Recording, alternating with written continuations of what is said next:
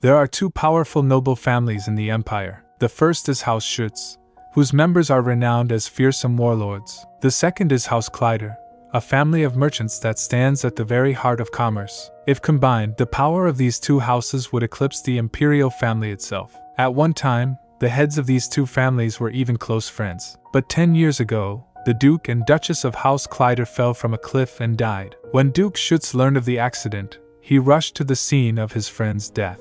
There, he found their bodies and a child's clothes.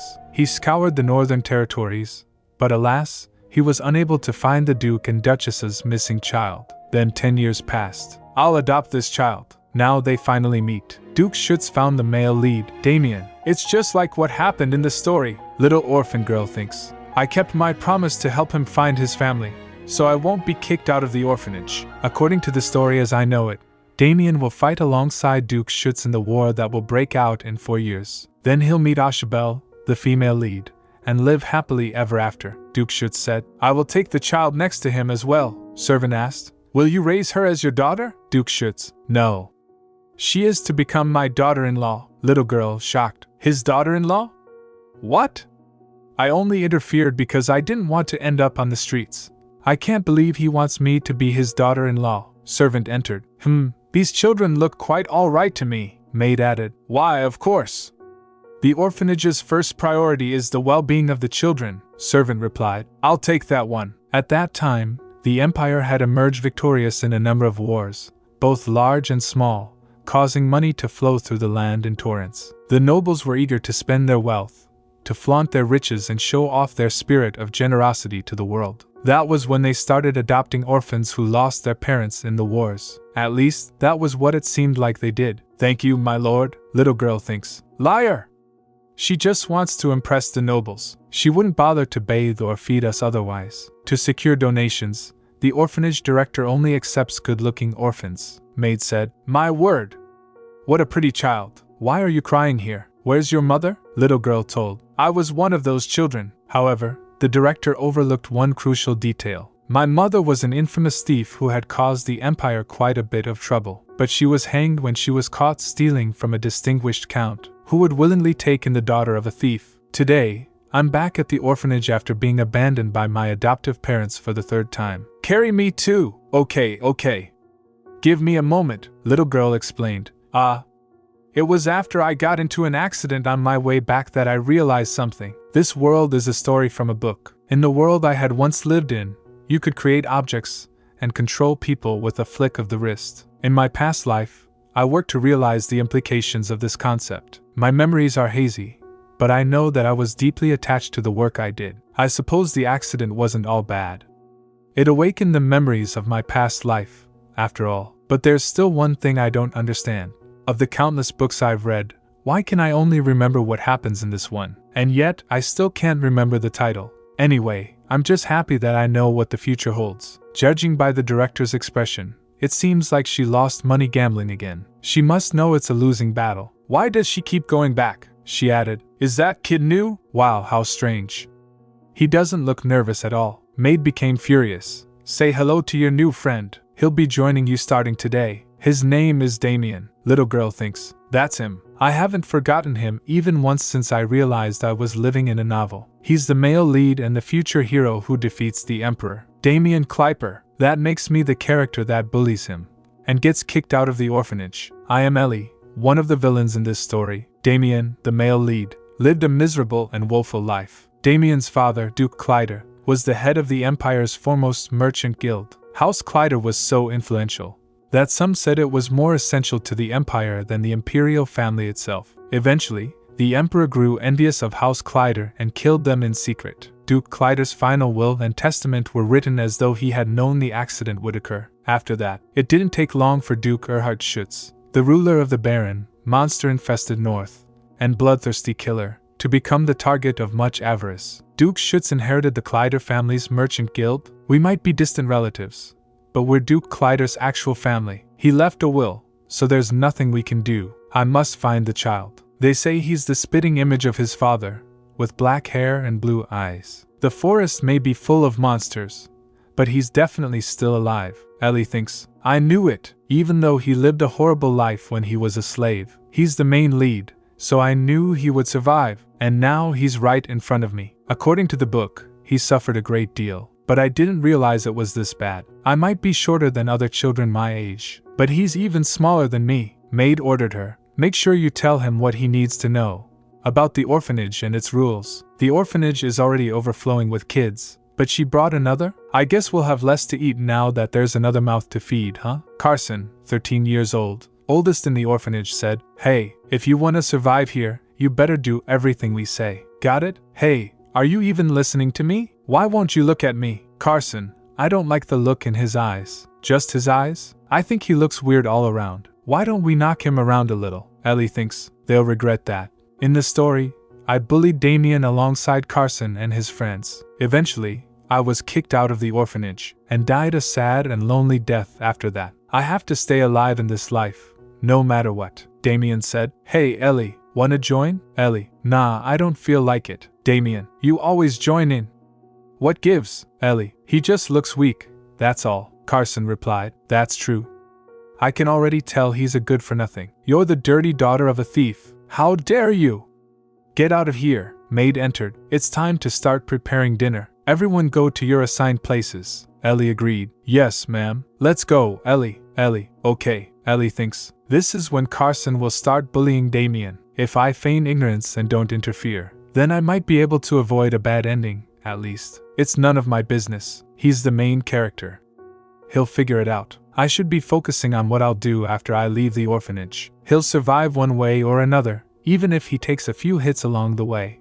I've seen so many people ruin their lives by sticking their noses in other people's business. Alright, I'll help him just this once. After this, I won't get involved in his story. Carson, oh, it's you. You scared me. I thought you were the director. Ellie asked. What are you doing here? Carson replied. Take a guess. Can't you tell? We're teaching the new kid a lesson. We gotta initiate him, somehow, right? Wanna see something funny? I thought this punk was a girl at first, but it turns out he's a boy. Isn't that weird?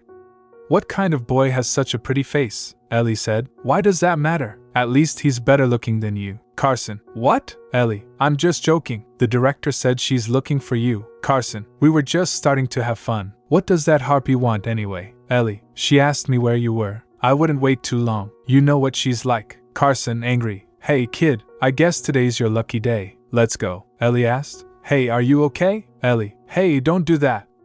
It'll get infected. Use this. Stolen from the director's room. It'll help with the pain. Damian, what is it? I don't need it. Damian added. They'll just beat me again before it heals anyway. So don't bother. I'll just be hit again. Resistance just leads to more violence. Surrender is the easiest way to quell violence. He's so young, but he already understands. Ellie, it's still better than nothing. Put some on later at least. Okay? Ellie thought. I already understood what Damian had gone through when I read the book.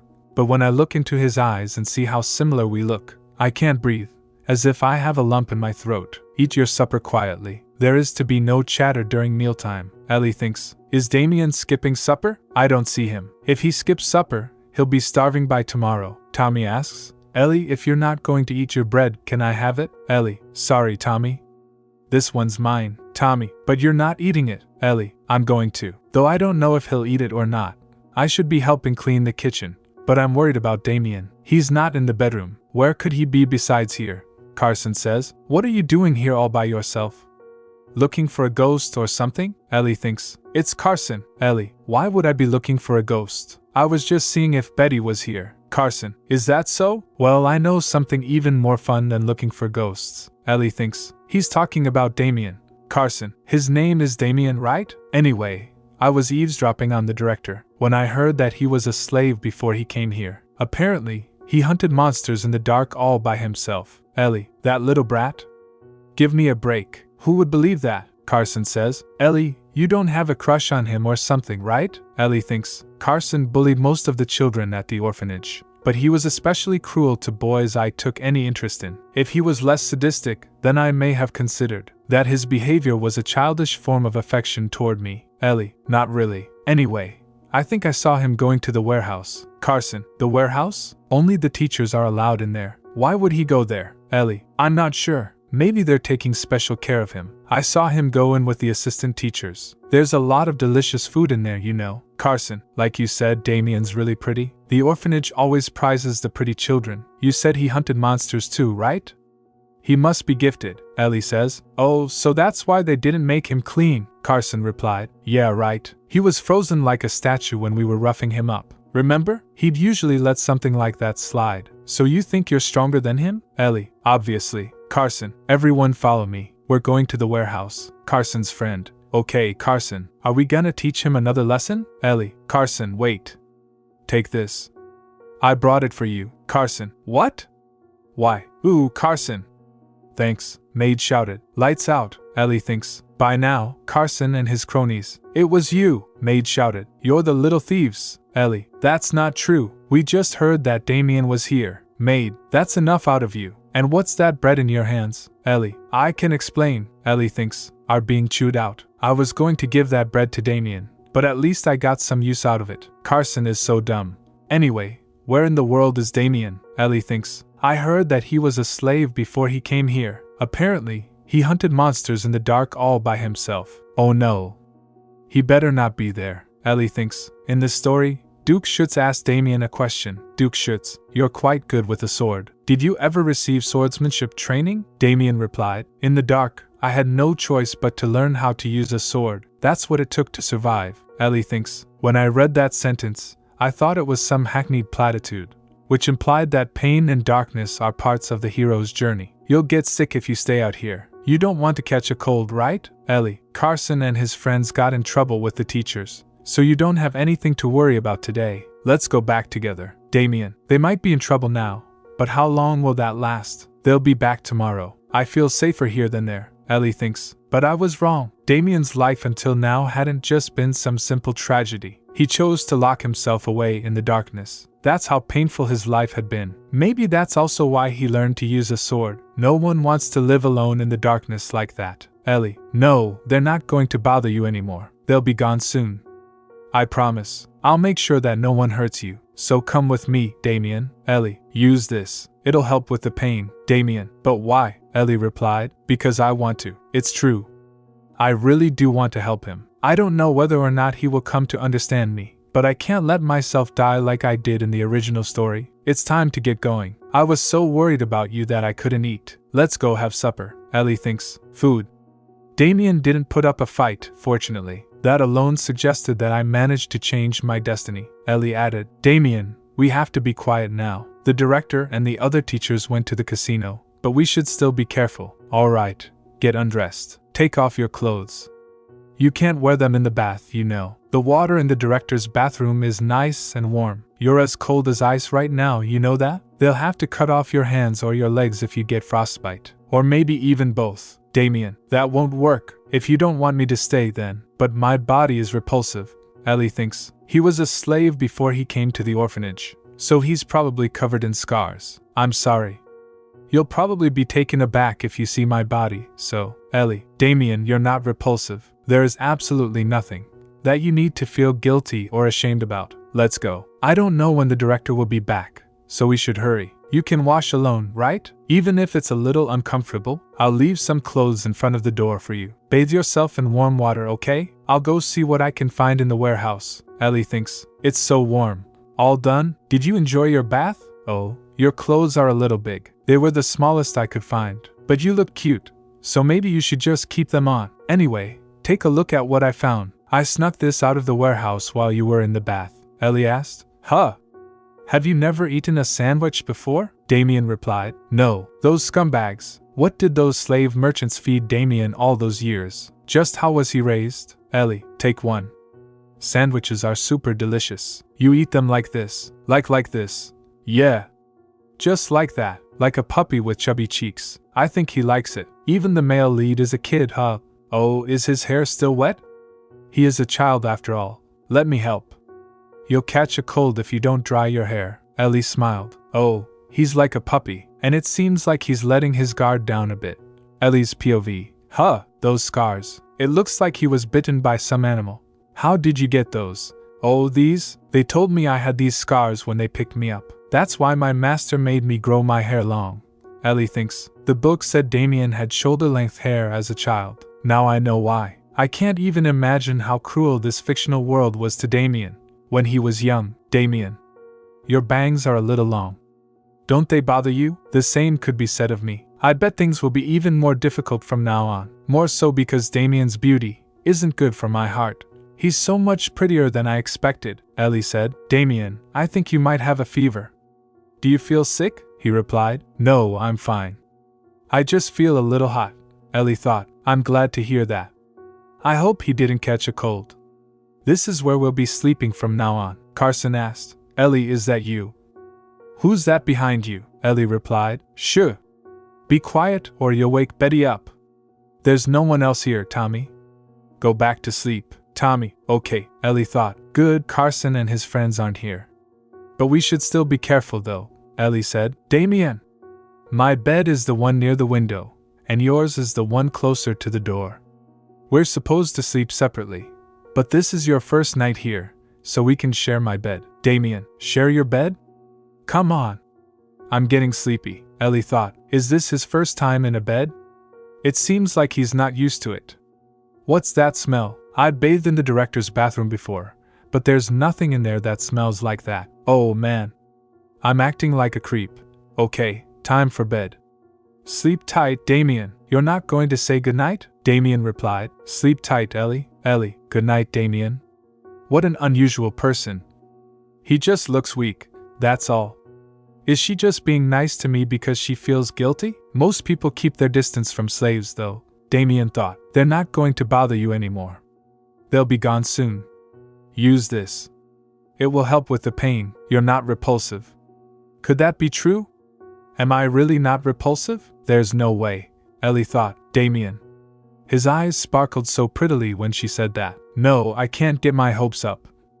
I won't let myself. Damian felt sleepy. What are you doing? Slaves are supposed to entertain their masters. Now fight the monster. You can die for all I care. I went to great lengths to ensure your victory. Don't tell me you're giving up now. No one will come to save me. I'll die if I don't manage to kill this monster. Pull it together. I have to pull it together, if I don't. Ellie's shocked. Damian! Are you okay? Did you have a nightmare?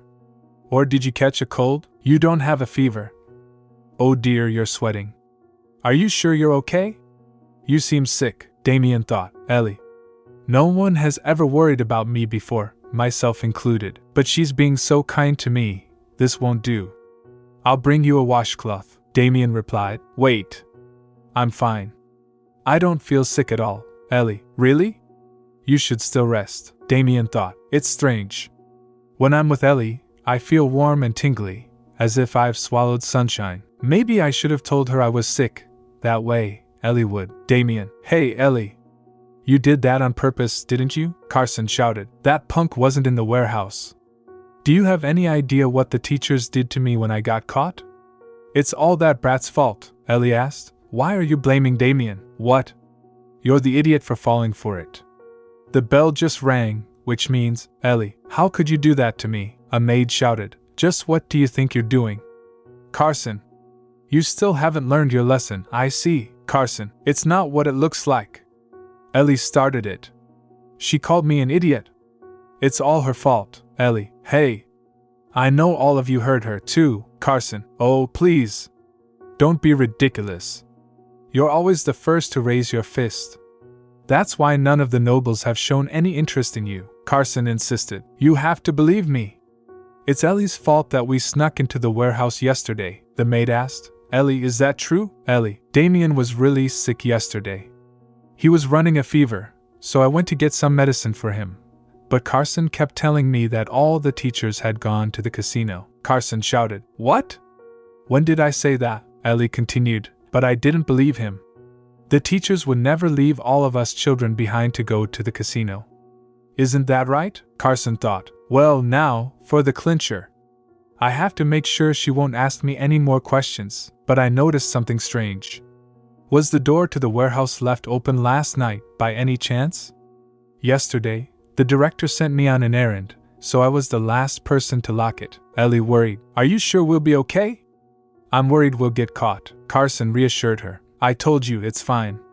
There's nowhere better for a secret tryst than here.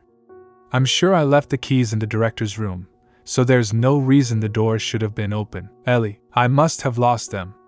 I'm so sorry. Carson, it's okay. Don't be so hard on yourself, Ellie insisted. No, I was careless. It's all my fault. I'll take Carson and explain what happened to the director, the maid shouted. No!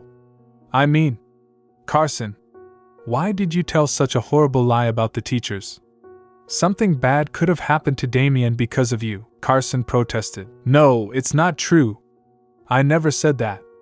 Ellie is lying, I swear, the maid scolded. Enough excuses.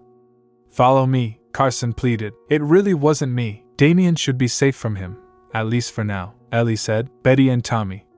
We better get going before the director scolds us. You two should wash up and head downstairs, Tommy asked. What about you? Ellie replied. I'll be down in just a moment. Tommy, okay, Ellie. Come join us soon, Ellie thought. Ellie, last night, the teachers definitely left. I already told you. I'll protect you from the others, no matter what. I wanted to pay them back for what they did to you, Damian requested. Protect me? Why? Grown-ups are supposed to take care of children. Though you probably haven't met a grown-up like that yet, Ellie assured him. Damian, I'm sure there's someone out there who will help you. You'll be able to count on them, Damian asked. If I do, then what happens next? Ellie smiled. You'll live happily ever after, Tommy shouted. Ellie, you have to come down quickly. The director's awake, Ellie gasped. Oh no, already? She'll yell at us if we dilly-dally for too long. What is this feeling? Carson became furious. That brat will pay for this. I'm stuck in this filthy room all by myself, thanks to him. Why in the world did Ellie take his side? She's sticking up for him like he's her little brother or something. What gives? But it won't last long. Ellie's affections will be all mine, Ellie said. Good, this ought to be enough. Damian, could you give it a stir with the ladle? Ellie thought. He's been silent for a while now. Does he still feel conflicted about the lie I told the teacher? Well, he's faced so much violence and abuse until now. He's probably not used to telling lies, so it makes sense that he's feeling a bit vexed. Damian, are you still feeling shaken about what happened earlier? Damian replied. I mean, about the lie I told. No, that's just, don't worry too much about it. If you're going to get revenge on someone, you have to do it properly. I might have lied, but that's much better than being used or made a fool of. Regardless of what your life was like until now, you can't let people take advantage of you anymore, Damian. Okay, Damian thought. No one has ever said anything like that to me before. Until now, I simply survived by obeying my master. Ellie. I won't let myself be bested by anyone ever again. And I'll protect you, just like you protected me. No matter what it takes. The maid became worried. This headache is killing me. I didn't even drink that much at the casino last night. I need to sober up, the maid thought. Damian? What's that slave doing working here? If I hadn't lost that one game. No, if I just had less to drink. I'll write off your debt, if you take care of this child until I return. I told the children that Damian was going to live with us, but the truth is that he's just a slave, and his master will be back soon enough. If Damian's master finds out that he's been working, she won't be pleased, the maid shouted. Damian, you little brat. Go back to your room. How long have you been skulking around for? Damian protested. Let go. I already told you. I did nothing wrong. Malene arrived and asked. Malene, what's going on here? Malene replied. Hello, ma'am. The teachers say that Carson has been causing a lot of trouble lately. Apparently, he even stole a loaf of bread from the warehouse. Carson shouted. It wasn't me. I didn't steal the bread. Someone gave it to me, I swear, the maid said. Enough. This isn't the first time you've been caught stealing. I can't believe you made a ruckus over such a small matter. The maid became upset. It seems he needs to be taught another lesson. Malene, take care of him for me, Malene replied. Yes, ma'am, the maid shouted. No! Not like this. I won't go down alone. Damian came with me. But he got away with it, Ellie added. Damian. With Carson? That's not true. Damian didn't go to the warehouse last night. He was sick, so he stayed in the room the whole night with me. Carson shouted. Hey, Ellie. Why do you keep lying? You're the one that told me to go to the warehouse, Ellie insisted. Director, you know how Carson is. He's always bullying the other kids here, Carson shouted. What are you talking about? Ellie paused and asked. Wait. Why do I have to go back to the orphanage? Malene answered. You really don't know? It's because of your sleazy mother. I mean, really. You've been returned to the orphanage over and over. I'm getting tired of having to pick you up, Ellie responded. She's never made as much as a peep since then. But now, she's defending Damian? Ellie turned to Damian. Damian, are you okay? Damian replied. I'm fine. Something is fishy, Carson shouted. You have to believe me, director. I'm begging you. Ellie's lying. I didn't steal the loaf of bread, I swear, the maid explained. You're really getting on my nerves. You handle this, Malene? And don't let the new kid work, Malene replied. Yes, ma'am. Little imps, Ellie said. Go wait in the dining hall, Damian. Damian asked. What about you? Ellie replied. I have to stay here and work. Let's finish up. We're nearly done cooking. I'll be there as soon as I can. The reason that the director forbade Damian from working wasn't preferential treatment. It was because of his master, but the other children don't know that. They'll just think it's unfair. Nothing good comes from standing out. You'll wait for me, right? Damian thought. Follow me, Damian. Do you think they'll get punished? That teacher's hits really hurt. They must be scared. The last time she hit me, I'm glad the other kids don't see what's really going on. The truth is that the director just doesn't want him to do chores. Alright, I'll go get Damian after I finish up here. I hate being alone, but I don't want to make Ellie dislike me. Ellie called. You waited for me, right? Let's eat together. Follow me. Are you all done with your work? Then can I sit next to you? Damian replied. Of course. We made something delicious for everyone today, Carson shouted. Wait. I always sit on Ellie's right, Ellie thought. It seems like he's in better spirits now that he doesn't have to worry about Carson. Damian thought. Who does he think he is? You can sit somewhere else for a day, right? Damian is new to the orphanage, after all, Tommy added. But I don't wanna, Ellie encouraged. Tommy, did you know? I heard that you can become popular if you know how to share, Tommy responded. Oh, really? Okay, then I'll let it slide, just for today. Because I'm gonna be popular, Ellie thought. Tommy is still just a kid. Damian, you can sit here, Damian replied. Okay. He seems like a sweet kid, Malene asked. Betty, what's wrong? Betty cried. Wah!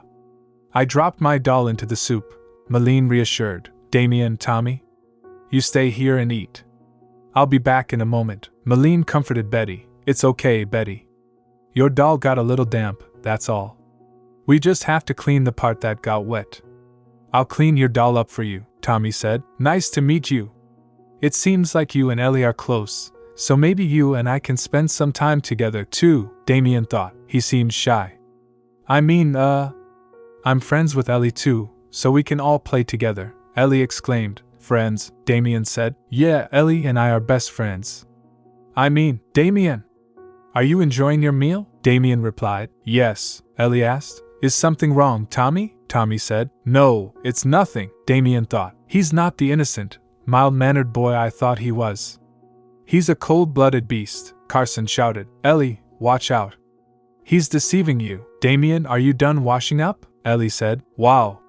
His cheeks look so soft. I want to pinch them. I want to poke his cheeks, but I shouldn't. Not when he just started opening up to me. You must feel refreshed after your shower. Come here, Damian replied. Okay, Ellie thought. He's even prettier up close. His long hair must get in the way. I'd offer to cut it, but then some nobleman would probably see his face and take him away. I can't let that happen. Duke Schuetz has to be the one who adopts him. I have to hide his good looks until then, Ellie said. Shall we head to bed? You can sleep in your bed tonight, Damian replied. By myself, she added. Yep. By yourself. Is something wrong? Is there something he wants to say? A lot happened today. I guess he's tired, Damian said. Good night and sweet dreams, Ellie replied. Sweet dreams, Damian, Ellie thought. That's the first time Damian has ever said my name. I can't believe how elated hearing that one word made me feel. Ellie said. Thanks, Damian, Ellie thought. I have to use the toilet. Huh? Where did Damian go? Well, Betty murmured. Carson. Carson took him. Carson shouted. Do you have any idea what you put me through? Don't get full of yourself just because Ellie has been nice to you. You mean nothing to her. Ha! You think glaring at me will change anything? What are you gonna do about it, huh? Damian thought. You can't let people take advantage of you anymore. Carson continued. Ellie is just soft on good-for-nothing weaklings like you. You're just one of many. That's the only reason she took care of you. It's not like you're special or something, Damian thought. He just looks weak, Carson added. That's all. Worthless. Stupid, Damian reflected. I had heard harsh and abusive words countless times when I was a slave. I was as used to it as I was to physical violence. I'm the one that saved you. Pathetic slave. But when Carson said that, I meant nothing to Ellie, loathsome, I felt my heart sink. You'll never be anything but a slave. Like I was sinking deeper and deeper beneath the currents of a river like ash in the wind. Carson continued. You should know your place. How dare a slave be so arrogant? You think we're equals because we're both at the orphanage, huh? Well, you're mistaken. Why don't you cool your head in the water for a bit? Ellie, Damian called. Ellie, Carson taunted. Ellie. Hey, Carson shouted. What do you think you're doing? Carson always threw kids he didn't like into the lake. Damian's in danger. That lake will be freezing now that it's winter. Ellie told Damian. Please be safe. Ellie shouted. Are you crazy? What do we do? I knew you were up to no good. But what the hell do you think you're doing? Carson thought about Ellie. What? How could she do this to me? Now that I think about it, she refused to join us whenever we bullied that kid. He called out. Hey, Ellie. Wanna join? Ellie replied. Nah. He was sick, so he stayed in the room the whole night with me. Carson pondered. Why is she being so nice to that brat? What makes him so special? He said. Let's head back. I'll patch you up. Carson became furious. There was a reason why I never liked that brat from the start. It's your fault that everything's been ruined. Why did it have to be you? Boys shouted. Carson. Are you okay? Can you climb up?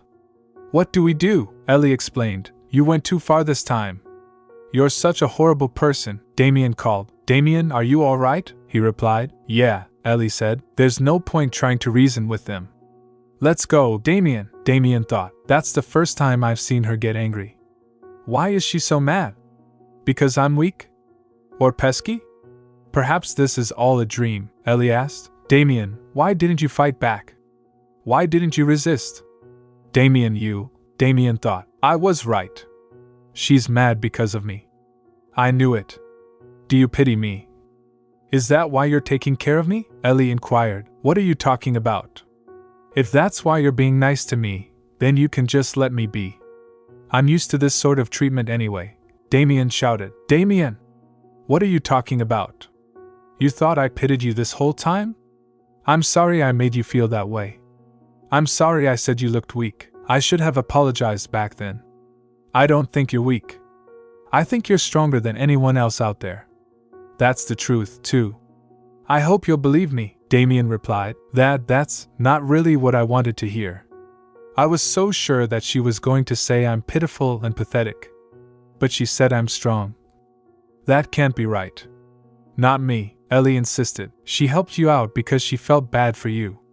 That's not a word anyone would use to describe me, Damian said. Ellie. Did I say something wrong? I thought that I was annoying you, Ellie asked. Huh?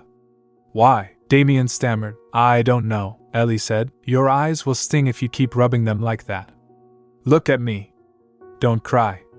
Your beautiful face is all swollen, Damian asked. Does that mean you don't hate me? Ellie replied. Why would I hate you? Damian thought. But you avoided eye contact with me, he continued. When? Me? Avoid eye contact with you, Damian said. You said that something was bad for your heart, remember? Ellie clarified. Oh, it's not good for my heart. I can explain. I didn't avoid eye contact because I hate you. There's another reason, Damian exclaimed. I knew it. Ellie, you think I'm? Ellie assured. I won't do it again, Damian asked. Really? Ellie affirmed. Yes, Pinky promise. You have my word. You trust me now, right? Damian replied. Yeah, Ellie thought. Phew, he stopped crying. Ellie declared, from now on, I'm going to hold your hand. I want to sit next to you when we eat, too. Damian agreed. Okay, we can hold hands and eat together. But I want you to promise me something, Damian. If someone tries to hurt you, you need to defend yourself. Don't let anyone treat you like you're inferior to them. And if something bothers you, ask about it right away. Don't just suffer in silence. Damian responded. Okay. Pinky promise? Ellie confirmed. Pinky promise. She asked, are you ready to head back? We should get those injuries treated, Damian thought. Ellie was telling the truth. Damian reflected. Ellie showed me what true happiness felt like. I'm sure there's someone out there who will help you. You'll be able to count on them. You'll live happily ever after. I feel so much joy, even though I'm crying. If this emotion isn't happiness, I don't know what is. That's why. I'm going to let myself be a little greedy. Duke Schuetz asked, please spare me. It looks like the information was false. What a waste of time, he instructed. Let's go, Auntie. Let's move on to the next read. All done. Now let's sleep. HM? What's wrong? Damian asked. Can I sleep with you? Ellie was shocked. With me? I keep having these scary nightmares. Our beds are small, so it'll be uncomfortable. So I can't. I suppose it's fine. It's not a difficult request. Damian, do you want to sleep on this side? Lie down, Ellie. Ellie responded. I think he's feeling better now. Even though I'm just an extra in his story, I'm glad that I could help him. It feels just like we're siblings. Don't you agree, Damian? I'm not your little brother, Damian replied. But Damian, you're 11 and I'm 13 years old, Ellie pointed out. Ellie thought to herself, oh no, is he mad? It's no surprise. Even though he's young, he's undeniably the male lead of this story. I shouldn't treat him like a kid. I was just joking, Damian. Don't be offended. To be honest, I just wanted to say that sleeping next to you is nice and warm. Oh, I think so too, Damian said softly. He's so cute, Ellie thought. Sleep tight. It's getting late. Sweet dreams, Damian. You too, Ellie. Damian! Look! You're so pretty, Damian! Ellie exclaimed. Thank you, Ellie. You've made me so happy, Damian replied. How pathetic. Did you really think you could bring me down with mere herbs? Duke Schuetz, to Auntie. I want to kill you right here and now. Auntie, my apologies, Your Grace. Did you send the child to the Saint Orphanage? Maid, yes, that's right. It was the Saint Orphanage. I will decide how to punish you later. Send a letter to the orphanage and let them know we are coming to pay a visit. Auntie, yes, Your Grace. Wait. We have to deal with those two first. Maid, what? Your Grace, please. Wait. Your Grace. Things are hard enough as it is, and now I have to deal with these sick brats? Maid, what made them think they'd be fine after soaking in a freezing lake? Maid, I can't let Duke Schuetz see the children that are dying. First, I'll give them some cheap medicine and hope they look healthy enough to show the Duke. That means I'll have to sell one of my mana stones. Duke Schuetz, as he arrives. Welcome, Your Grace. This orphanage is far from the city and completely secluded. It would be difficult to get here without horses and a carriage. They could assert that it's a good environment for children, but... Duke Schuetz, where is the director? She should have responded to my letter by now. Maid, about that. We received the news of your visit not long ago. We were slightly late in telling the director. She's coming now. It'll just be a moment. Duke Schuetz, and the child? Maid thinks, oh, the child. About that. The director swore us to secrecy, so we can't just tell him the truth. Duke Schuetz, feeling the tension. What a mess. Never mind. I'll find him myself. Auntie, I can't believe how cold it is here. That's not good for young children. Maid, I was thinking the same thing. Dispose of them promptly if they were lying about the Kleider child. Ellie, that hurt, a child? Duke Schuetz, my apologies. Can you stand? Ellie, thank you. Who are you, sirs? Auntie thinks. She doesn't even know who His Grace is. Auntie, hey kiddo. Are you here to adopt a child by any chance? Ellie, yes, that is so. Auntie, I see. The children are in the director's room. Ellie, yes. You wanted a child with black hair and blue eyes, right? All 5 of them are there. Duke Schuetz, I suppose that's where the director is too. She was hiding from us to buy time. What do you think she's playing at, Your Grace?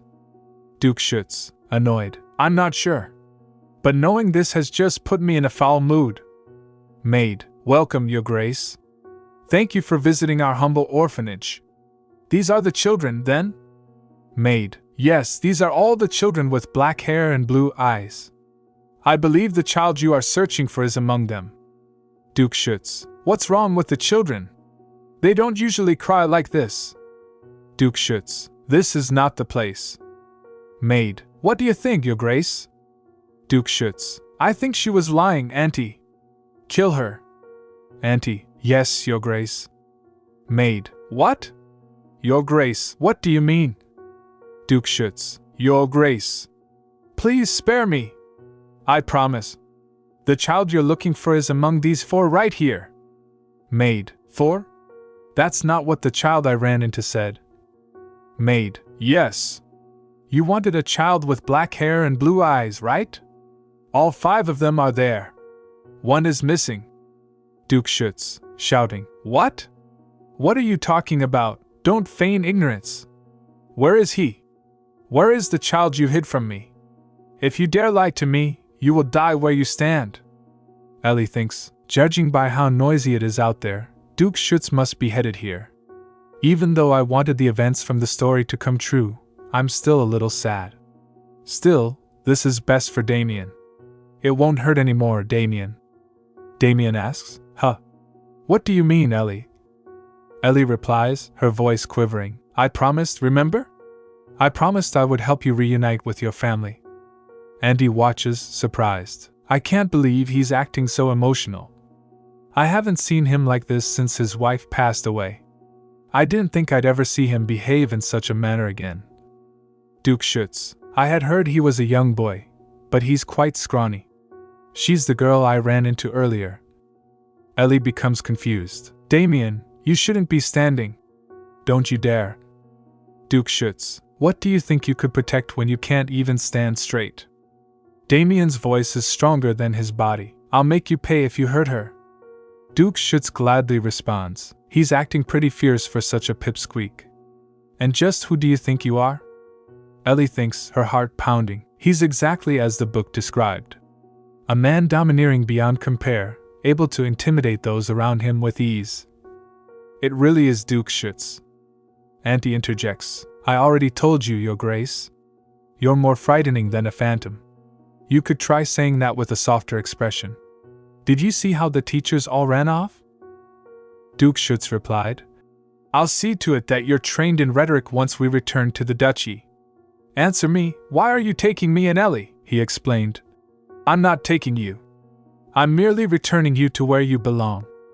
You will understand soon enough that which was meant to be yours. Right now, you're nothing more than a feral animal. But once you return to your rightful place, I suspect you will look at the world differently, with greater strength and resolve. At the very least, you'll be able to protect those whom you seek to protect. Grown-ups are even scarier and harder to trust than children. Damian hesitated, feeling a mix of emotions, but he knew he had to go. You have to go, Damian. You have to return to where you belong. He looked at Ellie. What about you? You're not coming with me? Ellie promised him. Of course I will. I promised I'd stay by your side, remember? At the very least, you'll be able to protect those whom you seek to protect. Damian's anger flared. Don't force Ellie to work for you. Duke Schuetz replied. You can't. What makes you think I'd make such a small child work? Don't worry your little head with that nonsense. Damian shouted defiantly. I'll make you pay if you ever mistreat her. Duke Schuetz thought. He's just like his father. He didn't even need a mana stone to prove his identity. Duke Clyder was so soft and affectionate with his wife, but his disposition would change the moment he was in the presence of others. That child's every action betrays the fact that he's a Clyder through and through. Ellie, observing the tension, exclaimed, "When did I nod off?" "Oh, Damian's asleep, too. It seems like he feels better now." "What a relief. Are we in the north now? This is so spooky. I thought we were in the middle of a battlefield. This is worse than I imagined. I guess it's true that this territory is crawling with monsters." "No. I have to put on a brave face. Did that crow understand what I just said?"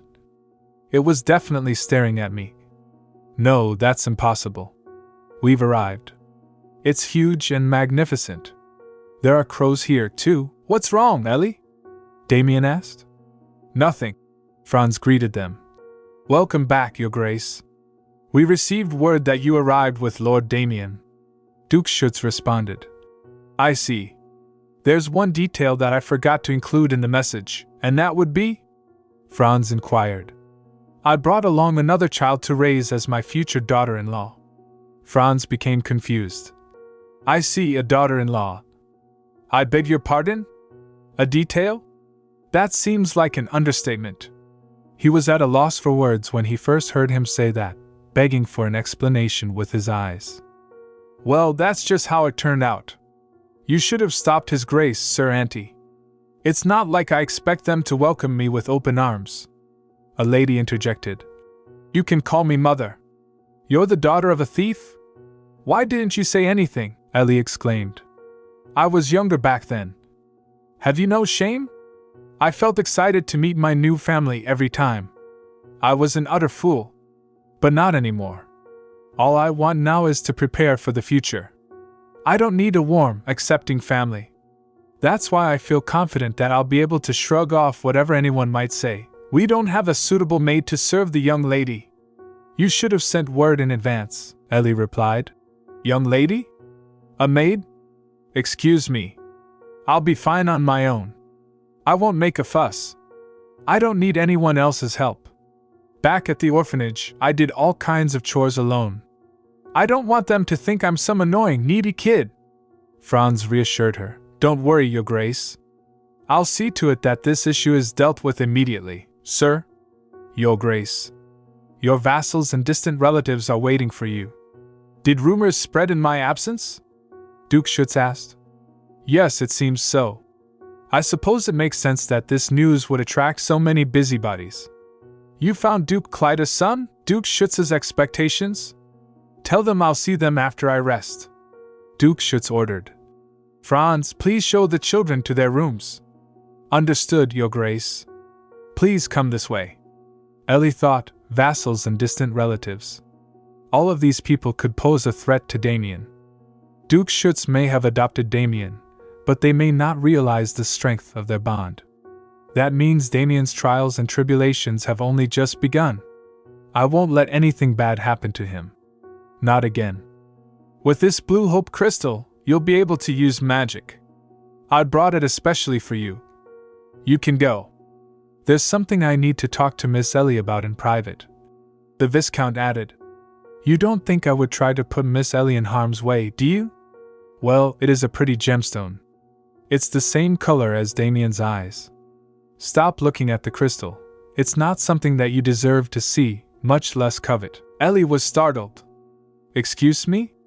The Viscount continued, "But I am a generous man, so I'll allow you to fawn over it more if you like. Please return it to my maid once you are done." Confused, Ellie tried to respond. "But wait, I'll be going now." The Viscount interrupted. "I hope to see you again soon. Truth be told, His Lordship picked out that mana stone with you in mind. Would you like to look at it again?" Before Ellie could respond, Roina appeared.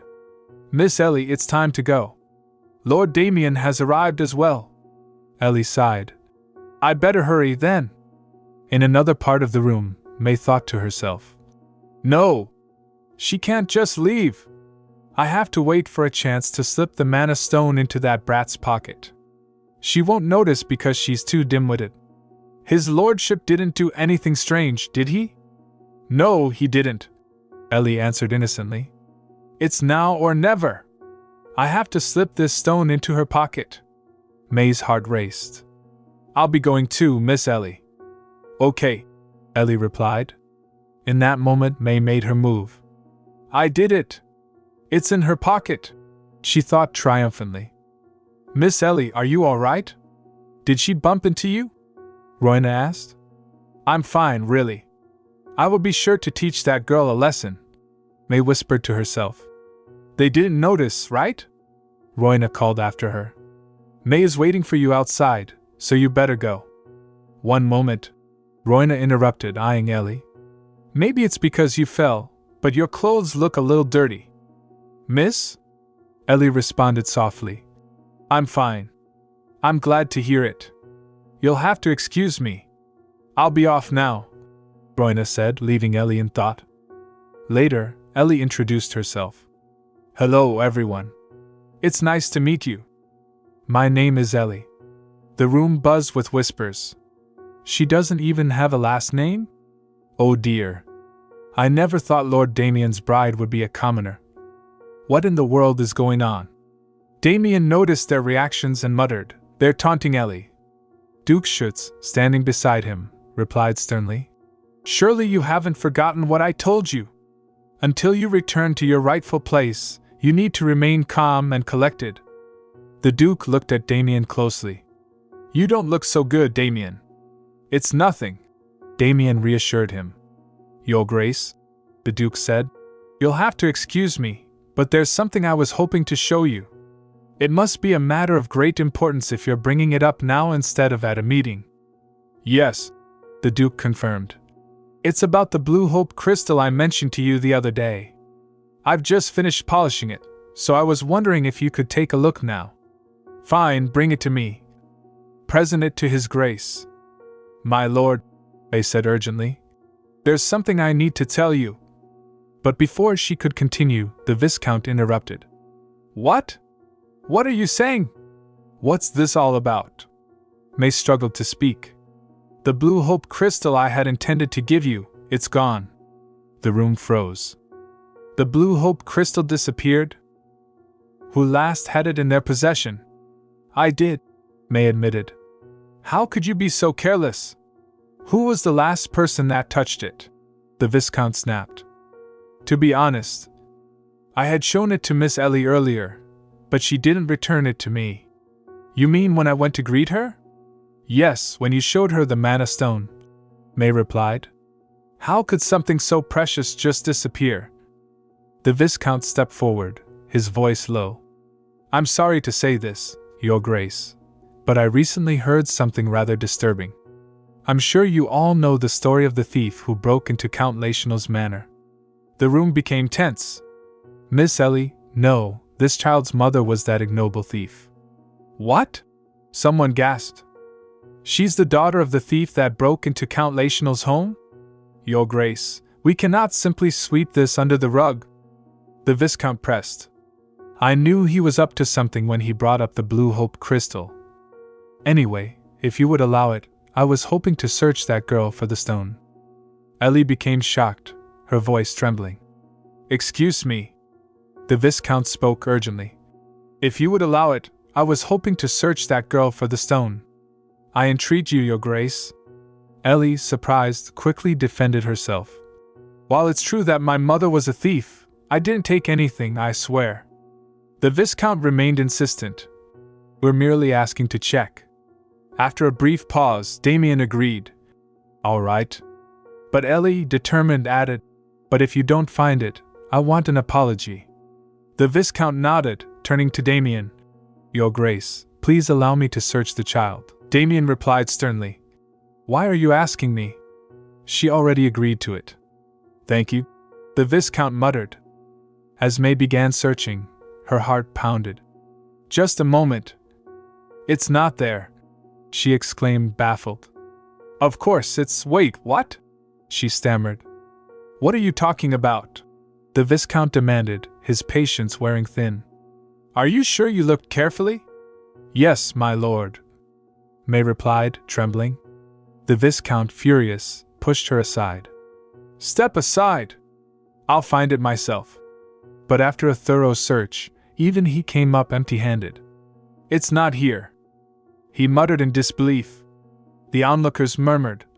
So she didn't steal the crystal after all? But Viscount Corbeau seemed so sure. The Viscount, now enraged, shouted, "Wretched brat! Where did you hide it? Tell the truth." Damian, growing more concerned, softly called out, "Ellie." But before he could intervene, Duke Schuetz stepped forward, his voice firm. "I can't bear to watch this ridiculous scene go on any longer." Ellie looked up in surprise, thinking, "I didn't think the Duke would come to my rescue." The Duke continued, "It seems to me that your little tricks are far more wretched. What do you think? Am I wrong?" The Viscount stammered, "That's not true, Your Grace. I was simply concerned on your behalf." The Duke, unimpressed, replied, "It's obvious what's going on here. Do you not find this girl to be the least bit suspicious?" The Viscount, feeling the weight of the accusation, hesitated. The Duke's voice turned colder. "Now you're making sense. I do see what's going on, and I'd be right to suspect you." The tension in the room heightened as the Duke called out, "Auntie." His loyal servant replied promptly, "Yes, Your Grace." The Duke commanded, "Pardon me, my lord." "Fine, go ahead and look. I have nothing to hide." Auntie, methodical and calm, searched carefully. "Your Grace," he announced, holding the stone aloft, "I found the blue hope crystal in the Viscount's pocket." Gasps filled the room. The Viscount's face turned pale. "What was that doing in there?" he stammered, panicking. "Your Grace, I have no idea what's going on here, I swear. You have to believe me. I'm innocent, Your Grace." Ellie, reflecting on the situation, thought, "It's a good thing the blue hope crystal is so light. Let's rewind. I'll explain what happened. As the daughter of a thief, I was able to catch on quickly to the maid's ploy. My pocket suddenly felt heavy. I stealthily removed the blue hope crystal that the maid had planted on me and returned it to the Viscount's pocket." She smiled to herself. "You shouldn't play such childish games." Luckily, both the Viscount and his maid were super predictable. The North is a very cold place, so I guess right that their clothes were nice and thick. That's why they couldn't feel the crystal. Duke Schuetz's voice rang out, cutting through the tension. "Viscount Corbeau." The Viscount, trembling, replied, "Your Grace." The Duke's gaze was sharp. It seems to me that you should pay the price for such deception. Take him away, Auntie. And his maid too." The Viscount fell to his knees, pleading, "Your Grace, please spare me. I was wrong." Ellie, watching the scene unfold, felt a pang of confusion. Even though he was a bad person, it's hard to watch someone face such an end. "But I wouldn't have been able to protect us otherwise." Duke Schuetz turned to Ellie and spoke softly. "Ellie, you remember the condition you asked of them, right?" Ellie nodded. "Yes, I asked them to apologize." The Duke raised his voice so all could hear. "You heard her. You have ears, no?" The Viscount and his maid, now broken, stammered, We're sorry. Please forgive us. Have mercy on us, please. We were discourteous to you, miss." The Duke, maintaining his composure, remarked, "Under normal circumstances, I would have immediately punished you, but seeing as Auntie is elsewhere, let's revisit this after the meeting." The Viscount and his maid bowed deeply. "Thank you for your generosity." Duke Schuetz motioned to the rest of the room. "The others may take a seat." They responded quickly.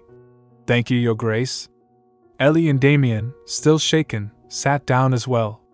"You two sit too," the Duke commanded gently. "Okay," Ellie whispered. The Duke cleared his throat, returning to the serious matter at hand. "Now, let's get back to the topic at hand. As I previously mentioned, I will have these two children married." The Viscount, still trembling, interrupted weakly. "Excuse me, Your Grace. It's forbidden for a noble to marry a commoner." Duke Schuetz met his gaze and replied firmly, "I'm aware of that. That's why I've called you here today. I need to find a family that will adopt Ellie as their daughter." Ellie, still processing everything, spoke up softly. Now, which of you would like to adopt me? Whispers rippled through the room. One noble scoffed. Just what kind of noble family would want the daughter of a thief? Ivana hesitates, unsure how to proceed as the room falls silent. Ivana.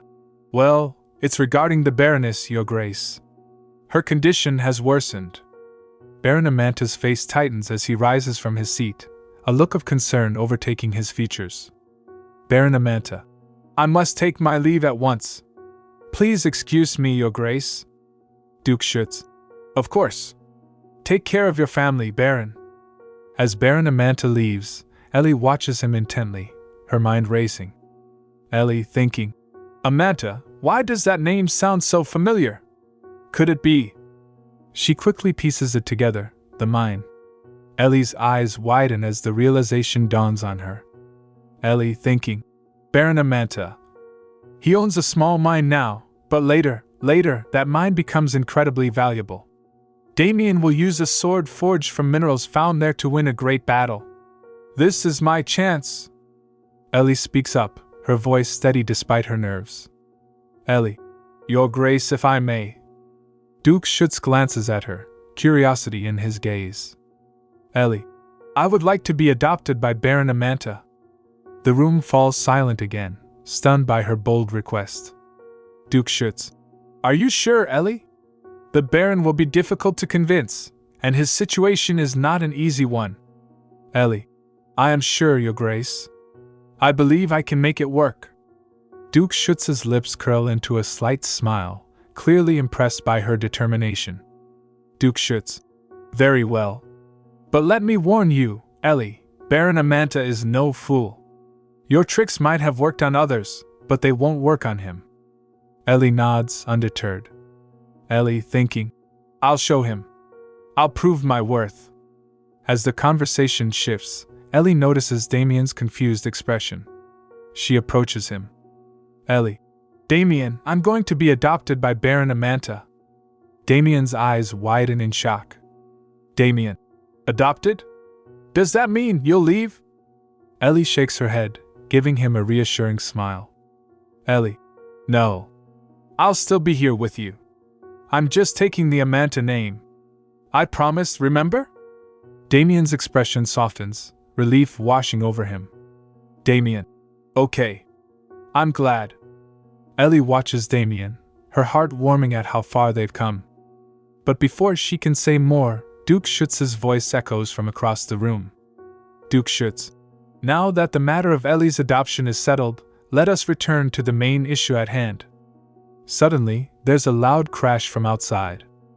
Ellie and Damian's heads snap toward the sound, tension immediately filling the air. Ellie thinking, what was that? Could it be one of Viscount Corbeau's vassals? Damian steps closer to her, his eyes wide with worry. Ellie thinking, it's just the two of us. What do we do now? Damian. Ellie, watch out.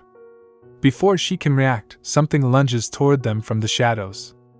Damian looks at Ellie, his eyes wide with surprise at the sudden decision. He hesitates for a moment, then speaks softly. Damian. What do I think? I think you're really brave, Ellie. Ellie smiles at his response, but there's a hint of uncertainty in her eyes. Ellie. Brave? I don't know about that. I'm just trying to find a place where I can belong. Damian steps closer, his voice more determined now. Damian. You will. I know you will. Baron Amanta will see it too.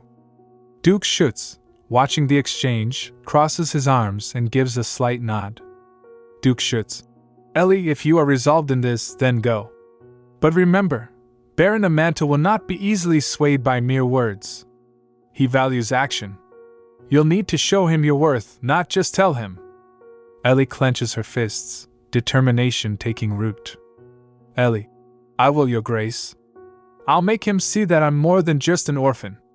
I'll prove that I can be useful to him. Duke Schuetz gives her a final look, then gestures toward the door. Duke Schuetz. Very well. Go with Ivana and tell the Baron what you've decided. Ellie nods and turns to Damian. Ellie. I'll be back soon. Stay safe. Damian watches her leave, a worried look crossing his face. He whispers quietly as she goes. Damian. Good luck, Ellie. As Ellie and Ivana step outside, the chill in the air grows heavier, and Ellie's mind races with thoughts of what she'll say to the Baron. Ellie thinking, Baron Amanta. If I can just convince him, then maybe, just maybe, I can have a future where I'm not just surviving, but thriving. For me, and for Damian. With her head held high, Ellie prepares to face her uncertain future. Damian laughs, the sound light and carefree as he gets caught by Ellie. Damian. You found me so fast. You're really good at this, Ellie.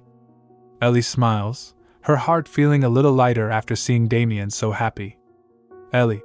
I've had a lot of practice. Now it's your turn. You hide and I'll count. Damian nods excitedly, his eyes sparkling. Damian. Okay.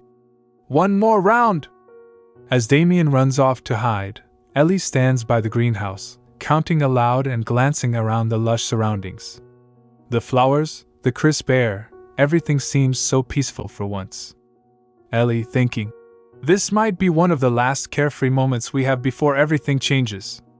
I just hope that wherever I end up, Damian will be safe and happy here. She reaches the end of her count and begins her search, moving quietly through the greenhouse.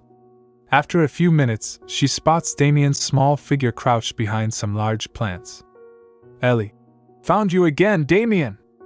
Damian pops up, laughing, his joy contagious. Damian. You're way too good at this. They both sit down on a nearby bench, catching their breath and watching the flowers sway gently in the breeze. Damian. Ellie, are you nervous about being adopted? Ellie looks at him, her expression softening. Ellie. A little. But I know it's something I have to do. And besides, I'll still be close. I'll make sure we can still spend time together, no matter what. Damian nods, understanding in his eyes, but a bit of sadness, too. Damian. As long as you're happy, Ellie. I'll always be here. Ellie smiles, grateful for Damian's friendship and his quiet strength. She reaches out and takes his hand gently. Ellie. And I'll always be here for you, too. Ellie's heart races as she spots a shadow moving swiftly just outside the greenhouse, near where Damian was standing. Her instincts kick in, and without thinking, she lunges toward him. Ellie. Damian! Watch out! She throws herself in front of him just as a figure bursts through the greenhouse door, a low, menacing growl rumbling in the air. The figure moves fast, too fast for Ellie to make out any details, but its intentions are clear. Damian freezes, his eyes wide with shock and fear. Damian. Ellie! Just as the figure reaches them, Ellie grabs Damian's hand and yanks him out of the way, sending them both tumbling to the ground. The intruder slashes at the air where they stood moments ago, narrowly missing them. Ellie gasps for breath, her body tense with adrenaline. She pulls Damian close, shielding him with her own body as she glances around, searching for an escape route. Ellie thinking, what do I do? I can't fight whoever this is, and there's no one around to help us. Suddenly, a sharp whistle pierces the air, echoing through the greenhouse. The figure falters, turning its head toward the sound. Ellie, whispering, Damian, when I say go, you run back to the estate as fast as you can, okay? Damian nods shakily, his hand gripping hers tightly. Ellie waits, her pulse racing, and when the intruder turns fully toward the sound of the whistle, she seizes the moment. Ellie. Go, Damian! Now! They both scramble to their feet and dash toward the estate, the figure hot on their heels. The whistle sounds again, this time much closer, and just as the figure is about to catch up to them, a second figure appears in the greenhouse doorway, a tall, imposing man with a sword drawn. Duke Schuetz. Duke Schuetz. Get behind me, both of you! Without hesitation, Ellie pulls Damian behind the Duke as he steps forward, sword gleaming in the dim light. The intruder hesitates, clearly recognizing the Duke's presence, and then, with a low growl, turns and disappears into the shadows. Damian clings to Ellie, still trembling from the close call. Damian. Ellie, are you okay? Ellie nods, though her heart is still pounding. Ellie. Yeah, I'm fine. Thanks to the Duke. Duke Schuetz glances at her, his expression unreadable. Duke Schuetz. You both did well to run. Let's get back inside where it's safe. As they make their way back to the estate, Ellie can't shake the feeling that this was no ordinary attack. Someone had been watching them. Ellie's heart sank as Baron Amanta glared at her, his sharp words hanging in the air. Baron Amanta. I'm not sure what you're up to, but you'd better not use my wife's suffering for your own gain. Ellie blinked, stunned by the accusation. She had only been trying to help, and now this nobleman thought she had ulterior motives? Before she could find the right words to respond, Damian stepped forward, his voice firm despite his young age. Damian. Don't speak poorly of Ellie.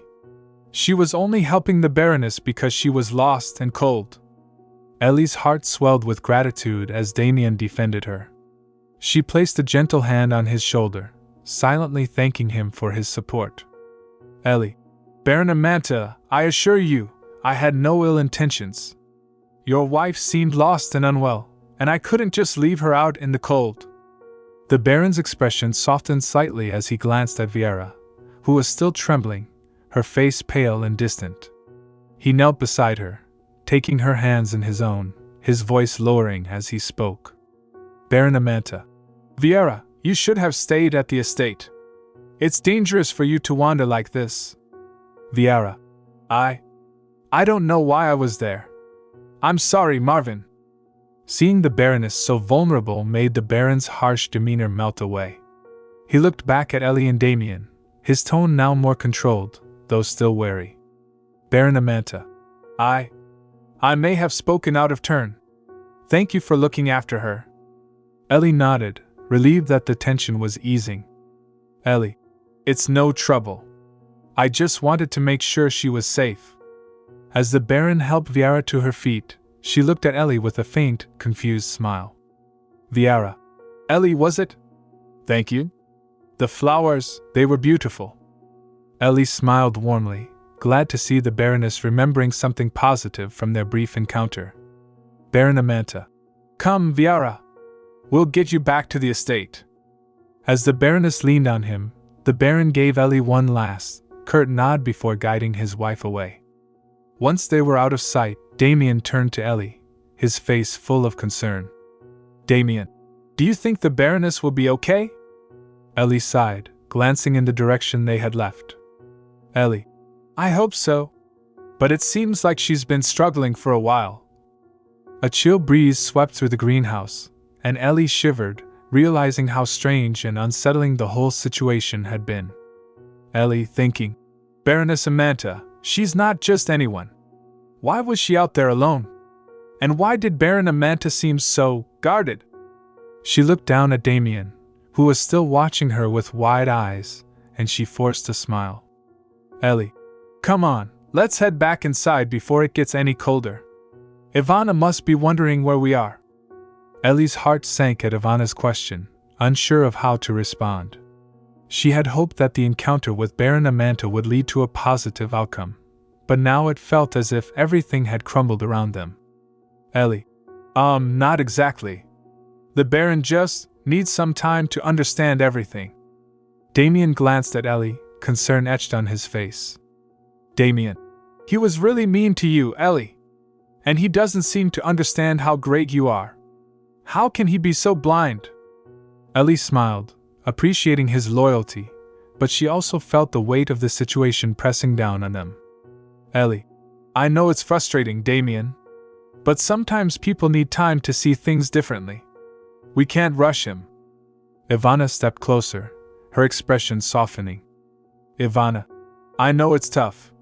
The Baron can be difficult, but he has his reasons. You both have shown great kindness, and that might change his mind in the future. Ellie nodded, wanting to believe Ivana's words. Ellie. Right. We just have to be patient. Damian frowned, still not satisfied. Damian. But what if he never sees it? I don't want you to feel sad. You deserve to be happy. Ellie crouched down to Damian's level, meeting his gaze with warmth. Ellie. And I will be happy, no matter what. Just having you as a friend is enough for me. Damian's eyes brightened at her words, but the worry still lingered in his expression. Damian.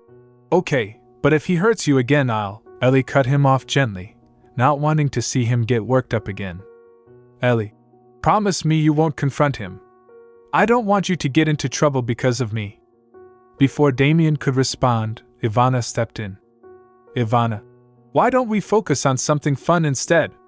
Perhaps a game or exploring the estate could lift our spirits. Ellie's face lit up at the suggestion. Ellie. That sounds like a great idea. What do you think, Damian?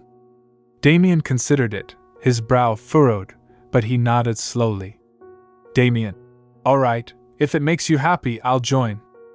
Ivana smiled, sensing the change in mood. Ivana. Then it's settled. Let's go see what the estate has to offer. There might be hidden corners we've never explored before. As they walked, Ellie couldn't shake the feeling that the day had taken a turn she hadn't expected. Ellie thinking, I'll find a way to show Baron Amanta my worth. I won't let his initial rejection define me. As the weight of the Baron's words hung in the air, Ivana exchanged concerned glances with Ellie and Damian. Ivana. It seems there's more to the Baroness's condition than we realized. Perhaps she needs more understanding than we've given her. Ellie nodded, her heart heavy with sympathy for the Baroness. Ellie. She seemed lost, but she also seemed hopeful. I can't help but think that if we can show her kindness, it might help her remember more. Damian, still processing the information, frowned. Damian. But what if she gets scared again? Ivana said we should avoid her. Ellie. I think that's because they're worried about her reactions. But if we approach her carefully, we might help instead of harm. Ivana, sensing their resolve, took a deep breath. Ivana. I admire your courage, but we must be cautious. The Baron is protective of his wife, and it's clear that her condition is distressing for him. We don't want to add to their troubles. Ellie, her determination strong, replied. Ellie. I understand, but I believe we can bring a little light into her life. If she remembered anything, even a little joy, it could help her. Damian. But what if it backfires? What if she forgets us again? Ellie placed a reassuring hand on Damian's shoulder. Ellie. We can always be patient, and if she doesn't remember today, maybe tomorrow will be different. Kindness can have a powerful effect. Ivana, after a moment of contemplation, agreed. Ivana. All right, we can try it your way. But let's have a plan. If she seems agitated, we should step back. It's important to keep everyone safe. As they spoke, the Baron's voice carried from the other side of the room, laden with worry. Baron Amanta. I should have been more vigilant. I can't lose her, not when I've waited so long for her to be happy again. Ellie, inspired by the Baron's devotion, felt her heart swell with purpose. Ellie. Maybe we can help him, too. If we can bring the Baroness some happiness, it might ease his burden as well. Damian, still skeptical but trusting Ellie's judgment, nodded slowly. Damian. Okay, but we'll be careful. Baron Amanta, his voice steady but laced with regret, addressed Damian and Ellie directly. Baron Amanta. I want to thank you for your kindness toward Viera. It seems she has found joy in your presence, and for that I am grateful. Viera, her smile brightening, turned to Damian with gentle eyes. Viera. Your bravery is inspiring, dear child. I felt warmth in your heart. You remind me of the joy I once knew. Damian, still taken aback by the sudden shift, hesitated. Damian. I didn't mean to cause trouble. I just wanted to protect Ellie. Viera. And I appreciate that. But it's important to understand that sometimes, kindness can bridge the gap that misunderstanding creates.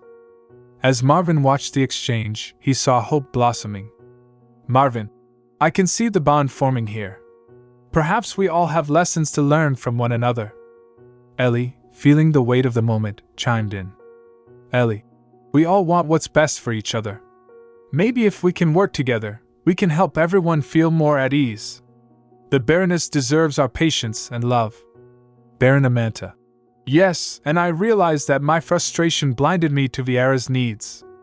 I had hoped to protect her, but instead, I only added to her burdens.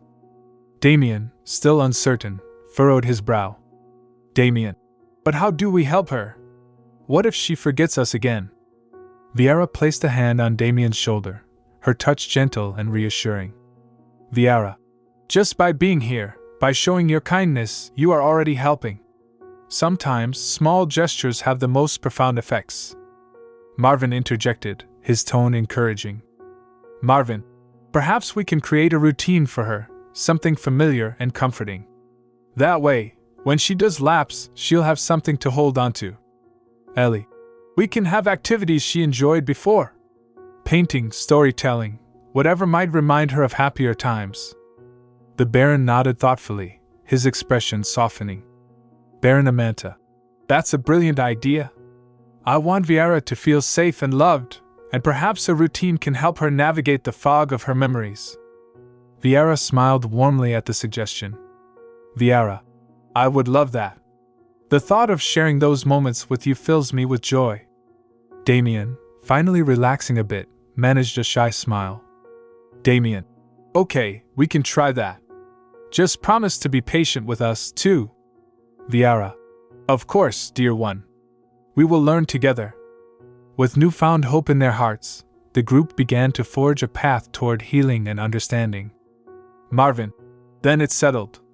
We'll plan for tomorrow. I can help with the activities, and we can create a welcoming atmosphere for Viera. Ellie. Yes. Together, we can help the Baron and Baroness find their way back to each other. As they discussed plans, a sense of camaraderie blossomed among them. Despite the challenges ahead, the bonds being forged felt strong enough to withstand the trials they would face. In that moment, the castle felt a little brighter, filled with the promise of healing and connection. Baron Amanta, feeling lighter, looked around at the group with gratitude. Baron Amanta. Thank you, all of you. I didn't expect to find such kindness here. You've brought light into our lives. Ellie. I never thought I would have a chance to befriend someone like you, Lady Viera. I thought my life would always be in the orphanage. Viera smiled softly, touched by Ellie's enthusiasm. Viera. And I never expected to find such a kind spirit in someone so young. You've brought light into my life at a time when I needed it most. As they continued their walk, Viera sensed the girl's curiosity. Viera. You mentioned that His Grace got rid of all the teachers. What do you mean by that? Ellie, her eyes wide with excitement, explained further. Ellie. They were really mean. They never cared about us. But when Duke Schuetz found out how they treated us, he made sure they were gone. It was like a dream. We felt free to be ourselves. Viera nodded, impressed. Viera. He must truly care about you all. That speaks volumes about his character. It's rare for someone to go to such lengths for others. Ellie. Yes. And he's not just nice, he's brave too. Like the time he fought off those bandits trying to raid the orphanage. He stood right in front of us, sword drawn. Viera's expression turned serious. Viera. I've heard about the bandit raids. It must have been frightening for you. Ellie nodded, her tone turning somber. Ellie. It was. But he protected us. That's why I want to be friends with you, Lady Viera. I want to be strong like him and help others too. Viera felt a swell of pride and affection for the girl. Viera. You have that strength within you, Ellie. It takes great courage to face challenges, and you already show that every day. Friendship can be a powerful force for good. As they strolled deeper into the garden, Ellie's expression grew contemplative. Ellie. What was the war about? You said it was because of the prophecy? Viera paused, considering how much to share. Viera.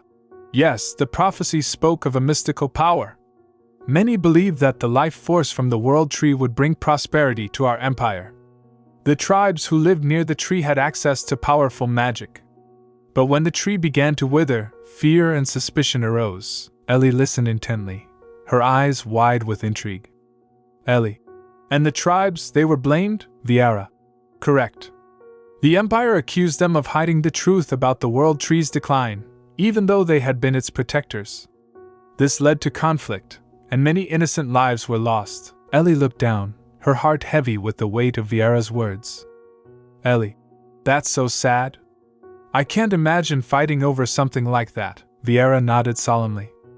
Viera, it is tragic. The war changed many lives, including my own. Duke Cliver and Duke Schuetz fought side by side, forming a bond that would last a lifetime. In the end, the Empire emerged victorious, but at what cost, Ellie? But now that things are better, do you think there's still a way to heal the wounds from the past? Viera's gaze softened as she considered Ellie's question. Viera, healing takes time and understanding. Perhaps by nurturing friendships and compassion, we can build a brighter future, one where all voices are heard and valued. Ellie smiled brightly, inspired by Viera's words. Ellie, we can start with us. I'll be your friend, and we'll make sure everyone feels happy and safe. Viera chuckled softly, her heart warming. Viera, yes, together we can make a difference, one step at a time. Viera glanced at Ellie, her heart warming at the girl's excitement. Viera, I suppose you could visit, but it may not be the most fun place for a child. Minds can be dark and noisy, and there's a lot of work involved. Ellie, but I want to see where the magic happens. Maybe I could help. I can be strong like Duke Schuetz. Viera chuckled softly, impressed by Ellie's determination. Viera, well, that's the spirit. I'm sure you could help in some small way, but you should also be cautious.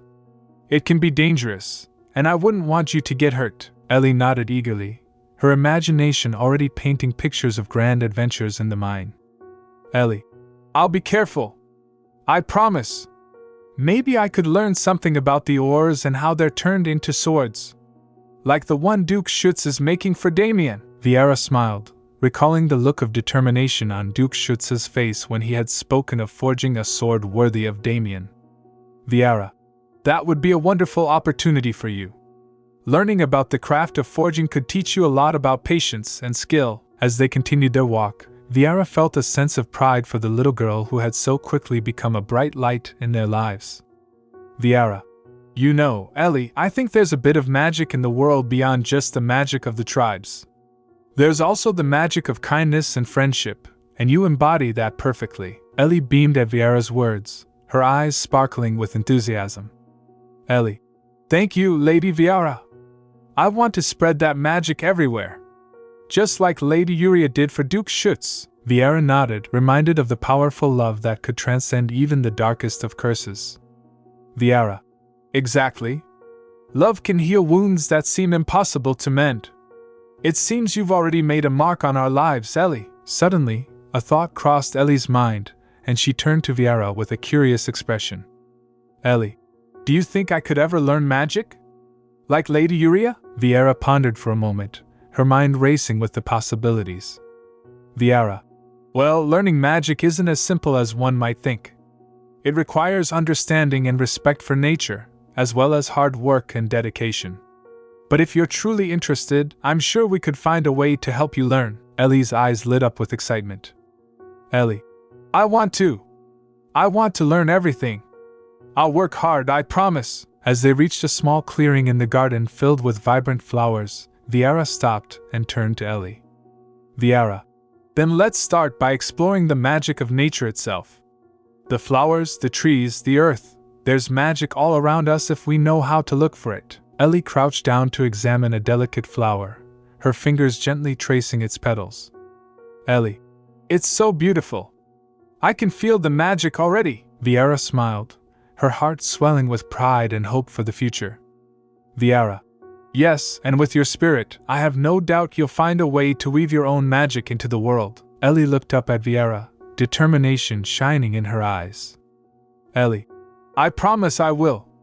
I'll make everyone proud, especially Duke Schuetz. Viera reached out, placing a gentle hand on Ellie's shoulder. Viera, I believe in you, dear Ellie. Together, we will create a future filled with kindness and love, just like the stories we cherish. Jared Amanta paced restlessly in the mine, his mind racing with the weight of expectations. Jared, I need results and fast. How could I refine this? At this rate, I won't be able to make my ailing mother happy, nor will I receive recognition from my father. Father will be disappointed if I'm not of use to him. He sighed heavily, trying to push aside his worries. Baron Amanta entered the cavern, eyebrows raised at Jarrett's troubled demeanor. Baron Amanta. Why do you keep sighing? What brings you here, my lord? Jarrett. Do I need a reason to come to my own mine? Baron Amanta. So, did you find out more about that or? Jarrett. My apologies. I have not. Baron Amanta. You need not be so hasty. Take your time, Jarrett. No. I'll do my best to make you proud, my lord. Do not worry, Baron Amanta. So be it. Spare no effort then. Just then, Ellie stumbled into the chamber, wincing at the unexpected noise. Ellie. Ow, that hurt, Baron Amanta. Miss Ellie? What brings you here? And you as well, Viara. Viara. Good day, my lord. I knew you wouldn't be pleased, but I wanted to visit with Miss Ellie. Baron Amanta. What? Honestly, you know there are a lot of dangerous tools here, Ellie. Wow. What's that blue thing behind you?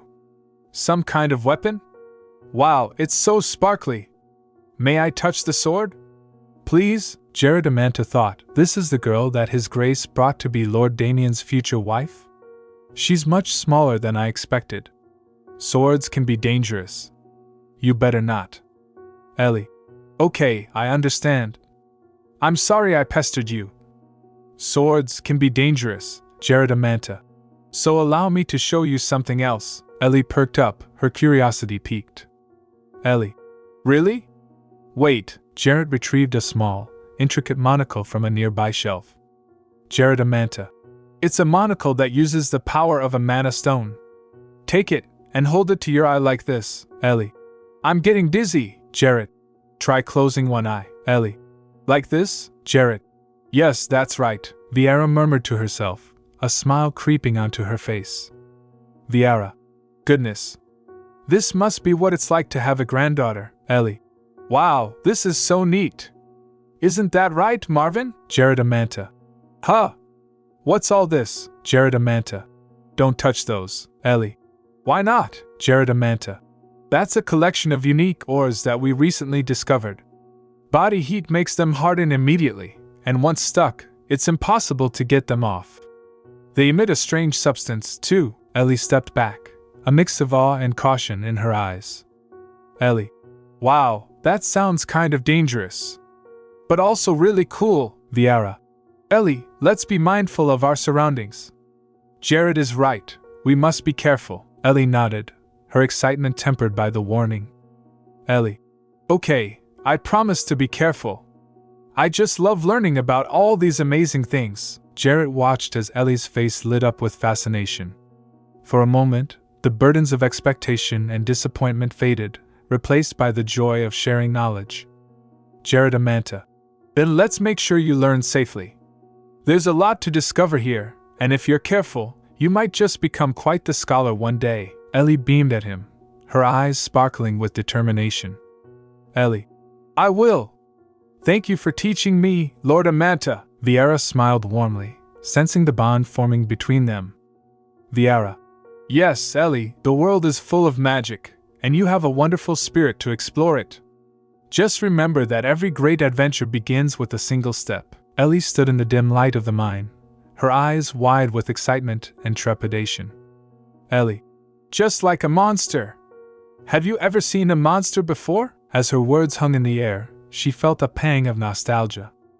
Ellie remembered. I haven't, but Damian has. He encountered monsters before he came to Schuetz Castle. He said they were really frightening. Once they grab you, they don't let go. Meanwhile, in the next chamber, sat with a frown, his lessons temporarily forgotten. What's wrong? He squinted into the shadows, feeling as though someone had just called his name. That's true. Once they grab you, they never let go. Back in the main cavern, Jared Amanta paused, his brow furrowing in thought. Jared Amanta. Wait. I think I saw something similar when I was young. Duke Schuetz's voice echoed in the distance, firm and commanding. Duke Schuetz. Return to the castle once you've made sure there are no remains of monsters in the rubble. Jared Amanta. Yes, sir. He scanned the mine, his eyes landing on a glimmering object embedded in the rock. Jared Amanta. Wow, there are even crystals here. I'd better bring it back too. Suddenly, Baron Amanta shouted, a note of alarm in his voice. Baron Amanta. Stop! Don't touch that. That's a rare monster with special properties, Jarrett. What? A monster? Baron Amanta. Yes. It looks like a sparkly gem on the outside, Jarrett. But it looks so beautiful, Baron Amanta. Yes. It looks like a sparkly gem on the outside. But you won't be able to remove it the moment it sticks to you. It might look pretty, but it will dig into a person's flesh. It's a monster, I'm telling you. As Ellie listened, her mind raced with implications.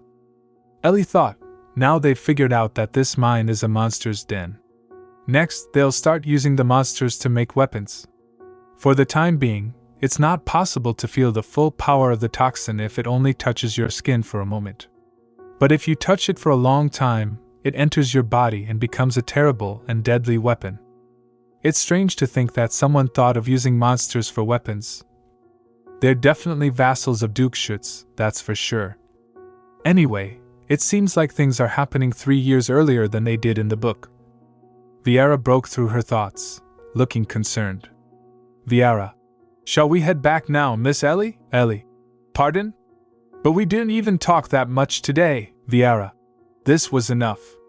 You did something wonderful, Miss Ellie. For my son, my husband, and for me as well. We better head back before it gets dark. His Grace will worry otherwise, Ellie. All right, Lady Amanta. Duke, that reminds me. His Lordship, Baron Amanta, sent this for you. He held up a sleek arrow, glistening under the candlelight.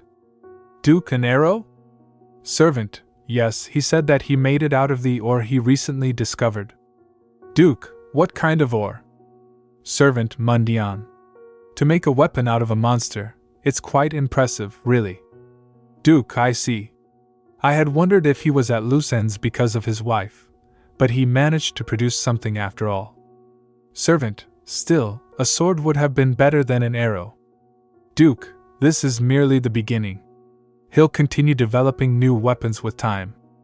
Servant, in any event, I understand now why you decided to take Miss Ellie under your wing. Duke, Servant, these discoveries were all made possible by Miss Ellie. Duke, made possible by that child. Servant, indeed, it may have seemed like an overreaction on her part, but he realized the ore was a monster thanks to her. The Duke leaned forward, intrigued. Duke, eek, just like a monster. Servant, she's a very wise young girl. Duke, the reason I took Ellie with me is because I suspected some connection between her and the Emperor. Servant, she may be young, but she's bold and incredibly clever. Thus, it's highly possible that she is somehow involved with the imperial family. They could be using her to train Damian to submit to them. Duke, moreover, the death of Clyder and his wife was no mere accident. That's why I thought it would be to my advantage to keep the child close, in case she slipped up and accidentally revealed information about the Emperor. He fell silent, lost in thought, a cloud of concern gathering over his expression. Duke, that's what I thought anyway. What if the child has some connection with the Emperor?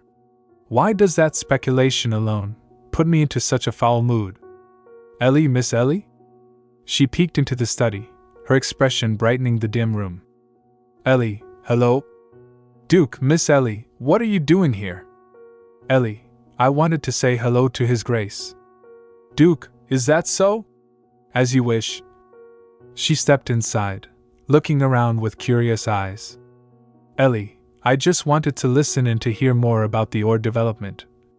I thought he was a kind person, but I'd better be careful. One wrong move, and I could have died. Duke, what's going on? Ellie, I have something for you, Your Grace. She stepped forward, excitement dancing in her eyes. Ellie, it's for your headache. The Duke raised an eyebrow, intrigued. Ellie, Roina mentioned that Your Grace sometimes suffers from headaches, so I brought this for you. Duke, how considerate of you. Where did you find such a thing? Ellie, it just so happened. Flashback, earlier in the day, Roina, rubbing her temples, sighed in discomfort. Roina, my head. Ellie, Miss Ellie. Back to present. Duke, Anyway, what's that behind your back? Ellie, what? Oh, whatever do you mean? She feigned innocence, her heart racing as the Duke's gaze lingered on her. The arrow she had hidden felt heavier than it should, but her determination pushed her forward. Ellie, it's just a surprise. Duke, a surprise you say? I'm curious now. Do show me, Miss Ellie.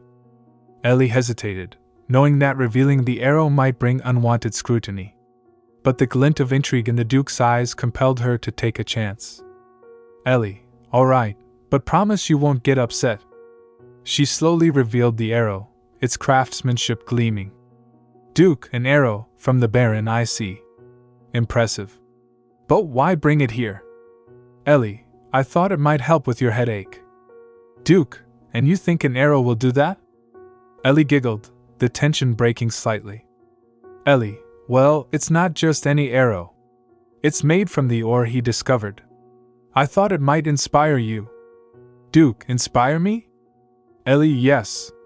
To create something great. Like a sword. The Duke's demeanor shifted, a smile breaking through his stern facade. Duke, you may have a point there, Miss Ellie. Perhaps this little gift will lead to greater things. Ellie, take a look. There's nothing behind my back. Duke, so I see. He sighed, relief washing over him.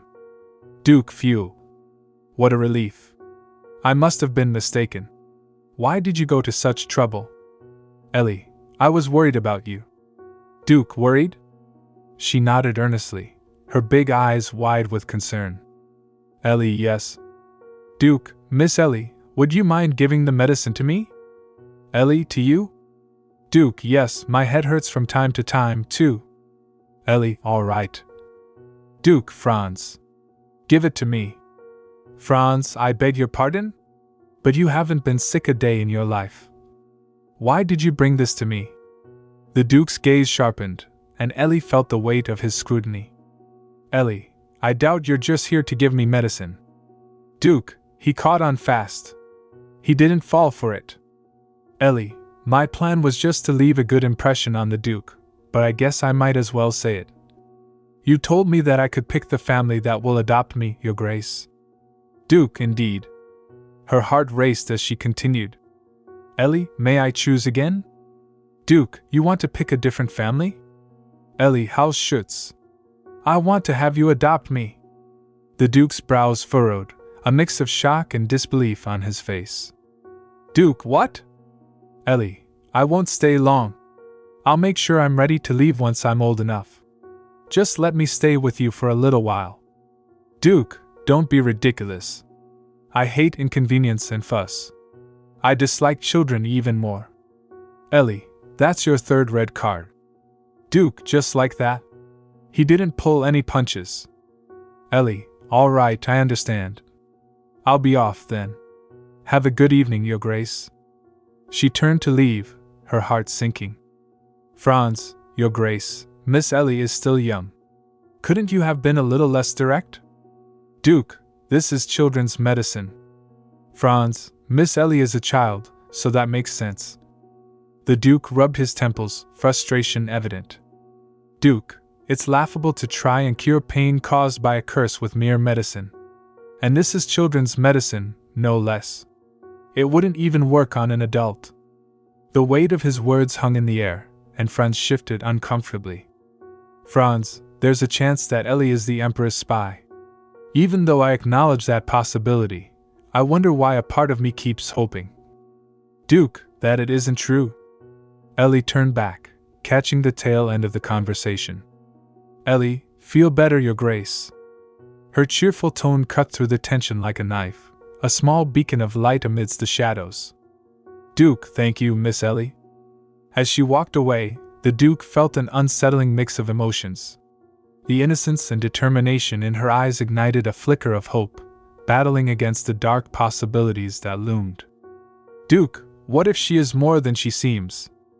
Ellie, I had guessed that the Duke wouldn't accept me. I hate inconvenience and fuss. Don't be ridiculous. She sighed, reflecting on the Duke's stern demeanor. Ellie, but he was even sterner than I expected. I disliked children even more. He wasn't this bad. If I could be his daughter instead of a daughter-in-law, then I would be out of his hair once I came of age. Then I wouldn't need to go through the trouble of divorcing Damian. She frowned, her thoughts swirling with doubt. Ellie, well, I guess he just didn't want to adopt the daughter of a thief. That would threaten the status of House Schuetz, after all. Her determination began to rise. Ellie, there are 4 years left until Damian goes to war. The female lead will be introduced another 5 years after that, which means I have 9 years left. That's enough time. I can do it. I'll find a way to survive by the time the female lead appears. The clamor of swords clashed in the background, but her thoughts were soon interrupted by the sound of laughter. Marvin, it's truly an honor for my husband to be able to assist Lord Damian with his training. Ellie, I couldn't believe it at first, so I wound up asking Marvin multiple times. It's amazing, isn't it? I hope Damian and Lord Amanta get along. As she spoke, her gaze fell upon Damian, who looked exhausted but determined. The sight filled her with both pride and concern. Ellie, it seems like my little hint about the mine really helped the Baron. I can't believe he decided to help train Damian at such an age. Suddenly, a shadow fell over her, and she turned to see the other knights watching Damian with concern. Knight 1, don't speak poorly of Ellie. Knight 2, if there's one thing I'm worried about, it's how Damian snapped at the Baron. Even if the Baron agreed to help, it won't matter if Damian refuses. Ellie felt a surge of urgency. Ellie, I can't let that happen, so I better move quickly. Just then, she spotted Damian, his cheeks flushed and breathing heavily. Ellie, Damian? What happened? Are you hurt? Damian, Ellie? He wiped the sweat from his brow, his expression a mix of exhaustion and annoyance. Ellie, your cheeks are bright red, and you're sweating. Should I tell His Grace and call for a doctor? Damian, I'm not hurt. I just sat down because I got tired. Ellie, really? Damian, yes, really? I wouldn't lie to you. She felt a wave of relief wash over her, but something still nagged at her. Ellie, that's a relief, but good day, Lord Damian. Judging by the look of the other knights, today's training session must have been difficult. As she spoke, the other knights huffed and heaved, clearly worn out. Ellie, now that she mentions it, even the adults are huffing and heaving. Just how hard were they training? Knight 1, even though Damian is destined to be a sword master someday, he's still a kid. They should go easier on him. Knight 2, are they being hard on him because he's new? Ellie approached Damian, her voice gentle. Ellie, I'll come watch you practice more often, Damian. Damian, really? Ellie, yeah, I want to make sure no one is bullying you. Damian, I'm really okay. Ellie, oh, or do you not want me to come watch you practice? Damian, no, that's not it. I'm having a really tough time. Ellie, what about us, Lord Damian? We're the ones who have it rough here. She gestured animatedly, her determination shining through. Damian, but I think it will be easier with you here. So you can come, as often as you want. Her heart softened at his words, but a hint of suspicion crossed her mind. Ellie, I recognize that expression.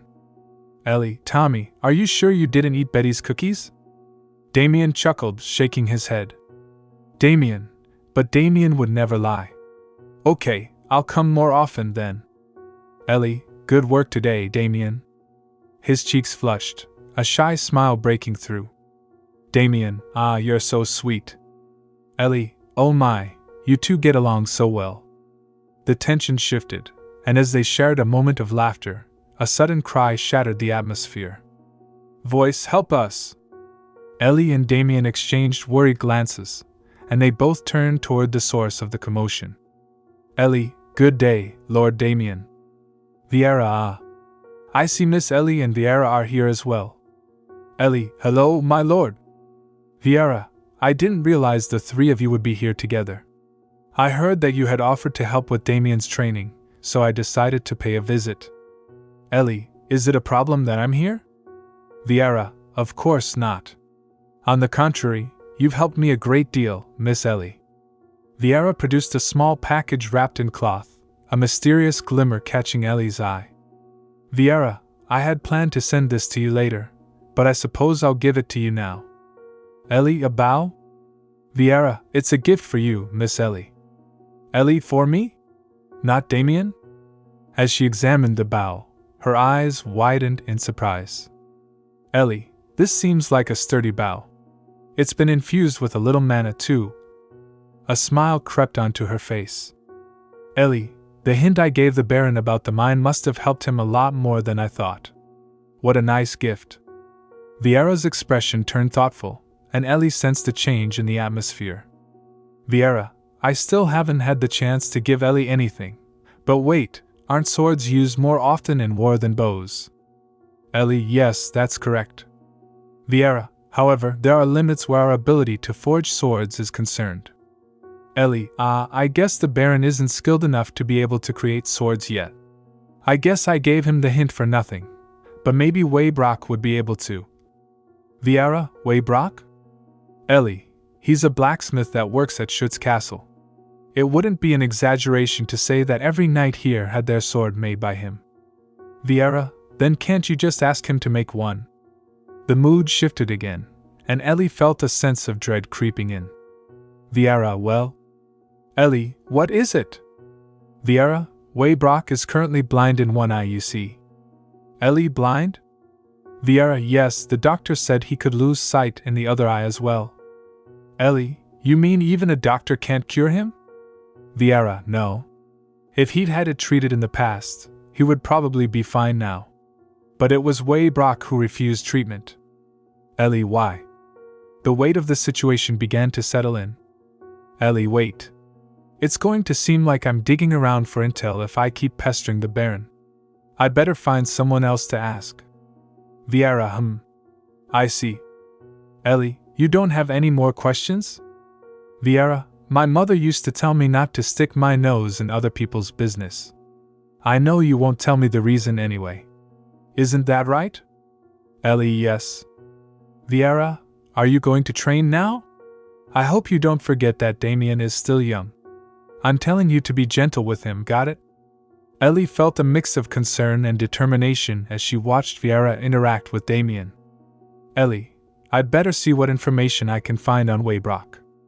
Just then, Damian spoke up, his voice laced with frustration. Damian, what's wrong, Damian? Viera, don't like him at all. Ellie's heart sank. She glanced at Damian, sensing his unease. Ellie, what is he talking about? Viera, I don't think anyone heard. Ellie, why don't you like him? Damian, the Baron might look like an old man, but he's quite strong. And he's thigh tall. Ellie, so? Damian, he's a bad person. Ellie's eyebrows furrowed in concern. Damian, he was rude to you, Ellie. Ellie, you're a good person. Damian, but he got mad at you and acted like you were someone bad. Ellie knelt beside Damian, looking him in the eye. Ellie, it's okay, Damian. People can be complicated. Sometimes they don't show their true selves right away. Ellie, don't worry about me. I know you trust me. I don't need anything more. Damian, that's really enough? Ellie, of course. She could see the tension in his shoulders ease a bit, but she knew there was more beneath the surface. Ellie, so Damian, try to trust the Baron as much as you trust me, okay? He'll be able to help you a lot.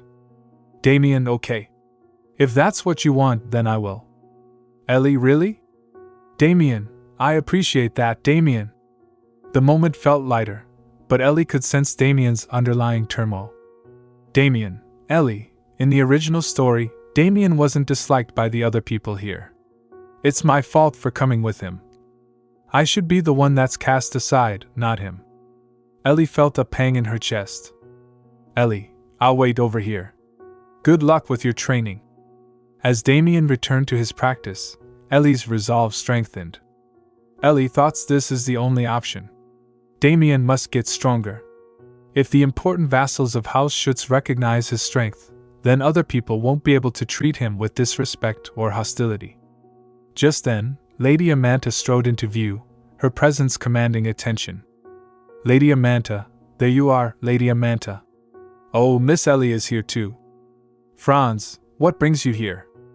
Lady Amanta, it's the first day of Lord Damian's training, no? I had to come. Franz, he's holding his own better than I thought. Lady Amanta, yes, the Baron seems to be fighting him in earnest too. Ellie's gaze shifted to the Baron, who stood off to the side, watching Damian intently. Lady Amanta, he made this for me too. As she spoke, she revealed a beautifully crafted bow, the craftsmanship evident even from a distance. Lady Amanta, it's a bow crafted from a new ore he discovered. I've earned the Baron's approval. Can you see how useful I am? Ellie felt a swell of pride for both Damian and Lady Amanta. Franz, it seems the Baron was one step ahead of his grace. Lady Amanta, huh? He doesn't seem very surprised or impressed. Ellie's curiosity was piqued as she noticed the Baron trying to conceal something behind his back. Lady Amanta, and what's that behind his back? Franz, he's trying to hide it, which makes me even more curious. The tension in the air thickened as Ellie and Franz exchanged glances, both silently wondering what the Baron was keeping from them. Ellie thought whatever it is, it must be important. I need to find out. Ellie, Damian. She felt a tug at her heart, knowing he was pushing himself to the limits. Baron, you won't go to him? Ellie, I want to, but I won't. I won't always be able to step in. She understood the importance of letting him stand on his own, to face challenges without her intervention. Baron, in order for Damian to carry on his family name, he has to pick himself back up. Ellie nodded, realizing the wisdom in the Baron's words. Baron, I wasn't planning on sparring with him so seriously, but I got carried away. As they watched, the Baron continued to push Damian, who was clearly struggling yet refusing to back down. Baron, Lord Damian still has much to learn about swordsmanship, but I'm impressed by his ability to predict my moves and counter so ruthlessly. Ellie's gaze shifted to the other knights, their expressions revealing surprise and admiration. Baron, even knights that live and die on the battlefield aren't able to predict their opponent's moves like that. So how is such a small and young boy like Lord Damian capable of such a thing?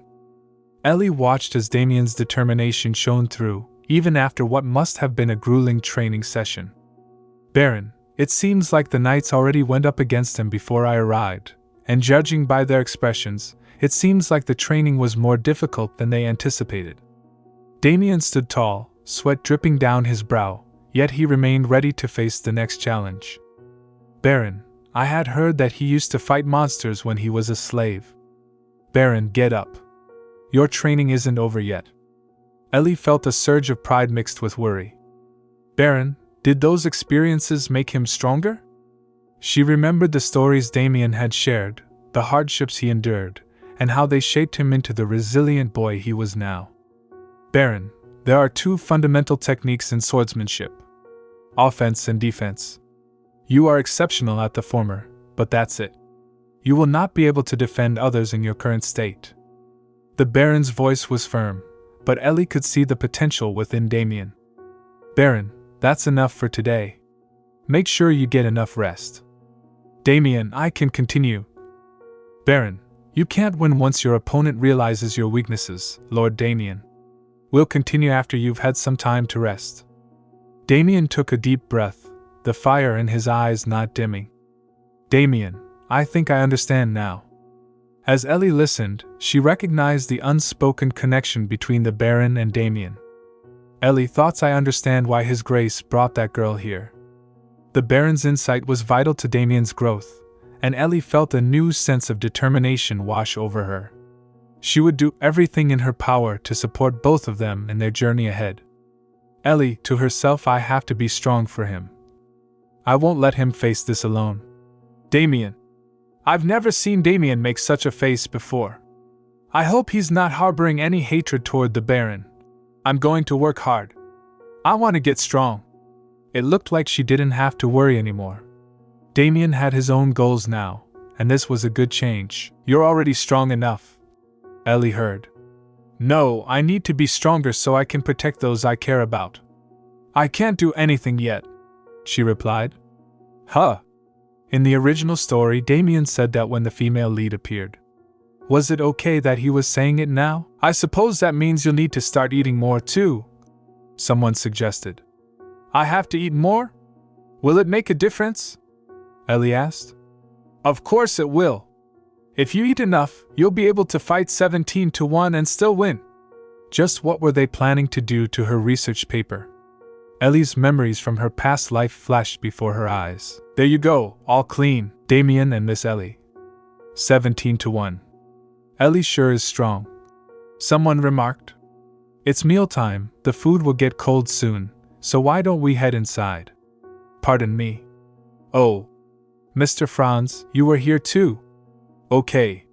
Let's go, Damian. Time to eat and get stronger.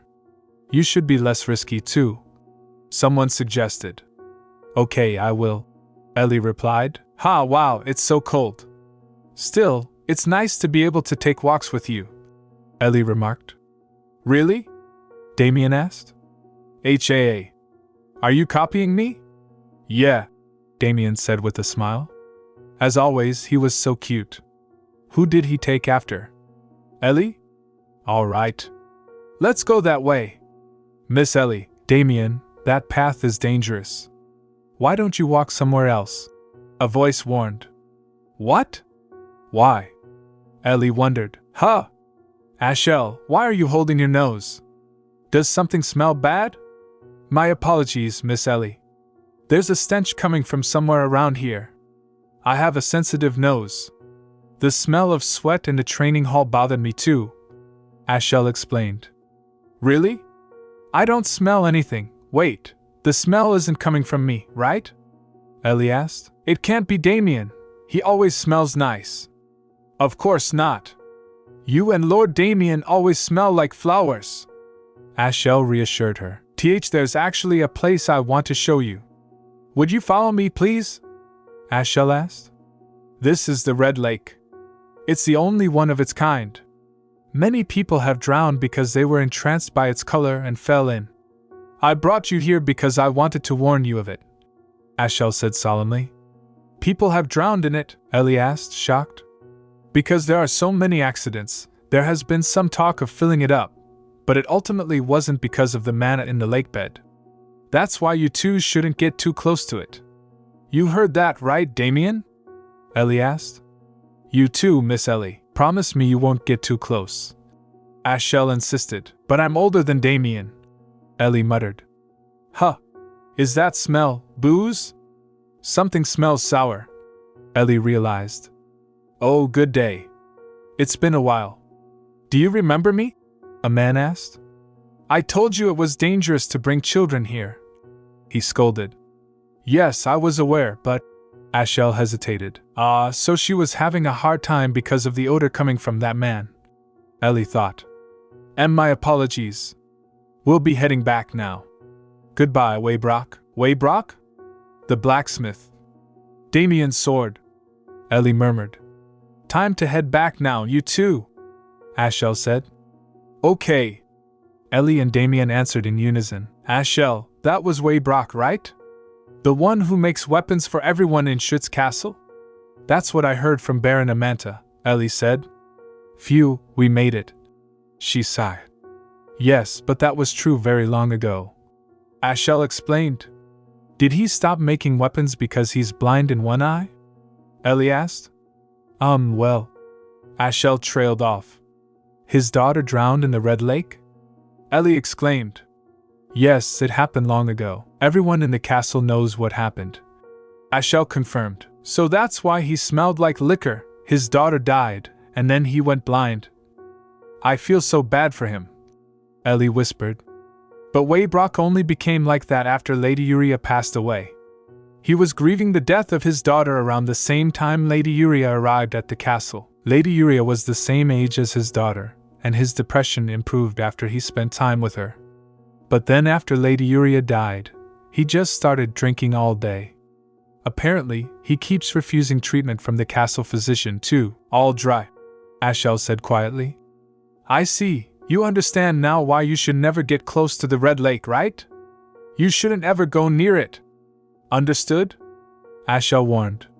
Yes, we understand, Ellie and Damian answered. Have sweet dreams, Miss Ellie and Lord Damian. Maybe it's because I'm thinking of my own mother, but I can't get his story off my mind, Ellie thought. Let's sleep, Damian.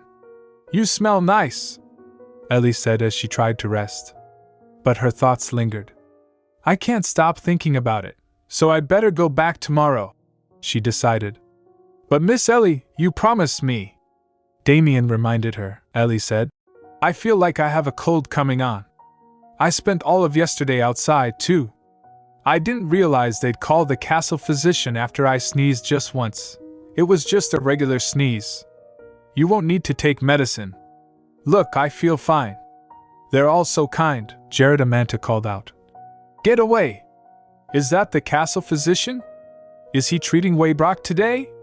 This timing is perfect. I should ask him about Waybrock. He approached and said, Excuse me. Yes, my lord. You won't have to worry. Waybrock is going to lose sight in his other eye as well, Jarek Amanta added. He believes the deterioration of his condition is just part of the healing process. Make sure you do it right. Once Waybrock is out of the picture, there won't be anyone skilled enough to create a sword that can contain the Duke's aura. Without the ability to produce weaponry, House Schuetz will grow weaker. That'll be the perfect opportunity for House Quintar to take over the weapons trade. Yes. I'm aware. It'll be over for Duke Schuetz after that, he replied. He continued, Without Waybrock, House Schuetz is nothing. We must not let the ore that Baron Amanta discovered fall into Waybrock's hands, she responded. Yes, I'm taking care of that too. Well. Would you look at that? Anyway, you'll give me some of the rights to the weapons business if this goes well, yes? Ellie added with a smile. Would I lie to you? Jarek Amanta reassured. Of course not. I have no reason to doubt you, my lord. Making a living is hard. Wow, is he out of his mind? A man nearby thought. The crows are louder than usual today. Hey, could you be quiet? He turned and exclaimed. A child? What do you think you're doing? Do you have any idea how dangerous this lake is? Ellie greeted him. Good day, sir. Good day, he replied, bewildered. Are you trying to get yourself killed? Wait, maybe I yelled at her too much. People are already afraid of me. I don't want to make this child cry, Ellie, taken aback, said. Sorry. Thanks for saving me. I didn't save you. What are you doing here? He asked. It's about this. It's neat, right? I got it as a gift. But I've never shot an arrow before. I wanted to practice somewhere without other people so I wouldn't hurt anyone by mistake. Ellie thought. I knew he'd be interested. She offered. Shall I give it to you then? Me? Why? You can't take your eyes off of it, he said, trying to maintain composure. I'm not going to take something from a child. I have a conscience, you know, Ellie pondered. Now that I think about it, I suppose Lord Amanta would be sad if I gave it to you, she said. Want to just take a look then? Look all you want. Look at me, Waybrock. Aren't you curious about what kind of ore I am? Ellie added playfully. In that case, I suppose I'll look for just a moment, he admitted. Success. Ellie thought. He's interested in the new ore. Why don't you come in? You'll get cold if you stay out in the snow too long, Ellie said, suddenly remembering. I forgot how dirty the house is. The stench of alcohol is pretty strong, too. She gestured. You can sit over there. I'll have to clean up for my surprise visitor. If there are people out there trying to bring Duke Schuetz down, then Waybrock's affliction would be an opportunity for them, Ellie thought. If they're planning on making him blind in his other eye as well, then it's possible that they're also the ones who caused him to lose sight in his first eye. But I can't let Waybrock's vision get any worse. Ellie glanced at a bottle and thought, what is that? Is it medicine? This color. I'd better take it with me. It looks suspicious. Shivering, she said. It's so chilly, you're quite a handful. Wait, is he eating enough? I'm hungry, sir, Ellie said. What? I don't have anything to eat. The man replied. What? Then what do you eat? Ellie asked. You shouldn't do that. You have to eat enough to stay healthy instead of drinking all the time. You know what they say. If you eat well today, you'll live well tomorrow, he softened, saying. It's been so long since I've heard that. I had a daughter once. She was a smart, pretty girl. But not anymore. She fell into that lake you were looking at earlier. It's all my fault. I should have told her to stay away from it. I should have been more strict, but I wasn't, Ellie, moved, said. That's not your fault, sir. My mother passed away because of me. She wasn't exactly an upstanding citizen. I don't want to justify what she did. It was bad, after all. But if it hadn't been for me, she wouldn't have done something so extreme. Still, if she heard me blaming myself for what happened like you are, this is what she'd say, Ellie continued. She said, it's not your fault. If your daughter could see you now. It's not your fault, Dad. That's what she'd want to tell you. A few years ago, someone told me the same thing you did. That person is no longer in this world, but you remind me of her. Very much so. I'll be going now. They might scold me for staying out so long. Oh, and I'm only letting you borrow the arrow today, Ellie said. You can repay me by playing with me and my friends tomorrow. We agreed that we'd meet up. You'll come, right? The man nodded, replying, All right. Where will you be? Ellie beamed. The castle. His eyes widened in surprise. What? Ellie added cheerfully. I'll see you tomorrow, then. As she turned away, he muttered, Wait. I didn't realize there was such a young maid like that at the castle. She's pretty headstrong. He sighed, feeling the weight of the coming night. Tonight will be a long night. The man stayed up all night, captivated by the arrow, wishing he could see the ore that the arrowhead was made from. Well, I say that, but who would want me working on anything? I haven't so much as picked up a hammer in 10 years. He pondered the last time he had come this close to the castle and whispered, I don't know if I'll be able to face His Grace again. They won't be able to smell the booze on me, right? I can't reek of alcohol in front of the kids. Guards stationed at the entrance questioned him. What brings you here? What's that in your hand? Reveal your identity at once. He stammered. Wait. He knew only a handful of people in the castle would recognize him after his long absence. Just then, Lady Amanta stepped forward. Do you know this man? One of the guards asked. Lady Amanta smiled. Quite well, in fact. It's been a long time, Waybrock. Waybrock was taken aback. Thank you for that, Lady Amanta, she replied. Of course they wouldn't welcome you with open arms. You came up to them with an arrow in your hands. Come in. Miss Ellie is waiting for you. His heart skipped a beat. Miss Ellie? That child isn't a servant? Ellie greeted him enthusiastically. Hello again, you came early. Lady Amanta nodded. Good morning to you as well, Waybrock. Ellie turned to them, eyes full of curiosity. Lord Amanta? Waybrock? What are you doing here? Smiling, she explained. I wanted to introduce you to. This is my friend. He's interested in weaponry. He took a liking to the present you gave me, my lord. You like making weapons too, so I thought you would benefit from speaking with him for a bit. Waybrock's expression shifted to surprise. But how do you two? Ellie urged him. Come over here, mister. Let's sit and talk for a bit. Lady Amanta chuckled, recalling that Viera had gone out to get Waybrock based on Ellie's account. Yes. I was a bit taken aback as well, Lady Amanta said. Waybrock tried to focus as Ellie changed the subject swiftly. What did you think of the arrow, mister? He took a breath and answered. I took a good look at it, miss. Thank you. I wanted to apologize for yesterday. I didn't realize that you were Lord Damian's betrothed. Ellie waved off the apology. It's all right. Don't worry about it. Brown Amanta's eyes narrowed with interest. You said you looked at the arrow. What did you think of it, Waybrock? He took a deep breath. I was stunned. Where did you get the idea to make it out of a monster? Lady Amanta's eyes sparkled with satisfaction.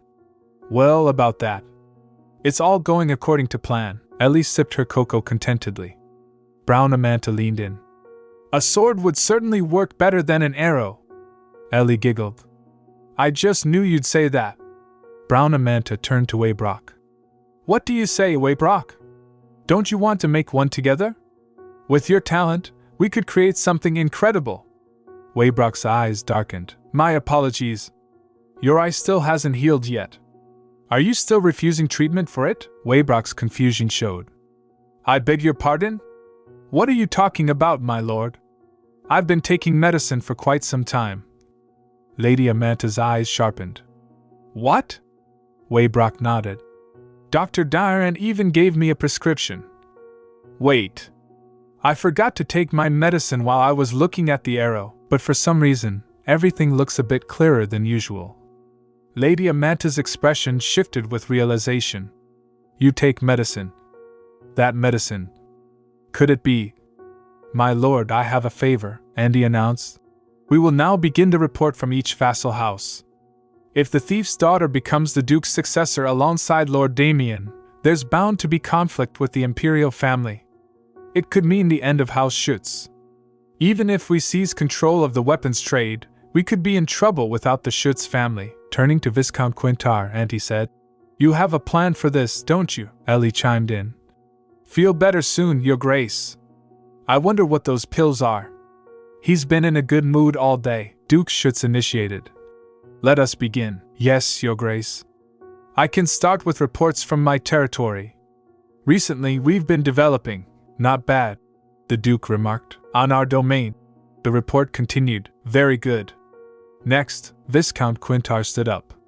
House Quintar has produced a new weapon that is far superior to its predecessors. Unlike our previous attempts, this sword is far lighter and easier to wield. So, I wanted to present this to you, Your Grace. In the past, only Waybrock was capable of producing the Duke's blades. The Duchy of Schuetz will suffer greater damage if the Duke doesn't deal with the rampant monsters. That means Duke Schuetz will have no choice but to use House Quintar's weapons. Dr. Damian turned to Baron Amanta. How have you been faring with the new mine you recently discovered? Baron Amanta replied. Things are going smoothly, Your Grace. I'd be curious to know what smoothly means, exactly. From what I hear, you still can't produce more than arrows. But what about the Black Lions? Don't all of the Schuetz family's knights use swords? It's downright absurd that you can only make arrows. Well, who knows? Perhaps they could serve some purpose in a hunting contest. Baron Amanta muttered. Dr. Damian asked. How is Waybrock's condition? About that. He's continuing to refuse treatment. It's partially due to psychological factors as well, so we really can't force him. I see, the Duke noted. It is indeed light. It worked, Quintar thought. The Duke will finally accept my family's sword. Suddenly, a commotion interrupted the meeting. Who dares interrupt our meeting? Duke Schuetz replied. Come in. The director entered, bowing. Please forgive me for interrupting, Your Grace. Damian stepped forward. Is Dr. Damian here? He is, but Miss Ellie says she's in pain because of the eye drops you gave her. The director explained. Dr. Damian asked. What happened exactly? I've never given her medicine before. The director's face twisted in confusion. You mean to say that you didn't give her this medicine? That's the medicine I've been giving to Waybrock. It's a liquid made from the cursed water of the Red Lake in Orverdo, which damages the sight in Waybrock's remaining good eye. Why was the thief's daughter using it? The Duke is considering making her his successor as well. If she winds up blind, then he'll have my head. Where is she? I need to see what kind of state she's in. It's dangerous. The director's eyes widened. What do you mean? I heard this was clearly medicine. Who would tell you such nonsense? It's a dangerous poison. We have to do something, and fast. Dr. Damian shouted. I must examine her condition at once. Where is she? Please take me to her. Waybrock? What are you doing here? Waybrock replied. That medicine is fake. About that. The medicine you were giving me was actually poison? Damian asked, eyes narrowed. Just what's going on here, Damian? You gave fake medicine to Waybrock? Waybrock, is your eye all better? He looks healthier than I thought, someone observed. No! This will all fall on me, and I'll die for it. I was just following orders. Viscount Quintar told me to do it. Damian confessed desperately. What are you talking about? You said that you had to kill Waybrock to weaken the military might of the North, did you not? Are you trying to pin your evil actions on me? Quintar protested. I have proof. Once Waybrock is out of the picture, there won't be anyone skilled enough to create a sword that can contain the Duke's aura. Without the ability to produce weaponry, House Schuetz will grow weaker. That'll be the perfect opportunity for House Quintar to take over the weapons trade. Damian revealed, his voice trembling. He recorded our conversation? How dare that fool Damian do such a thing? How amusing. I had thought that there might be a conniving rat plotting against me while I was looking for the child, but I didn't think he had been hiding here for so long. And, in my castle, no less. Duke Schuetz's voice darkened. Duke Schuetz, those are the eyes of the murderer whose madness is quelled only when he sheds blood. You were right. This sword is far lighter and easier to wield than others. Anti-Rink, His Grace is furious. We'll be in big trouble if he loses all sense of reason. Your Grace, for the first time in 10 years I'd like to give you a sword. I feel like I'm standing in front of the gallows. There's no way he'd accept a sword from someone who hasn't picked up a hammer in a decade. It's been quite some time. A mere counterfeit never feels quite the same. Since I've been given the real thing, I should put it to use right away. Duke Schuetz to Waybrock. Don't you agree, Waybrock? Yes, Your Grace. He may have accepted the sword, but I'm sure he'll punish me for the problems that arose while I was gone. Your wish is my command. How long will I have to wait, Waybrock? I beg your pardon? For your swords, I mean. My knights will need time to get used to them. I hope it won't take too long. I'll bring them to you post-haste, Your Grace. Thinking, I'm glad that everything with Waybrock and those schemers all worked out. His Grace seems to have gotten better now that he's shed some blood. Why does his aura still look like that? Has he still not calmed down after shedding that much blood? Your Grace. Where are you going? Ellie surprised. Your Grace? What of your eye? I heard you used some strange medicine. You're making me dizzy, Your Grace. Did he figure out that I lied? Judging by the blood on his clothes, I'd say that things turned out well. About that, maybe I should have gone there myself and pretended to put the eye drops in. Director shouting, Your Grace? I didn't know you were coming, so I did nothing to prepare, Your Grace. How could you just run off like that without a word? And where were you headed to in such a hurry? Right this way, Your Grace. Come quickly, Director refuses to budge. Do you really not know? What's with all the sighing? If I knew, why would I ask? Use this to wipe the blood, Auntie added. For Miss Ellie. Explain. You're used to the sight of blood, Your Grace. However, the same can't be said of Miss Ellie. She's still young. Can you imagine how scary it must have been for her when she saw all that blood? Other children would have been in shock if they had seen you, Director told, Your Grace. I think you dropped this. So I did. I was the one that gave Miss Ellie that medicine. I suppose she gave it to you instead of taking it herself. If it were me, I would have just taken the medicine. I can't imagine being bothered if such an ill-tempered man like yourself was sick. Give it to me, of course, Duke Schuetz says. Auntie, do the other knights usually carry around handkerchiefs with them? Auntie replies, No, Your Grace. Of course not. Give each of them one of these. We never know when they might need to clean blood, Duke Schuetz thinking. Any fabric will do. Dear Miss Ellie. How did you get that scratch on your face, Ellie? The towel that one of the knights gave me was just a little rough, Duke Schuetz. No, find the softest fabric possible. Ellie is the one who will see the handkerchiefs. There could be moments when the knights could lend them to her, so we better choose a nice pattern as well, he added. Roina, make sure you tell the servants to embroider them with flowers. Auntie will be in charge of distributing the handkerchiefs, Director replies. As you wish, Duke thinking. What's going on with His Grace? Ellie says. We have arrived, Lord Damian and Miss Ellie. Wow. Pelline district within the Duchy of Schuetz. There are so many people. Newspapers for sale.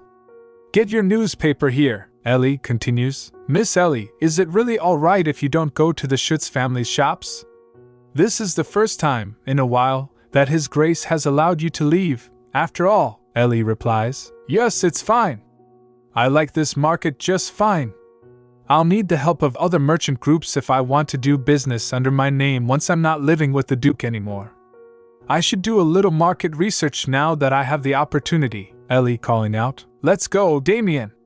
It's dangerous because there are a lot of people out here, so you can't let go of my hand, okay? Damian adds. Does that mean you'll let go of my hand if we go somewhere less crowded? Ellie thinks. He must be scared because there are so many people.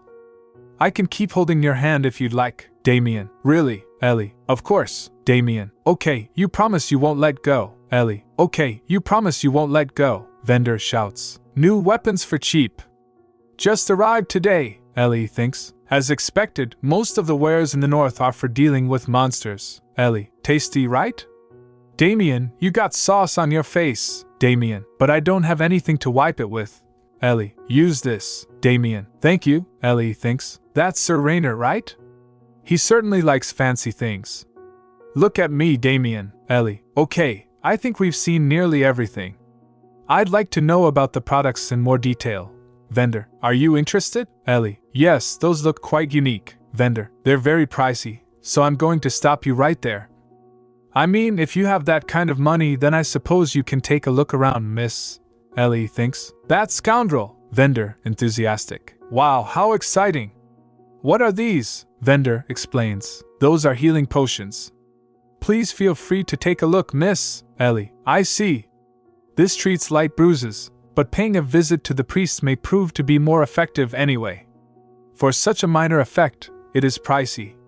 The temple would be better for treating Duke Schuetz's madness. Even if they can't completely cure him, but I'm sure most poor people buy the potions since they can't afford to hire a priest with divine power. Ivana says. Miss Ellie, you're not hurt, are you? Why are you interested in healing potions? Ellie replies. It's nothing. I was just thinking that I could give them to His Grace when he's not feeling well. Ivana. Then why don't you buy one as a gift? In our duchy, it's customary for children to buy presents for their family on their first outing. It's meaningful for those who receive the gifts, Ellie thinks. A gift. A potion for the Duke. He didn't bat an eye when I gave him the headache medicine. How dare you give me such a trivial gift? He wouldn't like it. I'll pass on this one. Let's take a look at something else, Ivana. As you wish, Miss Ellie, Ellie says. They're so pretty. Man replies. You have good taste. Would you like to pick one out? Ellie thinks. The gems in those earrings look just like Damian's eyes. Should I buy them? Those would look good on Ellie. I'll take those over there, Ellie says. Thank you, Mississippi. Now that I got my gift.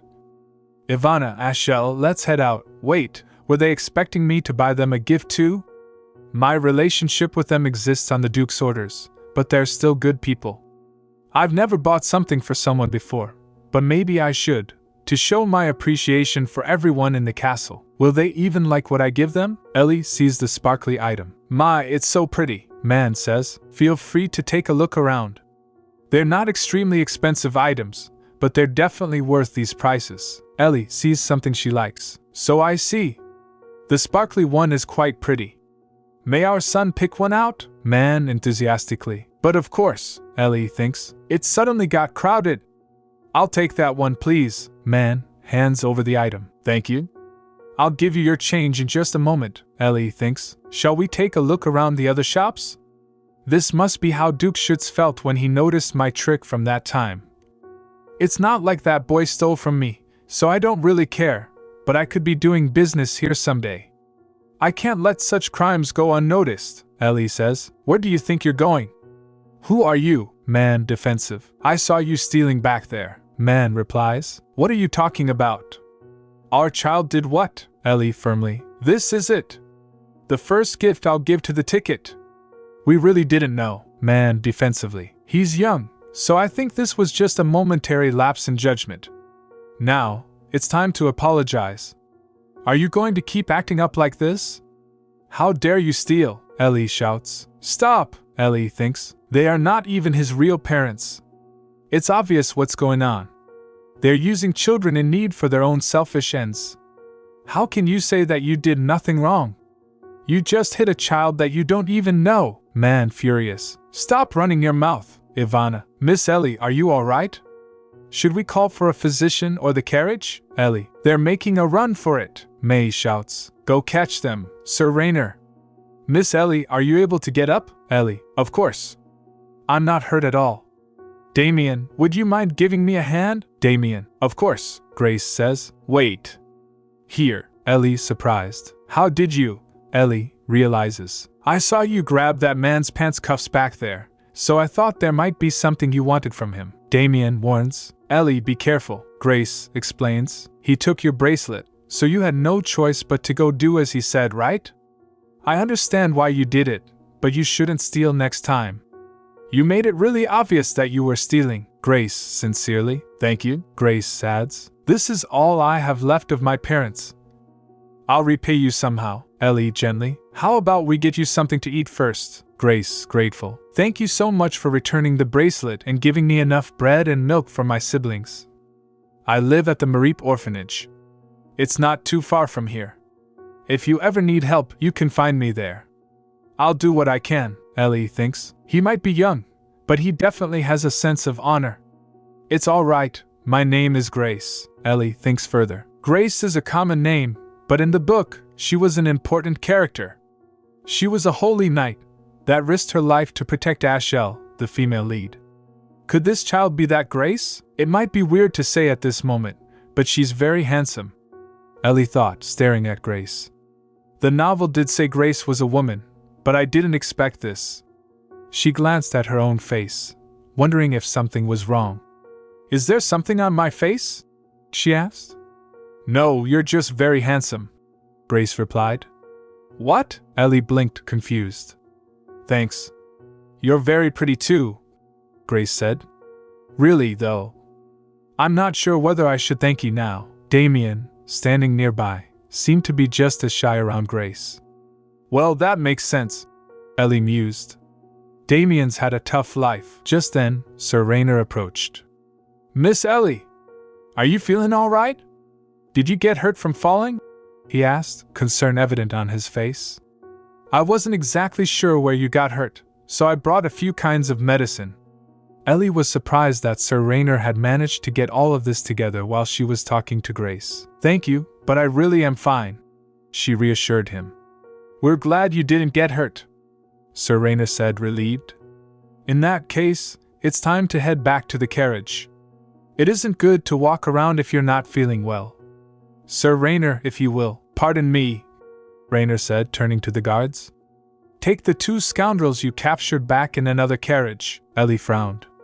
Wait, we're going back? But I didn't get to buy all my presents. Ivana, Ashel, May. I wasn't able to see everything at the market. Can't I look around a little longer? She asked, a bit disappointed. I'll make sure to stick with Sir Rainer. If I start feeling unwell, I'll go back to the carriage, Ellie added. The light.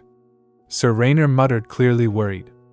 Okay, but be careful, he warned. We'll get the other knights together, Sir Rainer said, as the group prepared to leave. So, she's from a noble family. I'm jealous. He waved to Grace. See you next time, Grace. I don't need the medicine, so you can have it. Ellie added a cheerful goodbye. Bye. My situation will change a bit in the future, but I hope you'll take care of Damian then, too.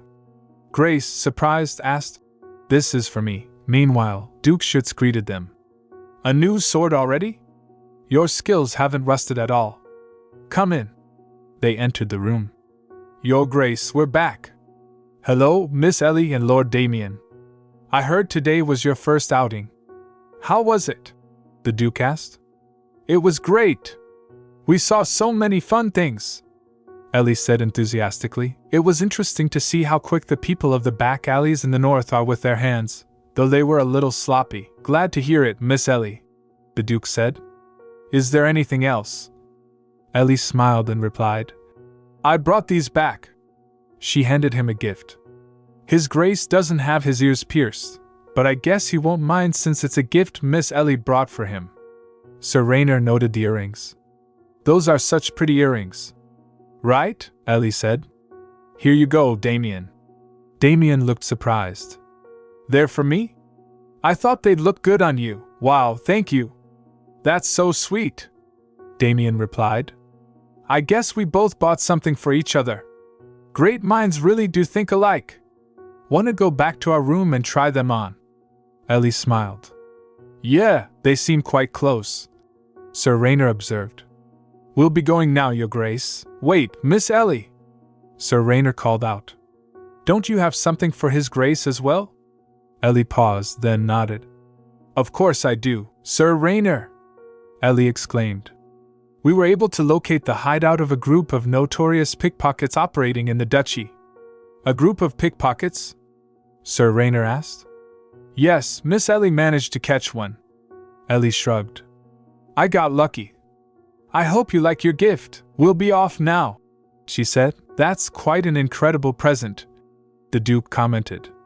I'm jealous, Sir Rayner muttered under his breath, feeling a twinge of envy. It seems like he just wanted a little trinket from her. He added, Pity His Grace. Rayner said, How was today's outing, Damian? Did you have fun? Ellie asked. Yes, I'm glad I got to go with you, Ellie.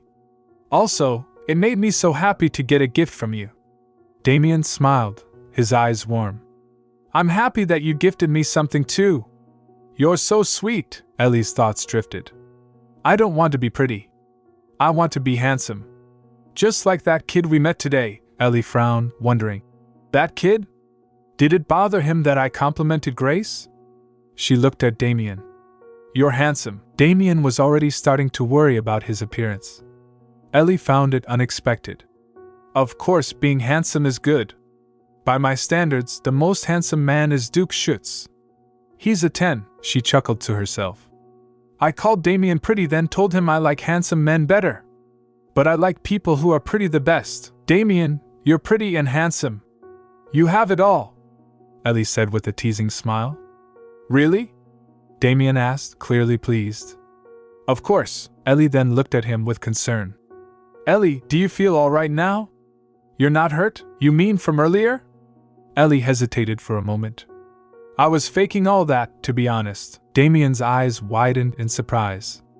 You were faking it? Yeah, Ellie admitted. Remember what I told you at the orphanage? Lying is better than being made a fool of. That's why I exaggerated a bit so we could catch the bad guy. It was a white lie, Damian, still trying to process, chuckled. If there's something you want, you should never give up. Use any means at your disposal to get it, Ellie smiled, but her tone became more serious. Of course, but there's nothing in the world you can't have if you give it your all. You shouldn't do anything immoral or unethical, she paused, reflecting on the painful events in Damian's life. In the novel, two of Damian's love rivals, first Prince Fabian and second Prince Matteo, caused him an incredible amount of pain and suffering. With a soft but determined look, Ellie took Damian's hand. So, Damian, let's try to live a happier life this time. I'll help you no matter what, okay? Damian looked at her, his heart swelling with emotion. I want to stay by your side forever, Lady Amanta shouted. You get better and better each day, Ellie blinked unsure. You think so? Of course. Lady Amanta smiled. You're very talented, Ellie shook her head.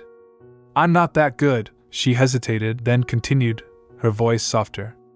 To be honest, I didn't think Lord Amanta would give me a present, Lady Amanta waved it off. It's nothing, really. You're going to be a member of our family, after all. Ellie paused, a bitter edge to her words. Family. You know, you'll just wind up hurt if you expect too much. Lady Amanta raised an eyebrow, intrigued. Hurt? Ellie's expression darkened slightly. I don't think you're really becoming their family anyway. Everyone is just following the Duke's orders. I'm only becoming part of their family because Duke Schuetz thinks I might be of some use. Lady Amanta took a deep breath, her voice steady. Then I'll do my best. Ellie furrowed her brow. Do your best? For what? Lady Amanta looked at her with gentle sincerity. So that I don't inconvenience you, Lord Amanta, and Sir Jarrett. Ellie blinked in confusion. Miss Ellie, being family isn't a relationship born of necessity. Loving and taking care of each other is what's important. Ellie's gaze softened, but she was still uncertain. Lady Amanta smiled warmly, continuing, I remember what someone once told me. Being born into this world alone is more than enough for those around you. Ellie was silent for a moment, the words sinking in. Lady Amanta's smile grew tender. So, you don't have to push yourself, Miss Ellie. You are more than enough as you are. Ellie looked away, her eyes filled with emotion. No one has ever told me that before. Lady Amanta chuckled softly. There you are, Miss Ellie, Ellie greeted. Hello, Sir Jarrett. Jarrett Amanta responded. I was in the middle of practicing archery as well. What a coincidence. He seemed flustered. Did he come to ask about the bow? Ellie's face lit up as she eagerly replied. The bow is really great. It's well crafted and works very well. I'm so happy with it. Jarrett smiled, relieved. Really? I'm glad you like it. I did my very best to make sure it'd be something you'd like. Shall I show you how to properly shoot an arrow? He offered. Ellie's eyes sparkled. Yes, please. First, you have to hold the bow like this.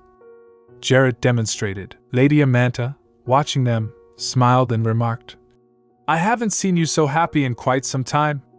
If I'd known, I would have given you a younger sister. Ellie glanced at her and muttered, Mother! But Lady Amanta pretended not to hear. Jarrett continued, I heard that Waybrock is forging powerful swords these days. He was changing the subject. Lady Amanta nodded. That's true. He has thousands of swords to make, but there's only one of him. It's not easy. Anyway, everyone is doing their best. Jarrett turned back to Ellie. All right. Are you ready to give it a go? Pull it back more. Ellie was focused, then remarked, Well, Waybrock has to deal with dangerous monsters to make the swords. It makes sense that it would be difficult to find suitable assistants for him. I hadn't thought of that. Jarrett replied, deep in thought. He's probably exhausted, too. It's always one step forward, one step back. Suddenly, Ellie missed the mark. I wasn't paying attention. I'll go get it. She ran after the arrow, but at least it hadn't gone too far. However, as she ran, her eyes widened. What's that? A rain cloud? Why aren't the birds flying away? Are they coming after me? Did someone set them up to do this? Ellie froze, watching the birds. Do you have something to say to me? The birds didn't call, and Ellie's heart raced. One crow flew closer, then, impossibly, transformed into a person. That crow just turned into a person. Ellie gasped. Just what kind of crow is that? The figure smirked. So it's you, the child from the lake. Human child, are you close with that hammer? Ellie blinked, confused. What hammer? I'm not a lightning god or something. The stranger's eyes gleamed. I heard you cured him of his blindness. Ellie's eyes widened. So he was talking about Waybrock.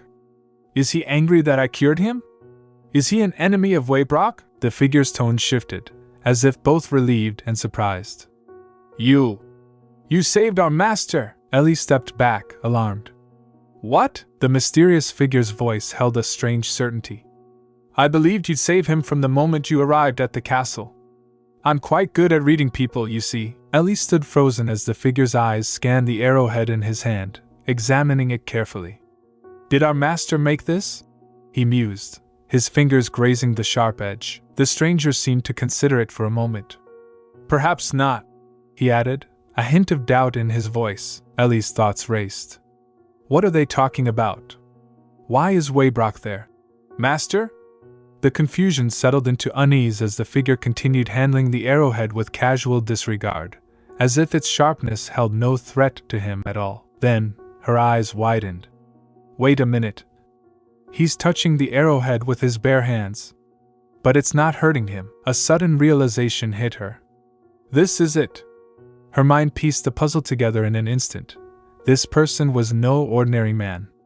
He was likely one of the powerful beings tied to the mysteries of the sword and the monsters Waybrock faced. His ability to touch the arrow without harm confirmed it. He had some form of resistance or immunity, something extraordinary. Who are you really? Ellie's voice wavered with a mix of fear and curiosity. What do you want from us? The crow figure's tone shifted slightly as he continued. Yes, child. We are members of a clan whose ancestors forged legendary weapons, including the holy sword of the imperial family. But after the death of our chief, our clan lost its way.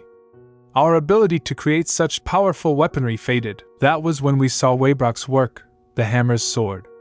It was unlike anything we had seen in years, and we recognized his raw talent. We've considered him our master ever since. Ellie's thoughts raced. So, does that mean these crow people are members of that legendary clan? The figure's voice softened as he continued. But then, he locked himself away and stopped forging swords. We were devastated. But when you healed his eyes, allowing him to see again, you gave him the chance to craft weapons once more. That's why we're here, to thank you. To repay you for what you've done. Ellie's eyes widened with realization. You're our savior. The significance of their words dawned on her. That's right. Our savior. A surge of pride and confusion mixed within her as she glanced over at Sir Jarrett, who had been watching the exchange carefully, his eyes still full of protective concern for her. What's going on? Well, this means that they have a high opinion of me and Waybrock, right? Ellie thought, her mind racing with possibilities. Then it shouldn't be too hard to persuade them. She gathered her composure, her voice steady as she asked. So, does Waybrock know of your clan? The situation was growing more surreal by the second. Ellie stood, frozen, as Talem and the others spoke with a sense of urgency and reverence towards Waybrock. They clearly wanted to prove themselves, but the unfamiliarity of it all left Ellie both amazed and a little perplexed. Talem, holding up the arrow he had been examining, said with conviction, "We'll make you one that's far better." Ellie glanced at Waybrock, who was still holding the hammer, his brow furrowed as he surveyed the crow people. "An arrow?"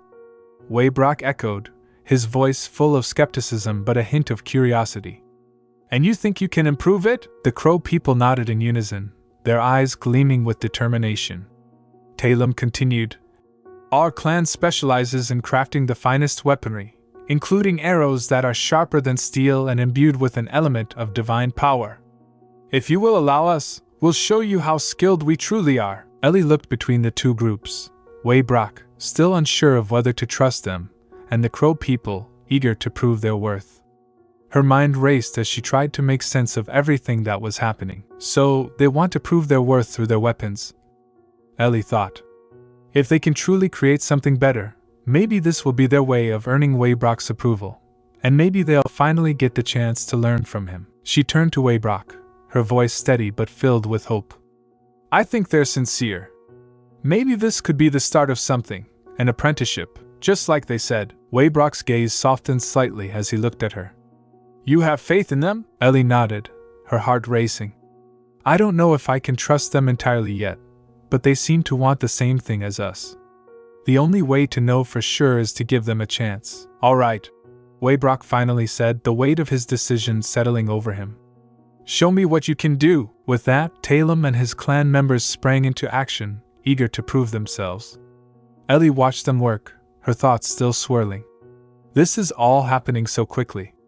But if this is how things are meant to unfold, maybe we're one step closer to what we all need. Waybrock was still cautious, but there was a glimmer of interest in his eyes now.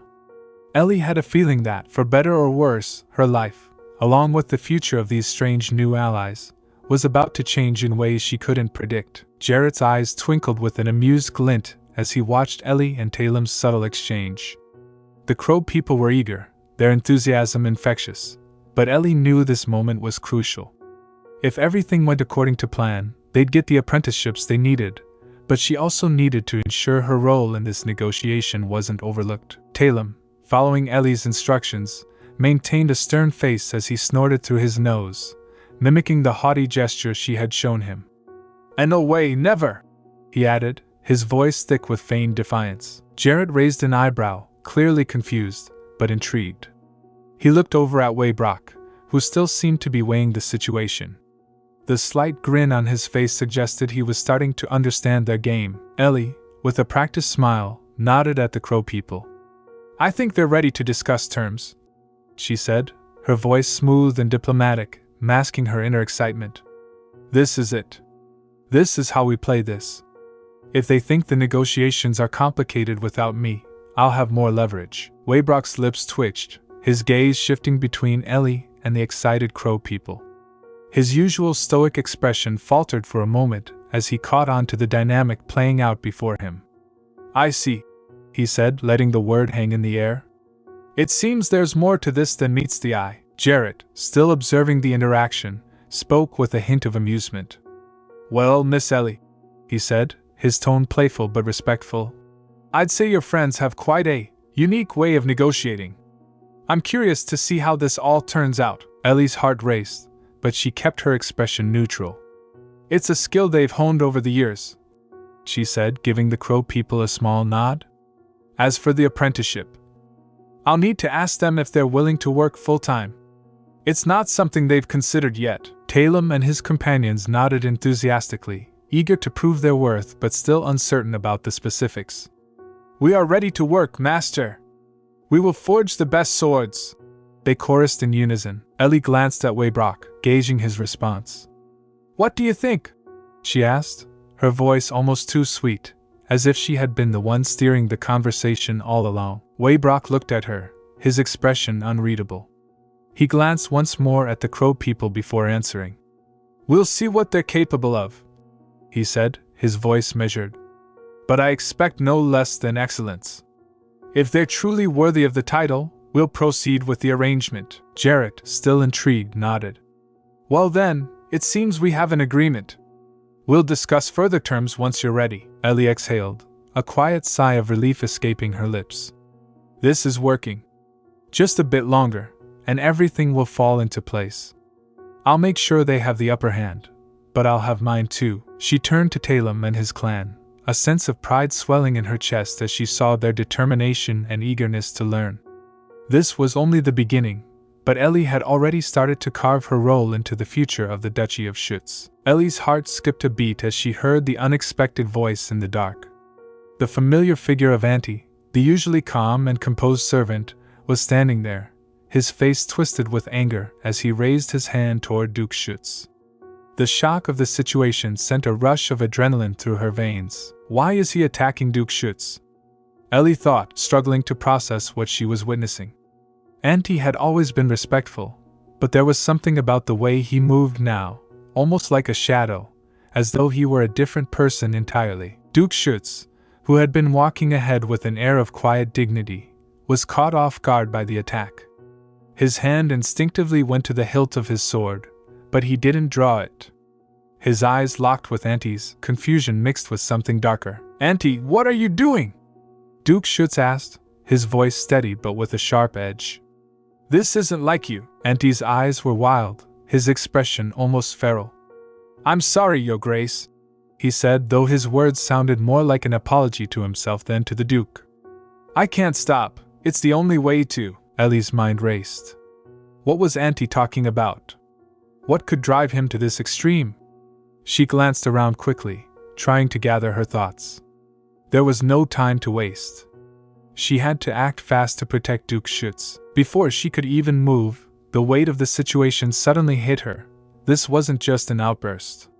Something deeper was at play.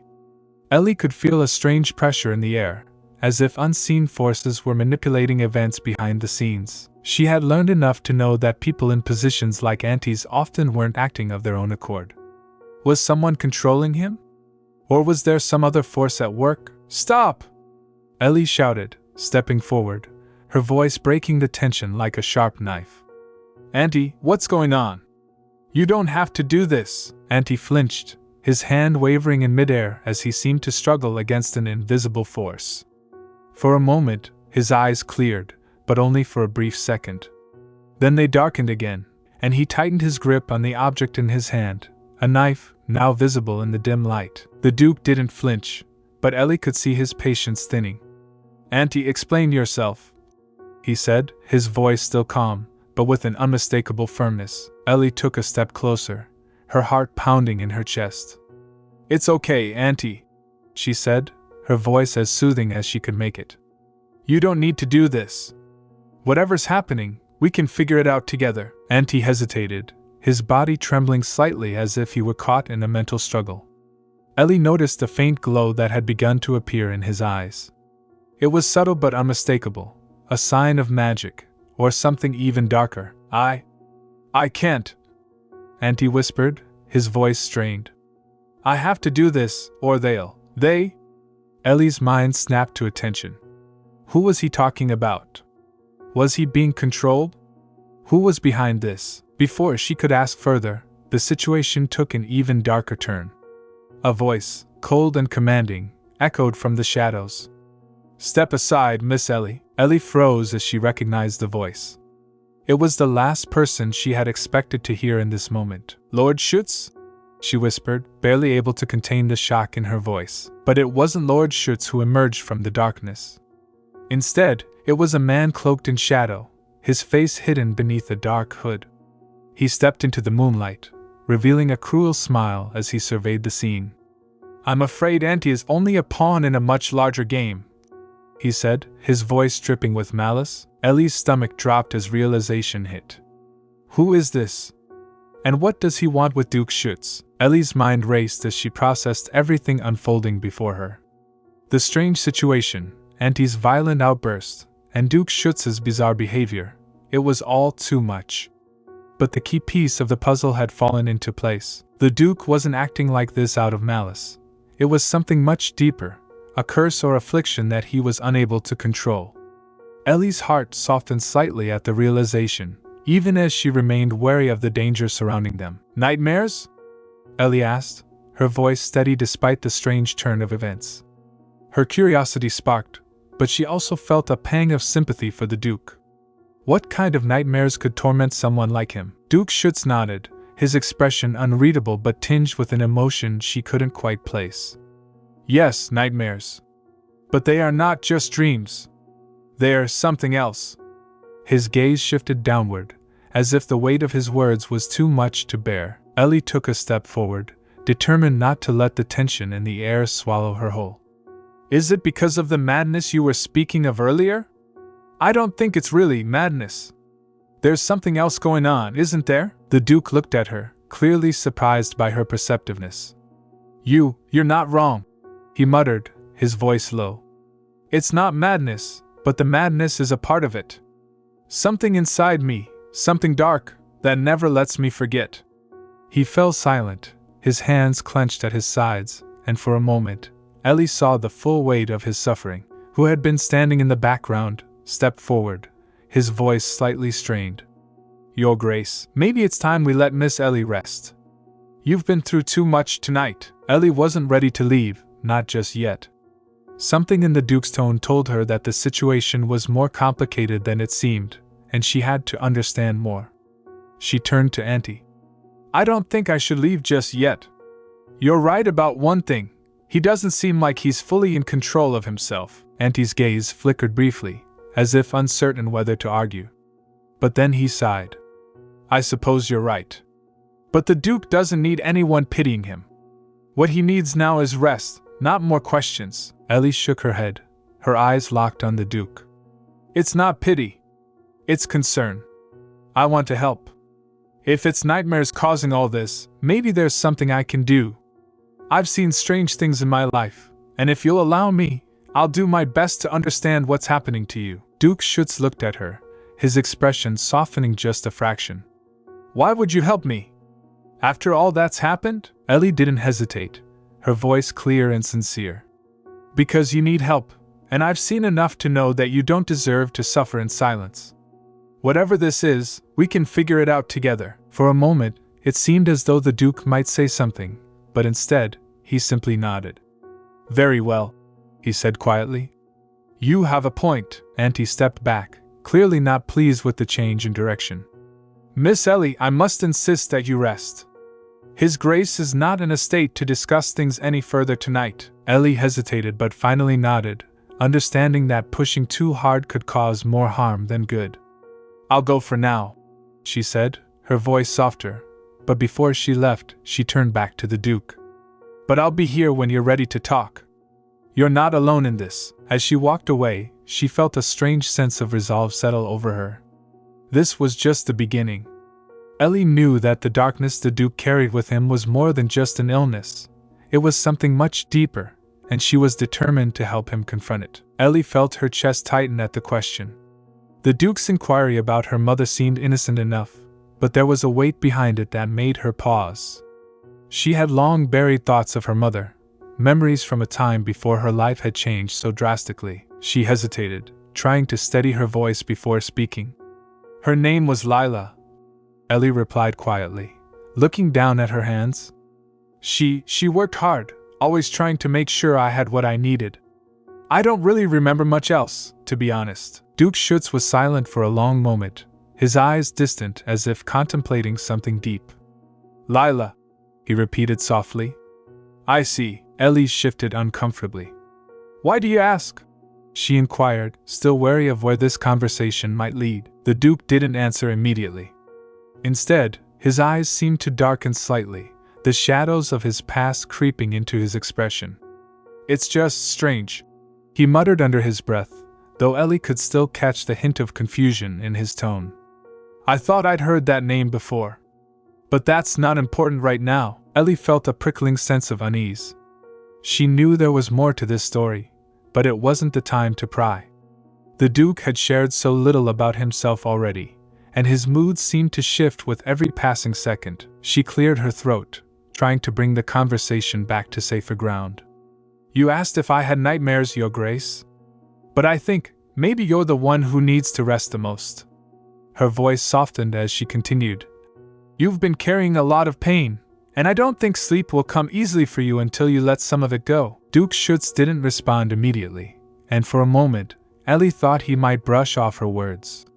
But then, to her surprise, he sat up slightly, his eyes meeting hers. You're right, he said quietly. I've been holding on to so much, too much. Ellie smiled gently, feeling the weight of the moment settle between them. Then let me stay with you a little longer. You don't have to face everything alone. For a brief moment, the Duke seemed to soften, his usual guarded demeanor slipping just enough for Ellie to see the flicker of vulnerability hidden beneath. Then, with a deep sigh, he nodded. All right, he said, his voice barely above a whisper. Stay. Just stay with me tonight. Ellie nodded, moving to sit beside him, ready to offer whatever comfort she could. As she sat there in the quiet of the night, she couldn't help but feel a deeper connection to the man before her, a man who, like her, was carrying burdens far heavier than anyone should have to, and perhaps, in this strange moment of shared silence, they could find some peace. Ellie stood in the corner of the room, her mind racing after the Duke's apology and his unexpected admission. She couldn't quite make sense of what he'd said, especially as his words seemed to drift off into sleep. His last words, I'm also sorry for suspecting you all this time, hung in the air, leaving Ellie confused. What had he been suspecting her of? Was he referring to her presence, her actions, or something deeper? She shook her head, trying to dismiss the thought. He's sleeping. It doesn't matter now. She glanced over at the Duke, who was now fully asleep, his features softened in the peace of slumber.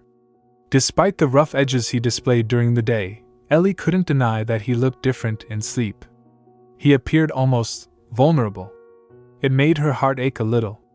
I shouldn't let it bother me. He had enough on his plate without her adding to it. Turning her attention away from the Duke, Ellie heard voices coming from outside the room. It was the priests, and their visit always brought with it a sense of warmth and community that the children of the orphanage treasured. The mention of bread was enough to make Ellie smile. It was rare to see the children excited about anything, but the priest's visits always meant a feast. Ellie gathered herself, brushing away any lingering thoughts about the Duke, and hurried to join the others outside. The children were already gathered, eagerly awaiting their share of blessings and bread. Thank you for the offerings, Ellie called, approaching the priests with a polite bow, her eyes scanning the room for the younger children who would need help with their portions. Her mind still lingered on the conversation from earlier, but she pushed it aside for now. The kids needed her, and she had work to do. As she moved through the group, she overheard the priest speaking about the world tree's blessings, a symbol of hope and renewal that seemed almost too far removed from her reality. Still, Ellie couldn't help but feel the warmth of the moment, the feeling of belonging, even if it was fleeting. The children excitedly devoured the bread, and Ellie found herself helping a young girl with a piece that had fallen from her hands. She smiled warmly, remembering what it felt like to be cared for when she was younger. How small gestures could sometimes feel like the biggest acts of kindness. As the children ate, Ellie stole another glance at the door where the Duke slept, wondering what was truly going on behind his facade. I'll have to find out soon, she thought. But for now, I'll just be here. The peaceful atmosphere around her was a stark contrast to the turmoil that was still stirring inside her. Would things ever calm down? Would she ever truly understand the Duke, or herself for that matter? For the moment, Ellie let the simple joy of the children's laughter wash over her. It was enough to distract her from the complexities of her situation, if only for a while. Grace exclaimed, "Ellie? Oh, so Ellie is a priest! Ellie! It's me, Grace. It's so good to see you again." But then, confusion crept in. "Wait, you're not Ellie," a maid nearby shouted. "Grace! Just what are you doing to that priest?" Grace quickly apologized. "I'm sorry. I thought she was my friend," Ellie reassured her. "It's quite all right. I suppose I look a lot like your friend. We're from very different families, so I haven't been able to see her since the first time we met." Ellie thought to herself, "She has pretty green eyes, just like you." But Grace responded, "That's quite odd. There's no one in this territory with green eyes." Ellie raised an eyebrow. "Oh, is that so?" Grace confirmed. "Yes, at least not in the north. If it's not too much trouble, could you tell me more about your friend?" Ellie smiled warmly. "Safe travels. Come back next time. May the sun and the world tree bestow their blessings upon you." As the exchange ended, Sister Ovely, ever diligent, complimented her. "Excellent work today," Ellie quietly replied. "You as well, sister." Later, Ellie reflected on the day's experience. It was disgusting. To think I had to put my lips to an orphan's forehead to baptize them, and to think there's a child with green eyes at the Duchy of Schuetz. I tolerated these vagrants, and for what? My efforts were for nothing. Meanwhile, Sister Ovely remarked, "Your eyes look almost orange today." Ellie, slightly startled, replied, "What?" "The sunset is casting light on your face, so your eyes look orange." As the conversation continued, Sister Ovely admitted feeling tired. "I'm feeling a little tired after blessing so many people today. I think I'd like to shut my eyes for a moment. Could you wake me up when we reach the temple?" Ellie agreed. "Of course. Sleep tight." However, Ellie's thoughts were interrupted by a strange sensation. The potion shouldn't have worn off this quickly. "What's going on?" she thought. As her eyes shifted back to normal, she whispered, "That was a close one. Still up to your old tricks, I see." Just then, she received an urgent message from her father. She was about to call him when he abruptly asked, "Are you talking about the Kleider boy? I heard that Duke Schuetz found him." Ellie responded, "What are you talking about? What is that you wanted to tell me?" Her father, frustrated, snapped, "Do you have any idea how expensive it was to send you to the temple? And all because you said you'd find the boy. You fool." Ellie apologized. "I'm sorry, father." But her father's anger grew. "You better find a way, Livia Frigel. You know, don't you? If it hadn't been for that wench Vuria, you would have become Duchess Schuetz. We need to find a way to free ourselves from being the Empire's lapdogs." The conversation took a darker turn as her father added, "At first, it was on my father's order, but then I found myself desperately wanting to become part of the Schuetz family. I'll do anything to be by Duke Schuetz's side, even if it means I have to marry the Kleider boy."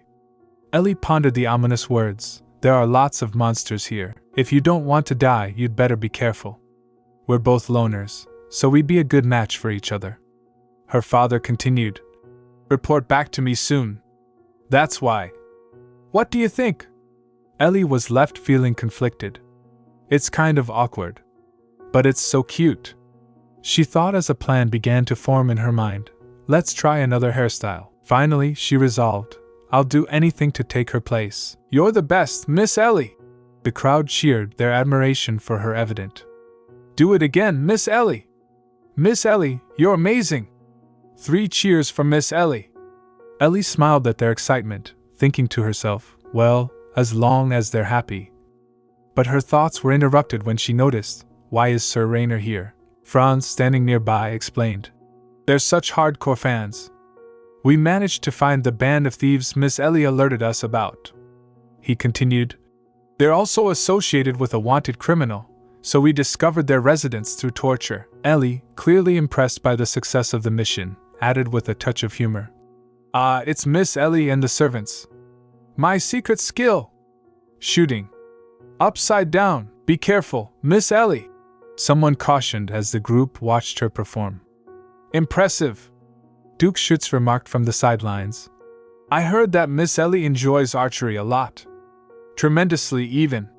Franz smirked. Of course she likes it. I gave her the bow, after all, the Duke, eager to see her in action, added. I ought to go watch her shoot. Just then, a voice called out. Your Grace. One of the servants was hurrying toward him. Wait just a moment, Your Grace, he exclaimed. The Duke, slightly confused, responded. I'm too old for this. As the servant explained. Your Grace, Miss Ellie was feeling tired, so I was going to bring her inside. He turned back to Ellie with concern. Good day, Your Grace. Are you hurt?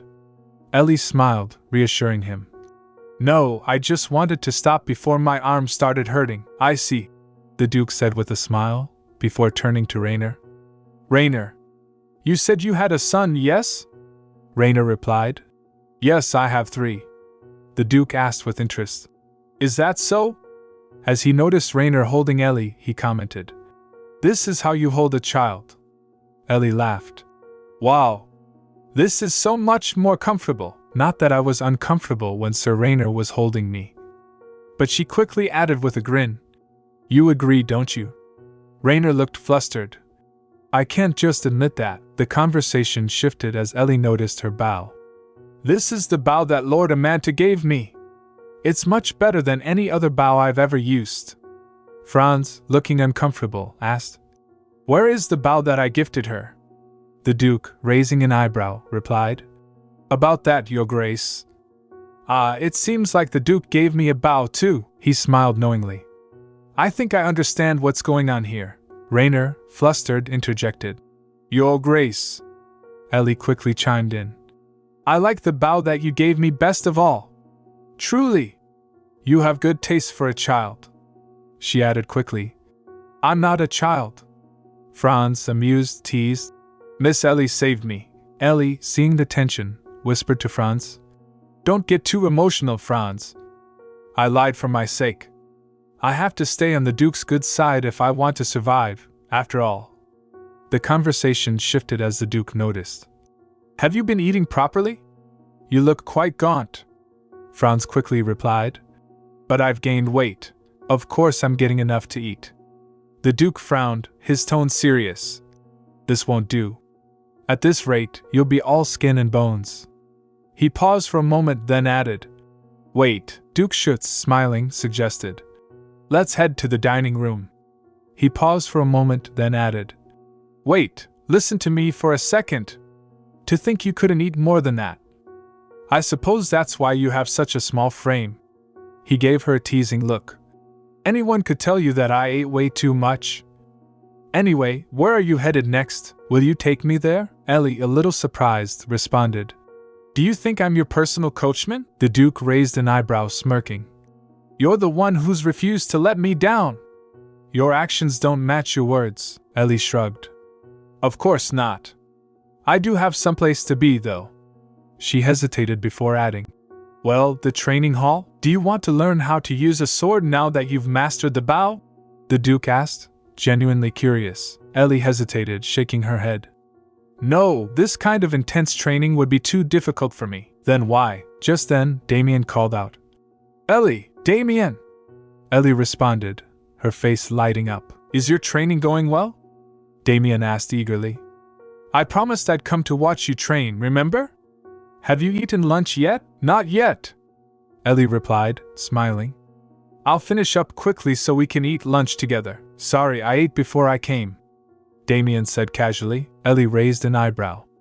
With who? With His Grace, Damian replied, his eyes narrowing slightly. Ellie could feel Damian's eyes on her, like a predator watching its prey, but she reminded herself, he's still just a little puppy, though. From the Duke's perspective, he reflected, even if I want to help him, he's still wary of me, so I'm not sure how. Ellie.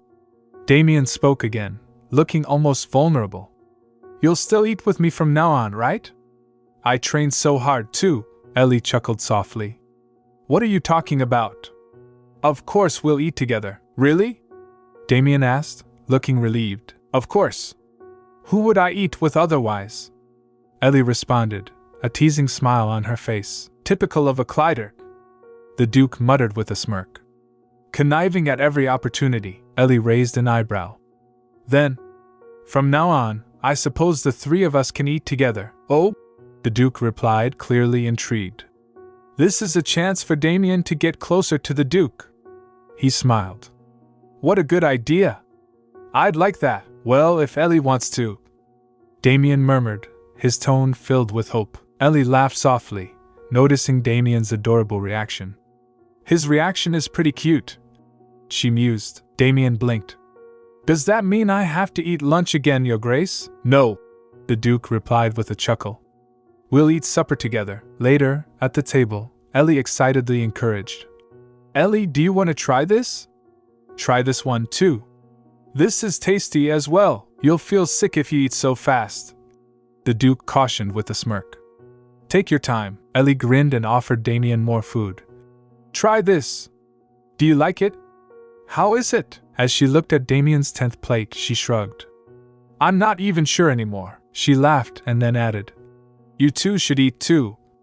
Please, Ellie. So that's what happened with Damian and his Grace yesterday. It sounds like you're getting a lot of love, Lady Amanta. Love, Ellie? I don't think so.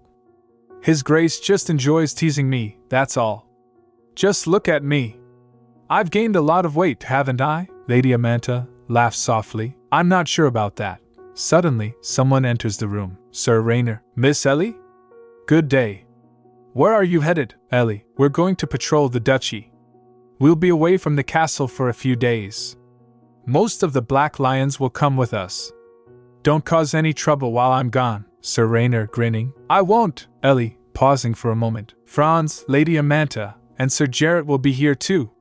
Hang in there, Your Grace, Sir Raynor. Ah, you must be very close to all of them. You're acting like Sir Jarrett is your guardian now, Ellie. His family will adopt me soon, so isn't that natural? Duke Schuetz, noticing Ellie's remark. I should have known once you started your lessons together. Ellie, Your Grace, Duke Schuetz. It's time for us to leave, Ellie, muttering under her breath. I'll miss my chance if I don't give it to him now. Ellie runs to catch up to the Duke as he prepares to leave. Ellie, Your Grace. Take this. She quickly hands him the knotted tassel. Duke Schuetz. It's a knotted tassel you made with Lady Amanta? Ellie. I know it's not much, but it's a token that's said to keep you safe. Ellie, embarrassed. I knew this would be embarrassing. You don't have to take it with you if you don't like it. Duke Schuetz softly, a small smile playing at his lips. I appreciate the gesture, Miss Ellie. Thank you, Ellie blushing. You're welcome, Duke Schuetz, patting Ellie on the shoulder. Enough. You did a pretty shabby job.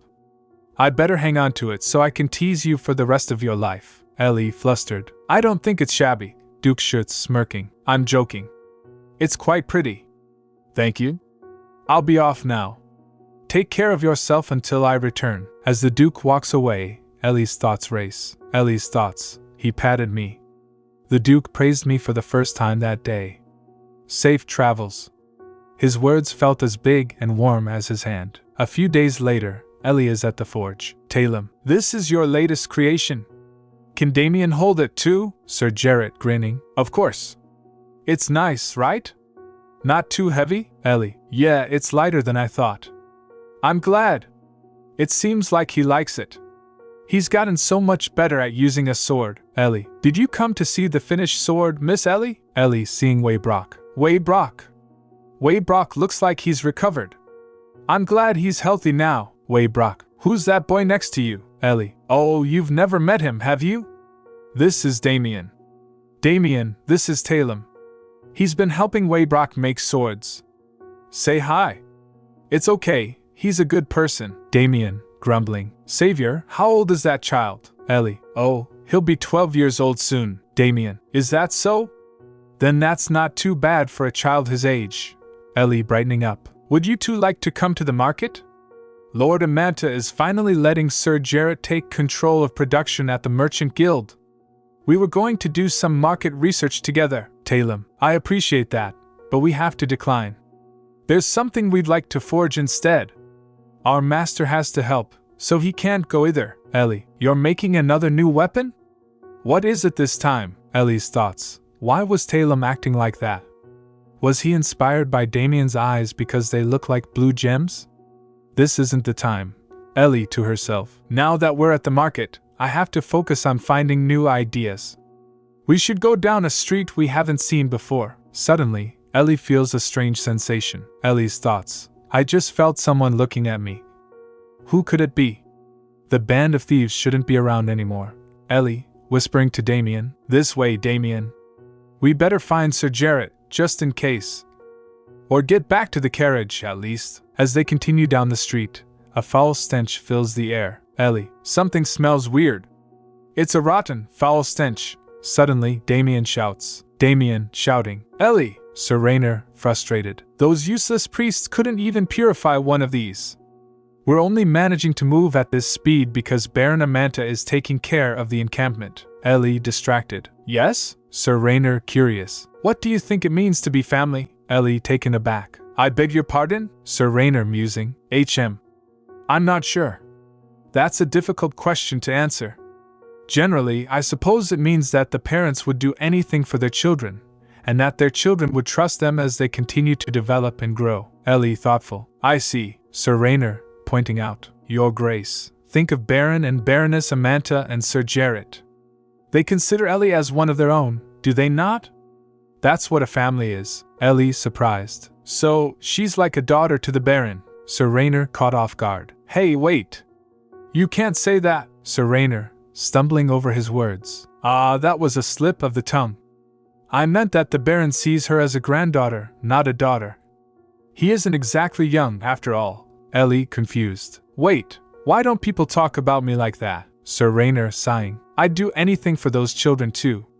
Let's finish up and head back quickly. Once we return, I ought to ask them about the things they learned. Meanwhile, Ellie is still thinking, lost in her thoughts. Ellie's thoughts. Could I be that man's daughter? My mom never told me about my dad, so I always assumed he'd be a homeless wanderer like her. But if he's really my dad, why didn't he come for me sooner? Suddenly, Ashel runs up to Ellie. Ashel, worried. Miss Ellie! Miss Ellie, are you alright? Are you hurt? Ellie, brushing herself off. Ashel! I was just a little surprised, but I'm fine. Damian, rushing over. Ellie, are you okay? Did you get hurt? Ellie, laughing it off. Don't worry. I'm totally fine. Take a look. It's nothing. Once Sir Jarrett comes, we'll call the knights and have the kidnapper apprehended. His Grace will handle the rest once he's back. Ellie, noticing the smell. What in the world is that smell? Suddenly, Damian starts speaking with an apologetic tone. Damian, hesitant. I'm sorry. I didn't do it on purpose. I was worried that my daughter would run away, just like my wife. On the day she left, my wife told me that my daughter has blonde hair and green eyes, just like me. Ellie's thoughts, shocked. What does that mean? I could be that man's daughter. Ellie, panicking, trying to process. This is so loud. Miss Ellie, what's going on? Meanwhile, Grace appears, asking in confusion. Grace. Ellie?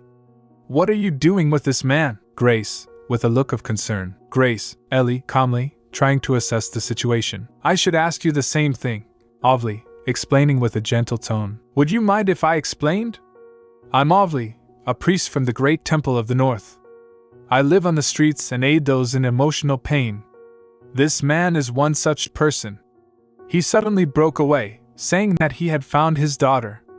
There's blood on your hands. Grace, stepping forward, trying to defend. Grace and I followed him, just in case. That doesn't exactly justify his actions, though. There's also no proof that Miss Ellie is his daughter. Ovely, firm but compassionate. There might not be any evidence, but he was simply looking for his child.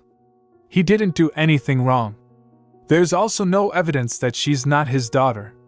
What makes you the judge of that? Damian, glaring, his voice cold. Ellie is the one that got hurt. Only Ellie has the right to say whether or not he was wrong. Not you, Ovly, a bit flustered but trying to keep calm. I think you're mistaken, Damian, interrupting, his tone firm. I simply meant tend to her wounds, Damian, addressing Ovly with icy politeness. You're a priest, aren't you? Don't you think you should be more concerned about the person who got hurt? Ellie, thinking to herself, recalling their first meeting. It's just like the first day we met. Though, he's changed a lot since then. Thanks to Damian, I don't feel so shaken anymore. I should think carefully and calmly about this situation. First of all, there's no way to confirm whether or not that man is my biological father. That means all I can do now is not let my emotions get the best of me, and do my best to solve this issue. Ellie, gritting her teeth as pain surges through her. That hurts. Damian, noticing Ellie wince. Ellie! Are you okay? Ellie, forcing a smile to reassure him. My apologies. I should have tended to you first. Could you show me where you got hurt? Ellie, pointing to her side. Yes, wait. Damian, frowning, noticing Ovly's hesitance. Sister Ovly, you'll heal me with your divine power, right?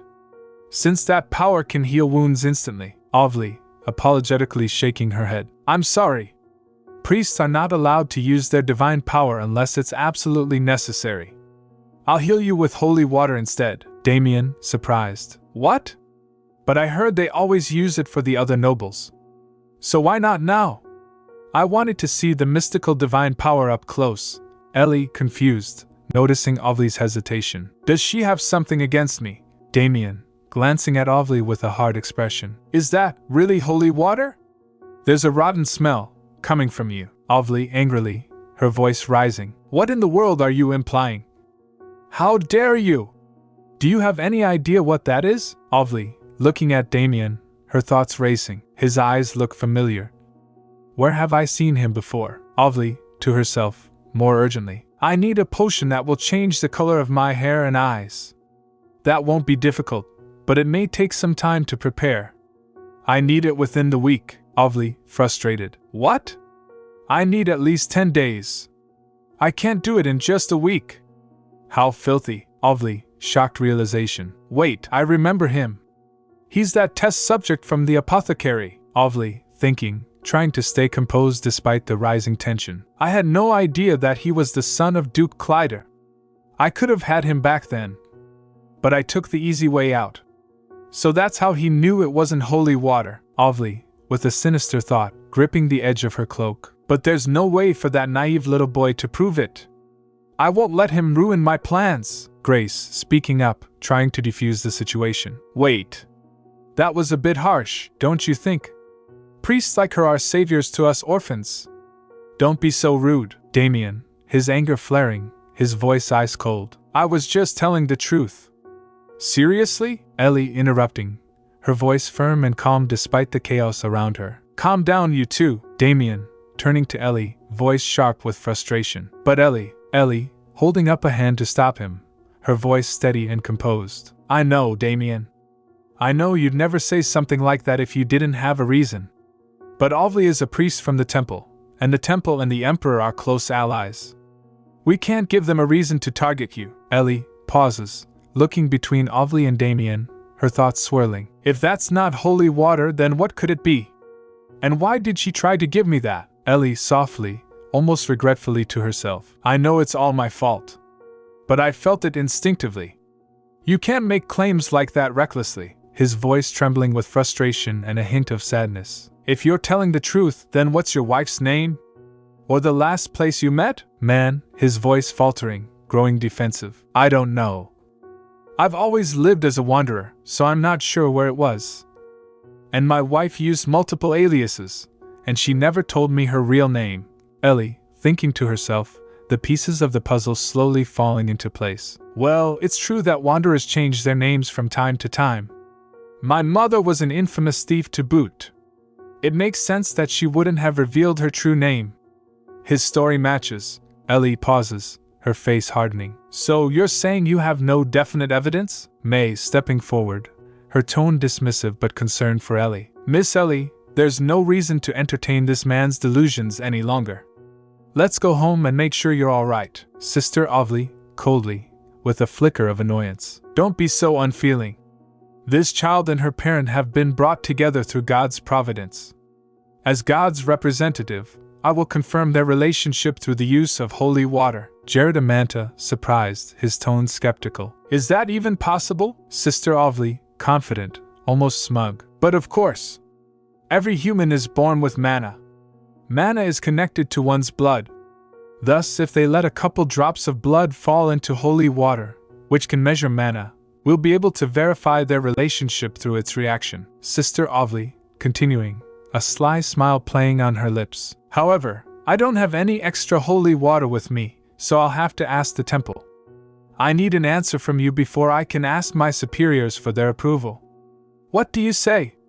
Would you like to find your family, good sister? Sister Ovely, leaning in, her voice becoming persuasive. After we run the mana test, we'll be able to tell conclusively whether he's your father or not. Sister Ovely mocking, her words biting. She won't want to. After all, who would want to go along with a beggar like that? She'll avoid seeming so heartless in front of all these people, though. Maybe I can help her make a decision faster. I'm sure Duke Schuetz also wants you to find your real family. Ellie, thinking to herself, her mind racing. How did this priest know that I'm living at Duke Schuetz's castle? We took Sir Jarrett's carriage to come to Pelene district today. She shouldn't have been able to connect me with the Schuetz family like that, unless she approached me with ulterior motives. But that makes even less sense. Ellie, thinking deeper, suspicion rising. Duke Schuetz and the temple have had a rocky relationship for a long time. This was because the temple used his status as an excuse to meddle in House Schuetz's affairs. But now this priest wants to help a child under the Duke's protection? I have to figure out what's going on here. Ellie speaking up, her voice calm but filled with an underlying edge. Sister Ovely, since you mentioned his grace, there's something I have to say about him. Ellie pausing, her gaze steady. He's fallen ill. Sister Ovely, her tone shifting to a mild curiosity, though still guarded. Is that so? Ellie quietly but firm. I'm not sure why, but he says it's because the priest stopped visiting him. If it's not possible for you to come and purify him, then can you give me some holy water so I can deliver it to his grace? Sister Ovely, surprised, her thoughts racing, clearly thrown off by the unexpected request. What? Ellie in a calm but confident tone, her eyes locking with Ovely's. I want to repay his grace for his kindness, but I have nothing with which to do so. Sister Ovely, fuming inwardly, her smile turning to a tight grimace as she realizes Ellie's challenge. Well, I was just going to make those two take the paternity test, but now the tables have turned. I can't believe this brat. Ellie unfazed, her voice dripping with sweetness, as if testing Ovely's resolve. Is it too hard a request, Sister Ovely? Jared Amanta, sighing, almost reluctantly, his voice wavering as he tries to gauge the situation. Miss Ellie, her tone shifting to something more alluring yet pointed. Kind and virtuous priest, think you can turn me down? The tension hangs in the air as Ovely stands frozen, her internal conflict evident. She had thought she controlled the situation, but Ellie's words and the unspoken stakes have made her question her next move. The game has changed, and Ellie, despite her youth, has proven she's more than capable of manipulating the rules in her favor. Ellie smiling, but there's an underlying tension in her voice. I'm really fine, director gently yet with concern. Miss Ellie, even if you claim that you're fine, you still got hurt. Always tell us if you're injured, no matter how insignificant it may seem. Ellie, thinking, feeling a mix of guilt and confusion. Everyone here really seems to care about me, just like Baroness Amanta. I'm the daughter of a thief, and I'm just here as the female lead's temporary replacement. I'll be gone soon enough. Why is that?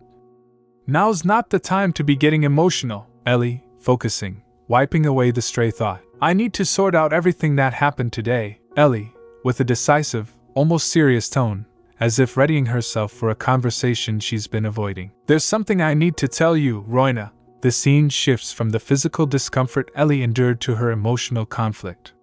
Despite her ability to brush off her injuries, Ellie is confronted with the deeper issue of her uncertain place in the world. She's not just the replacement for someone else's life. There are people around her who care, people who expect things from her, and an obligation she has yet to fully understand. As she prepares to face Roina, who may hold the key to Ellie's future, Ellie's resolve hardens. She must confront the reality of her situation and the weight of what she's learned so far. Maid director, shocked, trying to process the news. What? Your real father? Ellie, with uncertainty. I'm still not certain it's him. The priest is coming in 4 days to test whether it's true or not. Maid director, concerned, trying to plan. What should we do? To think that something like this would happen when both the Baron and his Grace are away. On paper, you still don't have a legal guardian, so it'd be hard to reject the priest's proposal. All orphans in the Empire receive protection from the temple, after all. But first things first, I'll send an urgent letter to His Grace. Don't worry about a thing, Miss Ellie. Just focus on getting enough rest. Ellie nodding, but her mind still racing. All right. Thank you. Maid director, smiling, trying to comfort her. It's my pleasure. This is what I'm here for. Everyone follow me out. Miss Ellie will probably need time to think. Let's not make it worse. As the others leave, Ellie turns to Damian, who is still shaken by the earlier events. Ellie, gently, you must be tired, Damian. Let's head off to bed. Damian, distracted, his voice full of guilt. I'm not tired at all. Ellie, realizing Damian is still upset. Right. You must have been scared. Don't worry. That kind of thing won't happen again. Damian, hesitating, voice quiet. It's not about that. I just feel guilty. Ellie, trying to comfort him. If I hadn't let go of your hand, you wouldn't have gotten hurt. Damian, low, guilty. It's all my fault. Ellie, firmly, lifting his spirits. Damian! You have nothing to be sorry for. But seeing you feel so guilty makes me sad. There's nothing you could have done to prevent what happened earlier. Still, what if I let go of your hand and you got hurt? Then would that be my fault? Damian, shaking his head quickly. No, Ellie, smiling softly. See? It was just an accident. It wasn't anyone's fault. I wish you wouldn't blame yourself. It would upset His Grace, too. Ellie, thinking of her own worries. Though it upsets me most of all, of course. Ellie, deciding to shift the mood, trying to make Damian feel better. You shouldn't feel sorry, Damian. It's my fault, after all. None of these things happened in the original story. I'm the reason why things are going awry. I'll do whatever it takes to fix everything, so that I don't inconvenience anyone. Ellie, brightening up with a playful smile. I think I'd like to have some hot cocoa, Damian. Damian, eyes widening, curious. Hot cocoa? Ellie, grinning mischievously. Yeah. They won't let me have it because I've been eating too many sweets lately. Do you think you could sneak out a cup and bring it to me? Damian, already eager to help, a bit of his old spirit returning. Of course. I'll be right back. As Damian leaves, Ellie's thoughts continue to race. She wonders how much the temple really knows about her and her past. The young priest's knowledge of her identity unsettles her, but she can't help but wonder how much the temple truly understands, or if they have any idea about her mother. She realizes the stakes are higher than she first thought, and she's not sure who to trust anymore. Her mind races as she considers the best course of action. Ellie, thinking to herself, if that young priest knows who I am, then that means the temple probably does too. Does she know about my mom? No, if she did, then the emperor would have found out by now. And there's no way he'd keep so quiet. So it's safe to say they don't know my identity yet. Then how much does the temple really know about me? I should throw some bait and see. I can't send it with an existing noble family seal, so I better fix it before it dries. The scene builds with Ellie's inner conflict and the growing tension around her. She's not just a replacement anymore. She's part of something much larger, and she must figure out who's pulling the strings. Damian, entering the room with a small smile, carrying the cocoa. Ellie, I brought the hot cocoa. The servants didn't see you, right? Ellie, grinning, genuinely appreciative. Wow, thank you. I really appreciate it. Damian, looking at her with a hopeful smile. How is it, Ellie? Ellie, sipping the cocoa, her heart a little lighter. Delicious. Thank you, Damian. Damian, offering, shyly. Sure.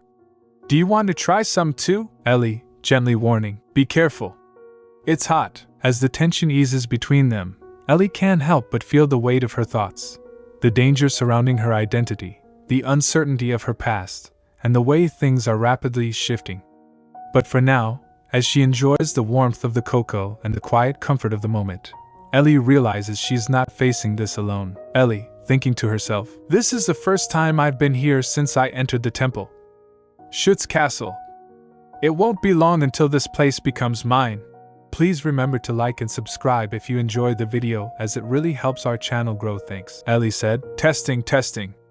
Am I speaking to the temple? I gave you a warning, didn't I? Her father say. What do you mean?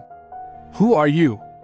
Identify yourself, Ellie replied. Didn't you get a letter a few days ago notifying you of a holy water thief? Her father. A holy water thief? What are you? Move aside. What's the matter, father? Ellie. So this person is in charge of holy water, the magic replied. How did you come upon this information? Ellie say. You'd better hurry. We can only hold them for so long. The location is written in the letter I sent to you, her father said. All right. I'm on my way. Wait, do you actually believe what she's saying? Where are you going? Wait. Father, Ellie, this will do as a welcome gift. Now shall I go meet them? Ovly asked. Hey. Just do the same thing you did last time. The pay will be however much you want, Damian Clyder replied. Yes, of course. You can count on me. I promise I'll do a phenomenal job, Ovly speaks. You're nothing but a filthy street rat. But he did put on a pretty good performance as the fake father, so that's good enough, Ellie said. Welcome, Sister Ovly, Miss Ellie. Ovly asked, I hope you've been doing well. How's your wound? Ellie said. I got it treated, so it's fine now, Ovly speak. That's good to know. And how are you, Lord Damian? Lord Damian, it's fine. I'm sure once the misunderstanding has been cleared up, he will open up to me too, Ovly replied. By the way, are we going to keep talking out here? Guests are usually shown to the drawing room, aren't they? Maid. Oh, pardon me. This way, please. Anyway, I didn't know you would come here yourself, Sister Ovly. Is that so? Maid replied. Yes. As you know, it's been a long time since priests have stopped coming, Ovly, and His Grace isn't here at the moment. I'm sorry? His Grace isn't here? No. He's overseeing matters at the duchy. He won't be back for another few days. Oh, that's news to me. I even used dark magic at the temple so that I could bring real holy water, and Duke Schuetz isn't here. Damian Clyder. Now, let's go inside. Ellie. Okay, Damian Clyder said. No, this is good, actually. Without the Duke, it would be easier to kick that girl out, Ovly say. It's a lovely drawing room. I can tell it's very well managed, Maid said. That priest, she's acting like she's the lady of the house, the Duke Schuetz. If His Grace were Miss Ellie's father, Maid think. Wait, what am I thinking? It's disrespectful to the late Lady Uriah too, Ovly replied. Then shall we start the test right away? I need to draw your blood, so please give me your arm, Ellie. Oh, Ovly said. Oh, miss. Don't be afraid. God is protecting you, Ellie. Sister Ovly. Could you give me a hug before we start? I think it would ease my anxiety, Ovly. Of course, Ellie replied. Thank you. I feel relaxed now, Ovly. Then is it okay to start the test? Yes. It's your turn now, sister. If the water turns red like just now, that means you are his biological child. Hold out your arm, please. I put her blood I collected last time in this fake holy water before coming here. You've got blood on your hand. So no matter whose blood I drop into it, it will turn the same color. I shouldn't be laughing already, but I can't help myself. It's going to sting just a bit. Ellie. Ouch, Ovly say. What do you think you're doing? Ellie said. I'm sorry. I didn't mean to do that. I was just startled by the pain. Do you know how much effort I put into bringing this here? Ovly replied. This is why I can't stand children. Forgive me. It's a precious substance, so I got overexcited. Since we won't be able to get this done today, we should try again some others, Ellie said. By the way, Sister Ovly, do you remember what you promised me last time? Do you mean the holy water for the Duke? I tried, but bringing 2 vials today proved to be a bit challenging, she said. Sorry? But you did bring 2. The other one's in that robe. How did she know? I didn't take it out because I didn't know how things would go. Wait, don't tell me. She checked what was inside my robe while pretending to embrace me? Ovly. You, Ellie. You know something, sister? I never said I was staying at Duke Schuetz's castle. But you somehow found me here. How did you know? Ovly say. In hindsight, something had always felt off about her from the beginning. There were just too many strange coincidences, and the foul odor Damian smelled. It was the nail in the coffin. Why would an angelic priest give off a foul odor? Ellie speak. The answer was simple. Well, Ellie stammered, realization sinking in. This person is not a priest, Ovly said. Oops, I touched my chest by mistake, she thought, panicking. The real holy water meant to cure the Duke was gone. I can't weasel my way out of this. What should I do? What should I? Just then, someone called out. Mr. Franz, you might want to come outside. What is it? He asked. There's another priest at the door. Another priest? Let him in. The new arrival bowed politely. I'm very sorry for the sudden visit. I was informed that a priest who had stolen holy water was here. I came as quickly as I could. May I check the holy water first? Certainly, Franz replied. The new arrival turned to Sister Ovly. Please show me what you have in your robe. Ovly speak. No, she gasped internally. If they find out that I stole the holy water, getting kicked out will be the least they do to me. I know nothing. Then her face twisted in fury. It is all because of this wench. I've worked so hard to get here. You knew everything and called him here on purpose, didn't you? You little rat, Sister Ovly? Someone exclaimed. She let out a bitter laugh. Haha, it's all over now. If I can't see Schuetz, then I'll just kill everyone. Miss Ellie, Maid think. Father, please do something. Dark energy surged around Ovly. Dark magic. Someone gasped. What should I do? Ovly's voice cut through the panic. So, is she your new master? Ovly sneered. But it's all over now, so I don't need you anymore either. Damian, Your Grace. Someone whispered as the room turned. What is all this commotion about? Duke Schuetz asked, walking in. Schuetz, what are you doing here? I was just... Ovly began, but collapsed mid-sentence. Ugh. Schuetz, I don't believe this. Why would Schuetz do this to me? No. This isn't right, Your Grace, Franz said, handing over a vial. This was inside her robe. That's the stolen holy water.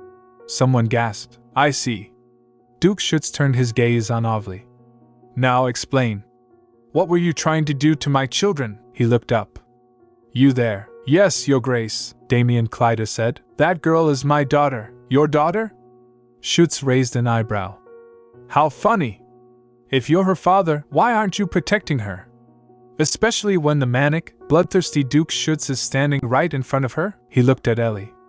Ellie, yes, Your Grace. Do you really think he's your father? I'm asking if you want to go with him. Ellie hesitated. To be honest, even if he's my father, I want to stay here.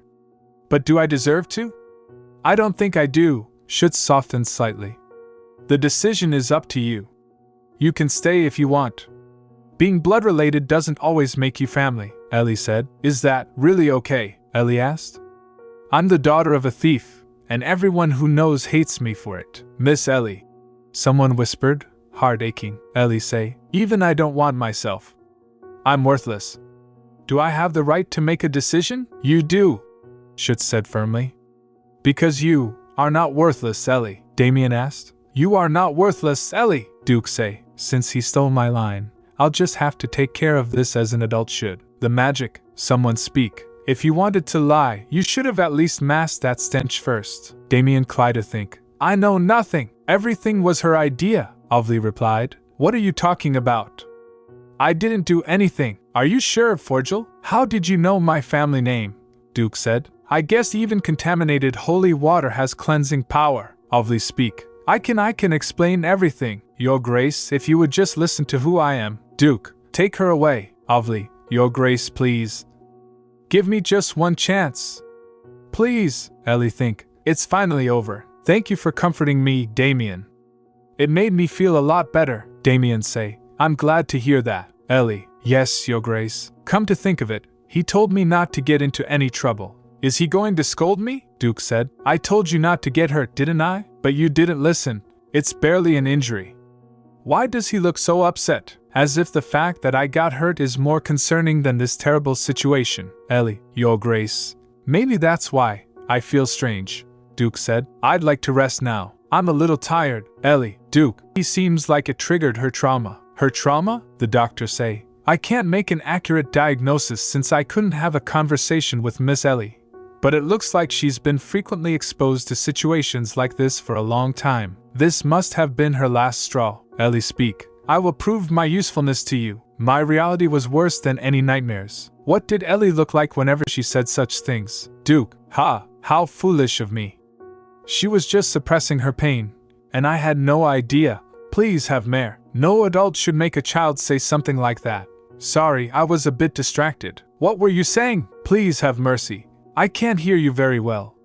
Do you understand what he's saying? If you won't say it, I'll just have to deal with you one by one, a guy said. It's all our fault. We didn't know someone had stolen holy water because the person in charge of it did his job poorly. The temple feels very responsible for this incident. So as a way to make amends, we will do anything you ask of us. Duke, anything. I will be sending the adoption approval papers to the temple soon. One under the name Schuetz and one under Amanta. All you have to do is stamp your seals on them. You will also get marriage approval papers soon, so keep that in mind. A guy. I understand the adoption papers, but what's with the marriage papers? Is that alright? The Imperial Palace will definitely hear about the marriage. Probably won't be alright. But if we say no, he'll kill us on the spot. Then, we will do as you say, Your Grace, Duke said. I'm glad we're in agreement. A guy's was shocked. The oath magic, Duke says, so you know what it is. Priests die if they break this oath, don't they? The matter is settled then, a guy's replied. Thank you, Your Grace. Ellie, a grassland? I was at Duke Schuetz's castle. Is this a dream? The moon is huge. Get it. Don't let it get away. Don't kill it. We must capture it alive. A monster? Why is it being chased? Saw me. But, if this is a dream, why does that monster feel so real? Is this, Ellie thinking, this ceiling looks familiar. It's the room I share with Damian. That's right. The Duke saved us from those people, and revealed who they were. Then I passed out. What was that dream, though? My hands were glowing. Damian entering. Ellie, you're awake. Are you okay? Ellie surprised. Oh, we should call the doctor. Damian, the doctor quickly. Ellie replied. I'm okay now, Damian. But, I really am. I feel like I've had a very refreshing nap. Did you bring that medicine for me? Damian say. Yes, I was going to give it to you when you woke up. Ellie, thank you. Damian speak. It's nothing. I was so scared. I thought you might never wake up. Because I couldn't protect you. Ellie thinking. Oh, I made him cry. Ellie aloud. I'm sorry I scared you. It won't happen again. Damian said. Then, don't ever leave me alone again, Ellie. Ellie thinking. I know it's wrong of me to think this way, but he's seriously cute. Damian said. Still, you are not worthless, Ellie. You always care so much about me. Ellie added. I won't. I promise. I'll never get hurt again and will always stick to you like glue. Duke enter. Soldier. Your Grace. Duke asked. You're up. How are you feeling? Ellie replied. I'm fine. Thanks to you. Duke. That's good. He's being so kind again. I thought he was going to scold me for causing trouble. Duke speak. Ellie, did you know who that priest was? Ellie say. I knew she had approached me with an agenda, although I didn't know who she really was. Duke asked. Then I assume asking for an extra vial of holy water was part of your plan too, and that you had more than one reason for doing so. Ellie thinking. He figured it out. Ellie speak. I asked for the holy water, not only to blow Ovli's cover. With Yuria gone, holy water is the only thing that can cure Schuetz's mania. I wanted to take care of that as well, but I guess it wasn't my place to do so. I'm sorry, Your Grace. I'll stay out of this kind of trouble from now on. Duke, don't apologize. I'm sure you thought you were doing the right thing. I shouldn't have let you see me like that day. Then you wouldn't have been interested in holy water. Ellie said. Your Grace.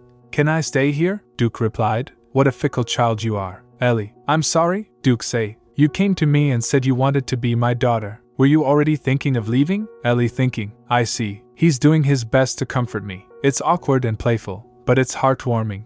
Duke said. Just stay here and be a child. Happy and carefree. Damian speak. I didn't know you were such a crybaby. Ellie said. I'm not a crybaby. Duke, you are. Damian, both of you. Emperor asked. Does that conclude your reports? Soldier added. Yes, Your Majesty. Emperor thinking.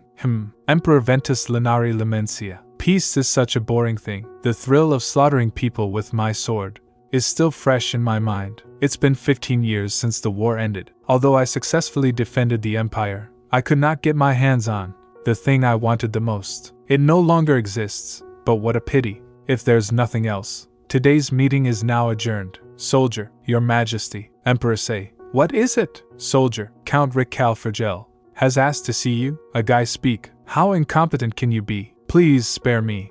We didn't know it would go this wrong, Emperor said, impersonating a priest of the temple, of all places, and they got caught by Schuetz. If this got out, what would it do to the reputation of the imperial palace? What shall I do? Fragile caused a big mess. And if the temple and Schuetz found out he works for me, they might think I was behind this whole thing. I must find a solution. Anything to get me out of this. Servant, Your Majesty, is everything all right? I came to see what all the commotion was about. Empress Carthia Lenari Lemencia enters. Emperor coldly, this doesn't concern you, dear. Empress speak, but Your Majesty, your problems are my problems. I shall take my leave, Your Majesty. It sounds to me like Fragile made a big mistake.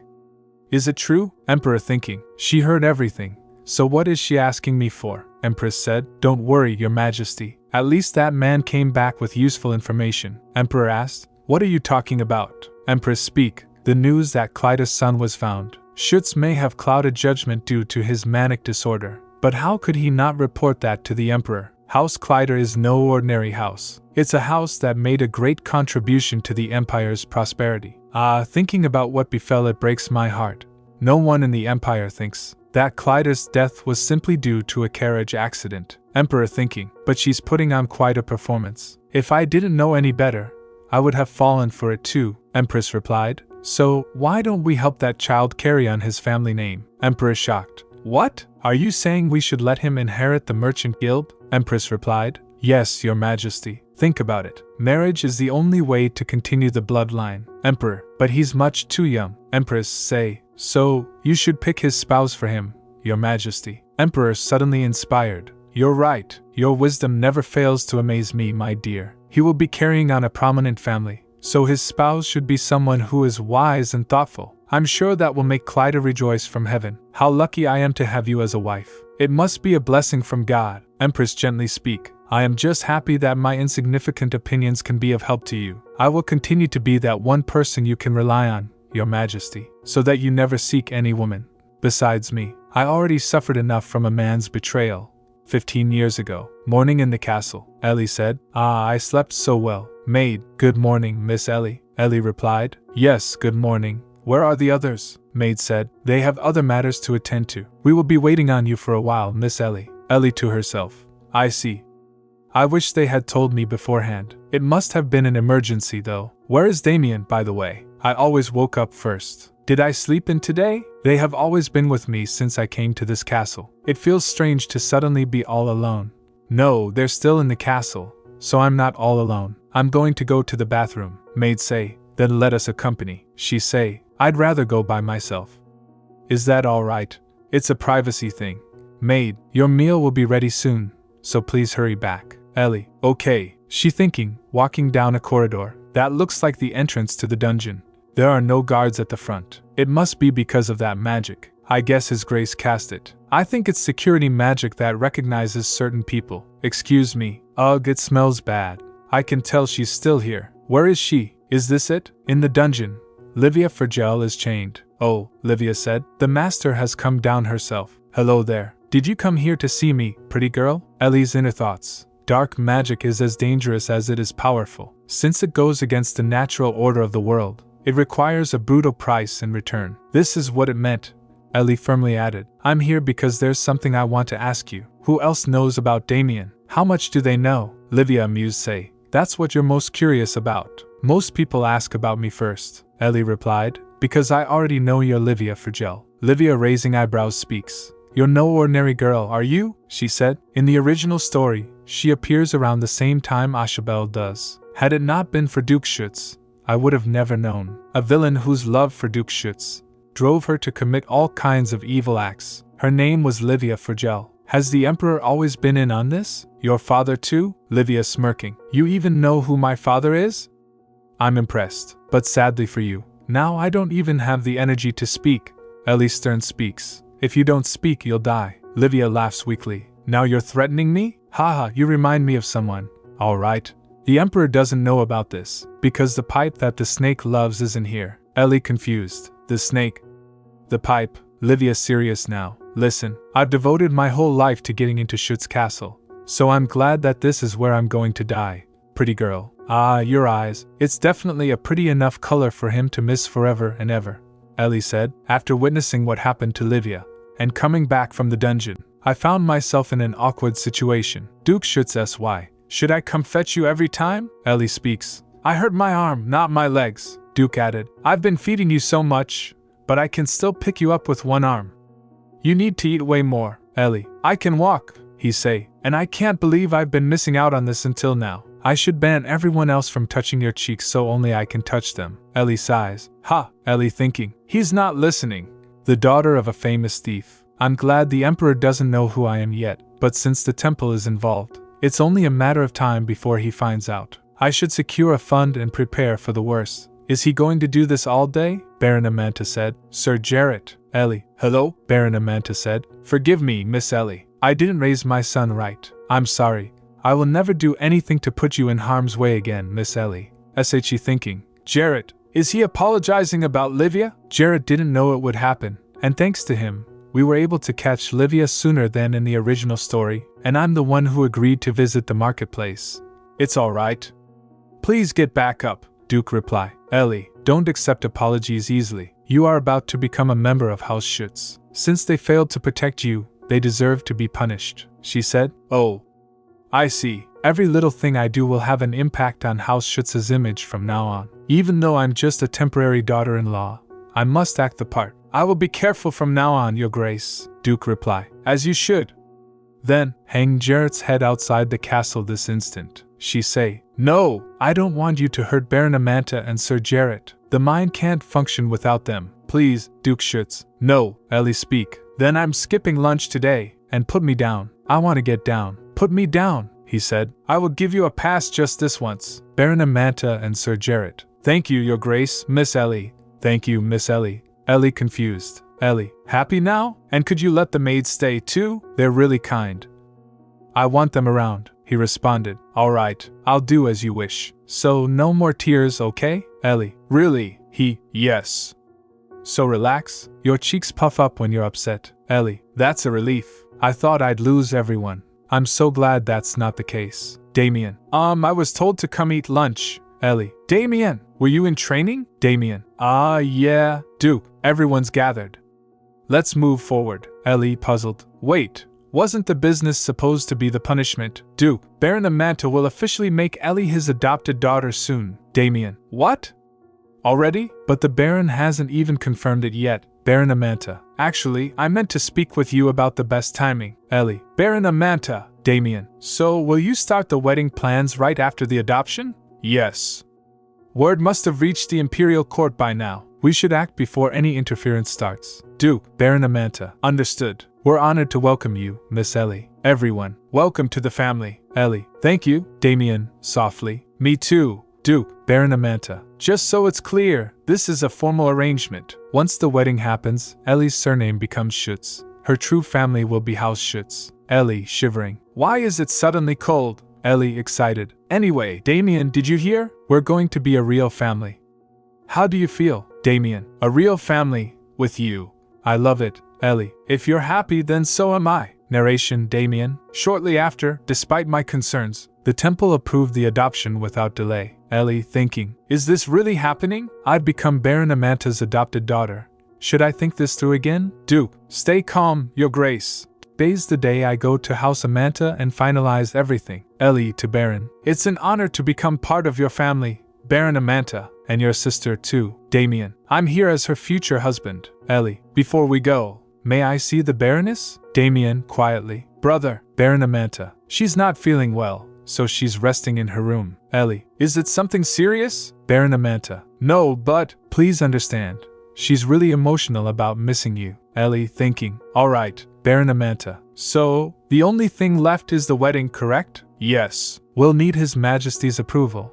But it should go through, right? Duke Schuetz is handling this entire process. Even the Emperor can't easily oppose him. There might be some resistance, though. Ellie, surprised. Wait, a little resistance means clashing with the Emperor? Yep, that's exactly like Duke Schuetz. Then let's return to Schuetz Castle. Oh, that reminds me. Our carriage got dirty on the way here. Baron Amanta. From the contaminated soil? They probably cleaned it off by now. Ellie. Already? I heard it's hard to remove. Baron Amanta. Not with a regular rag, but if you use this, it works nearly perfectly. Ellie, startled. Wait, is that tree bark? Jarrett reply. Yes, it's the bark of a tree called Rugal. Ellie sy. Rugal, Jarrett said. It's a tree that symbolizes the east. The only unique characteristic is that the inner bark is white. Ellie asked. What's a tree of the east doing in the north? Jarrett replied. This was the last present Duke Schuetz got from Duke Kleider. We received saplings and grew a lot of Rugals at our house. That one's a new sapling. A present from Duke Kleider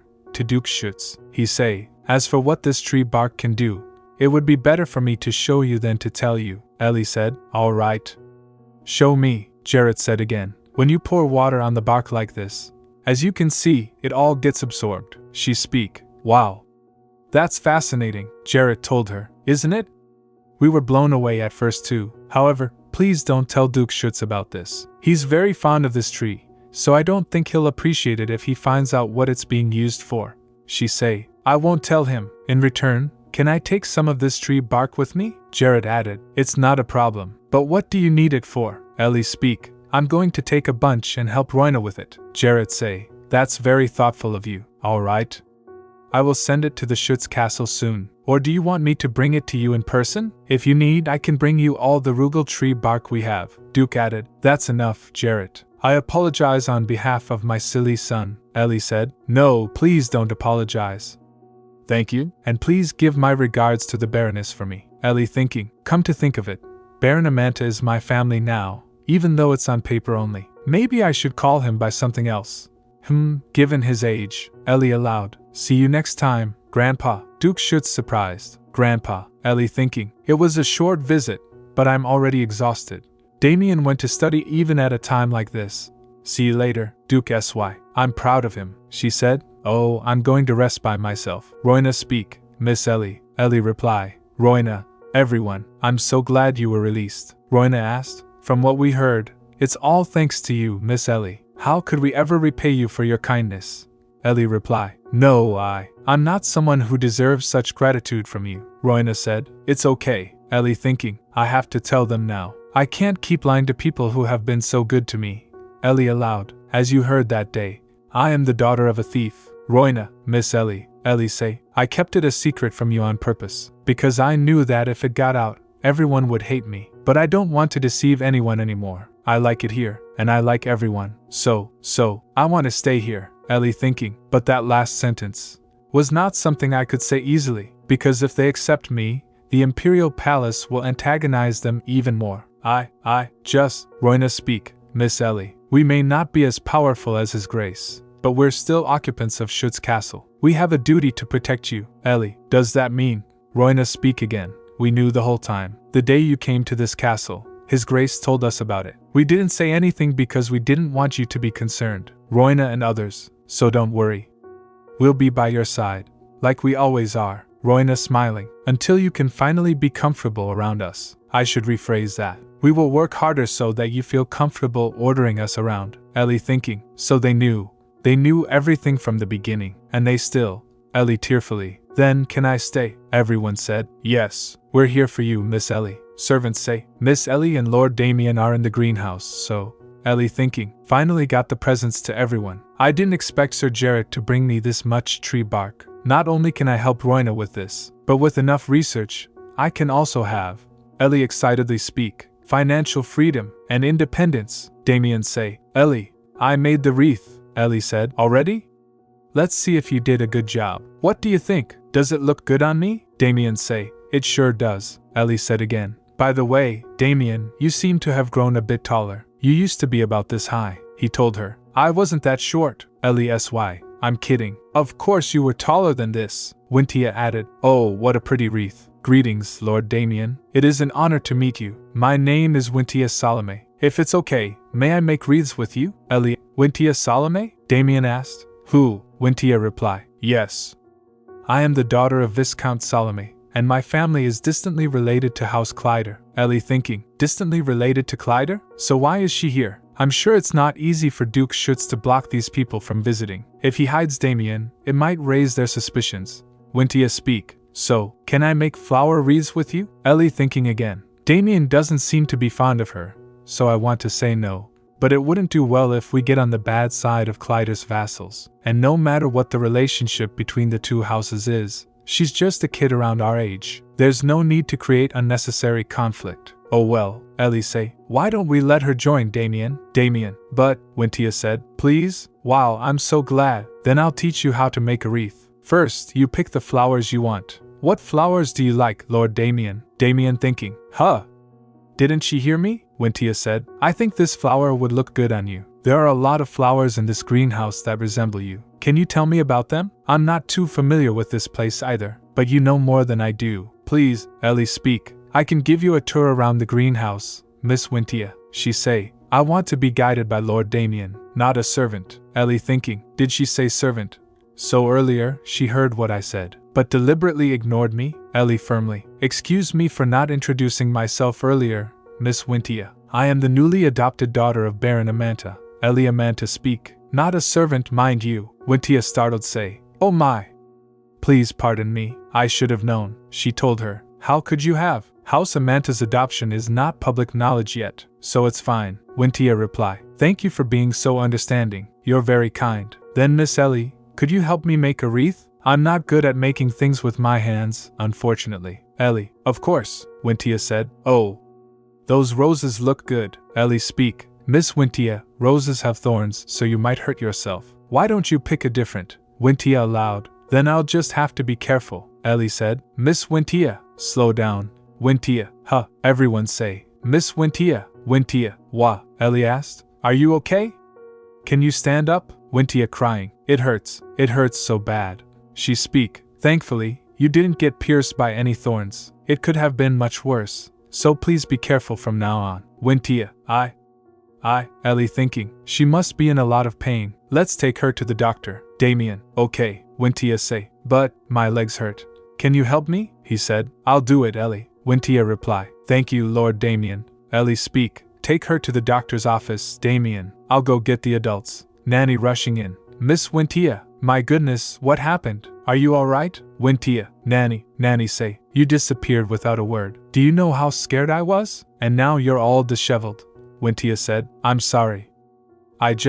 Nanny asked. Who are these people? Wintia reply. Nanny, don't. They were kind enough to play with me until now. Ellie thinking. What is this? They're the guests, yet she's wary of us. And I got hurt because I was careless. Nanny said. You're so kind-hearted, Miss Wintia. But I can't let this slide. How could a servant just stand there and let Miss Wintia get hurt? I will tell His Grace Duke Schuetz about this and hold you responsible. Hold who responsible? Nanny say. Ah, Duke speak, Your Grace. Did I just hear that correctly? You're in my castle, saying you'll hold my children responsible. Responsible for what? Nanny speak. My apologies, Your Grace. Please forgive me, Duke calmly said. I'm not the one you should be asking for forgiveness. Nanny tearfully. I have made a terrible mistake. Please forgive me. Father shouting. Wintia, I told you not to go off on your own. Wintia say. Father asked. Now how are you going to apologize for disrespect? And what happened to your clothes? Wintia reply. I fell down while looking at the flowers in the greenhouse. Father speak. We have plenty of flowers back home. But you never looked at them. Why did you behave so unlike yourself today? Wintia nervously say. I thought the roses would look good on His Grace. Father said. What? Wintia added. I thought the red roses would look good on him, so I wanted to give them to him myself. But this is all I got. I'm sorry. Father speak. She hurt herself while trying to get a gift. Someone softly say. What a kind-hearted young lady. And she's good at magic too. I heard that the late Duchess was very fond of red roses. That's why the greenhouse is so well managed. And the reason Wintia insisted on getting red roses. Wintia added. It's all my fault. I'm sorry I went off on my own. Can you forgive me, Nanny? Nanny moved. Miss Wintia. Ellie to herself. This is making us look like the villains. They're a family about to be executed. And Damian and I are the executioners. So if we're harsh with them, people are going to accuse us of being heartless kids. They're always looking for a chance to tear down Damian. And I can't give it to them. We're okay, Miss Salome. Please don't cry. Salome sniffling. But we weren't offended at all. So don't worry. I just feel bad that I couldn't get the roses for you. Pardon? I asked again. You mistook me for a servant, didn't you? You didn't know me, so I understand. And I should have been thoughtful enough to get the roses for you. Ellie speak. It's alright. It was just a misunderstanding. Next time, let's try getting roses from a higher spot. They're prettier since they get more sunlight. I noticed you were very good at magic. With your magic, you will be able to get them with no trouble, and you won't fall down. You only forgot to use that magic today, didn't you? Next time, I will be more helpful. I would love that. If you would be kind enough to invite me here, Miss Ellie. Aha. So Miss Wintia was just confused. It was their first time meeting, so that's understandable. Nanny speak. Forgive me, but Miss Wintia is hurt and needs to be treated. Your Grace, my lord, please excuse us. Father sighed. How dare you disgrace your father like that? You have no right to cry. At the very least, you could have been more subtle. Anyone could tell you hurt yourself on purpose. Nanny, my lord, please calm down. Father say, get away from me. Was I too easy on her while she was growing up? Why is she so careless? Or maybe, I could use this mess to my advantage. Stop crying, Wincha reply. I'm just sad. Father, about what? Bowing to someone for the first time? I know how that feels. As a distant relative of Duke Schuetz, I have lived my entire life in his shadow. After he died, I thought I finally had a chance. But it was ruined by that damn will he left. But there is still hope for you. Wintia, never forget today's humiliation. Some orphan girl tried to take your place, so you should make her pay. If you succeed, His Majesty will be happy too, and House Salome will be forever glorified. Wintia Salome, determined. My place, not hers, but mine. Understood, father. I won't let you down. Maid say, it's cold, so you shouldn't stay out for too long. Ellie, okay. Wintia Salome said, is he really here? Father speak. Yes.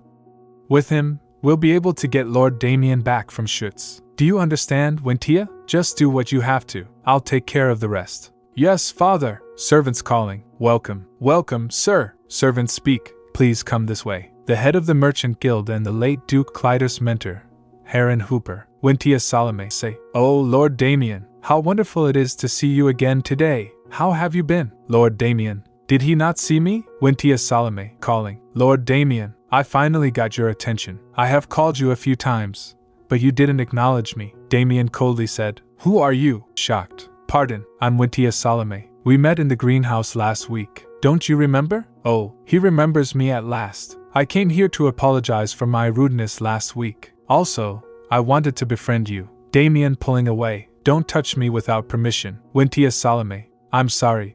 Maid speak. Lord Damian, Miss Ellie left a note for you. Ellie say, how was your training today? I'm sure you've worked very hard because that's how you are. I have to go outside by myself for a while. I'm sorry I couldn't tell you in person. It won't take long. See you when I get back. Damian muttering. She always treats me like a child. Wintia Salome. Lord Damian, Damian said, we're going back to the training hall. Beak. Pardon? But you've trained tirelessly since this morning. Damian said again. Ellie told me to work hard, so that's what I'm going to do. Wintia Salome just say, Lord Damian, are you really going back? What more does he have to do? Did he just ignore me?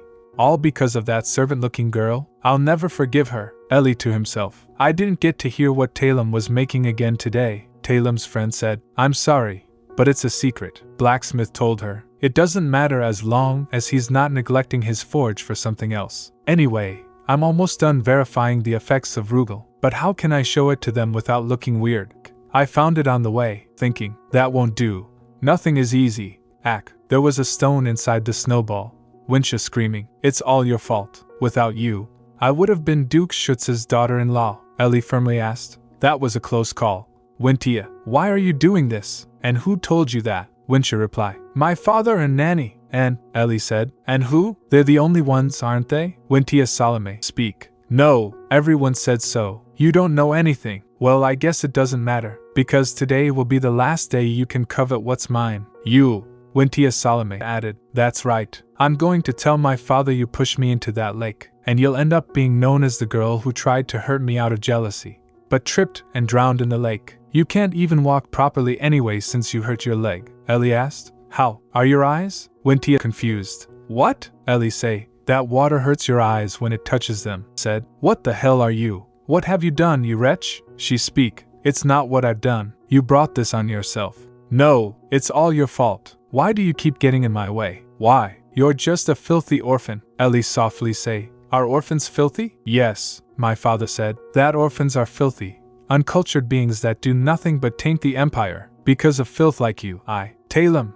What are those? Ellie replied. Those crows? I called them. Wintia asked again. What? Ellie again replied. Wintia, if you didn't want to be involved with a filthy orphan, then you shouldn't have messed with her. You want to know something else? Crows like people more than you might think. Don't you want to know just how much? Should I bring them closer? Wintia said. No, Ellie, stay away. I was only trying to scare her a little. Talem, can you help me move her to the castle? The meeting room in Duke Schuetz's castle. Wintia's father thinking. I can't let them take away House Clyda from me. In order to prevent that, I must first bring Clyda's son to this side. What is Lord Heron thinking?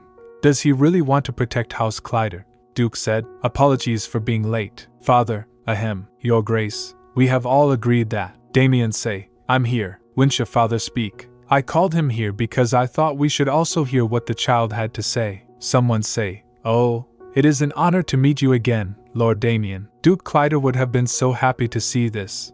He think, he surely is around Wintia's age. Duke think, Damian is barely even acknowledging those old foxes. If Ellie had seen this, she wouldn't feel the need to be overprotective of him anymore. So cute, he speak, ahem ahem. In any case, we are truly grateful that you have done such a wonderful job looking after Lord Damian. Duke asked, why should you be grateful? That is my duty as his guardian. So what is it that you were trying to tell me? Oh.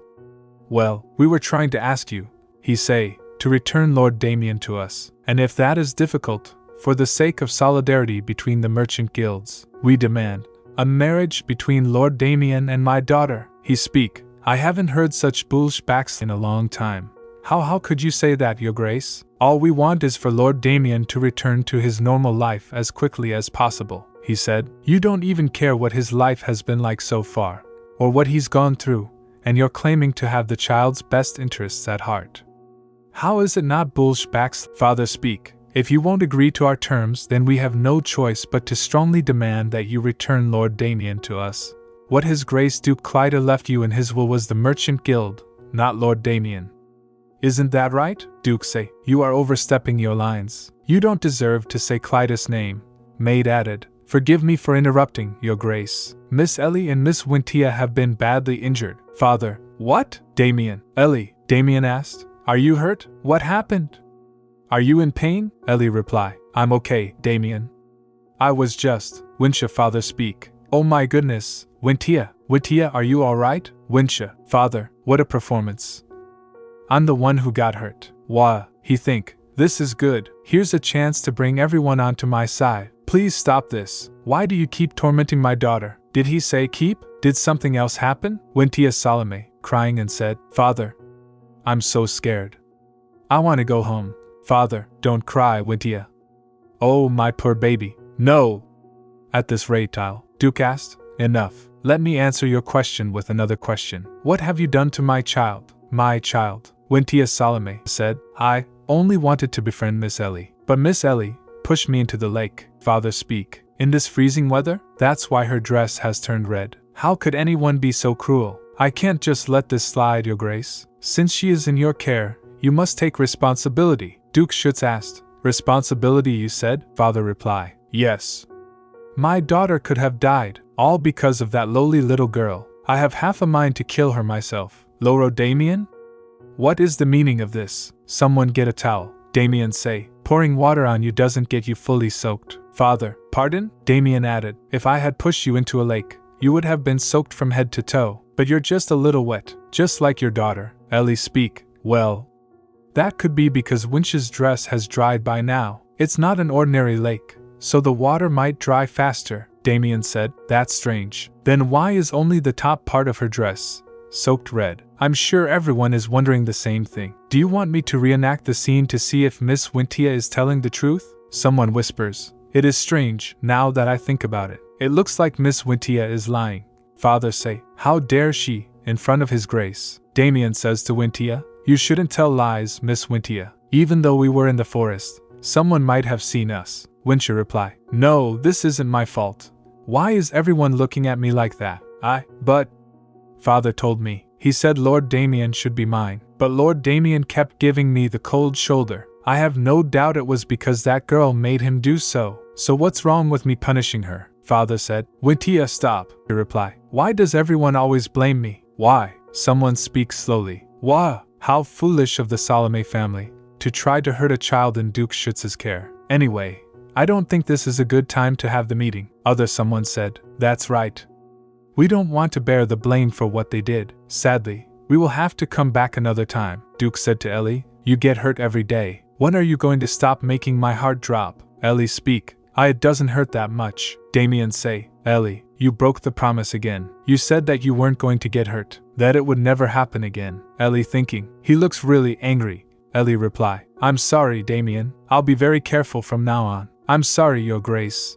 I'll be more careful. Ellie think again. He doesn't trust me. But I mean it, he said. I'm not trying to scold you, so don't look so sad. I'm only worried. This is only the beginning. Things like this will keep happening. And once people find out whose daughter you are, they will become even more vicious. Ellie think. He's right. And if I'm around, their lives will be harder too. I guess I have to. Duke speak. But I'm going to protect you, so you have to trust me. And don't do anything dangerous to prove yourself. But, did you think I took the two of you in without any plans? I'm going to be the adult. All you two have to do is run around and play in the vast nature all day, and go to bed at night looking forward to an exciting new day. That's what children are supposed to do. Do you understand? I can't tell from your facial expression. Ellie smiling and say, I do. You don't want me to get hurt like today. Duke said. Exactly. Ellie thinking. Is this how it feels to have a father? Having someone who accepts me for who I am. Then I should also do something.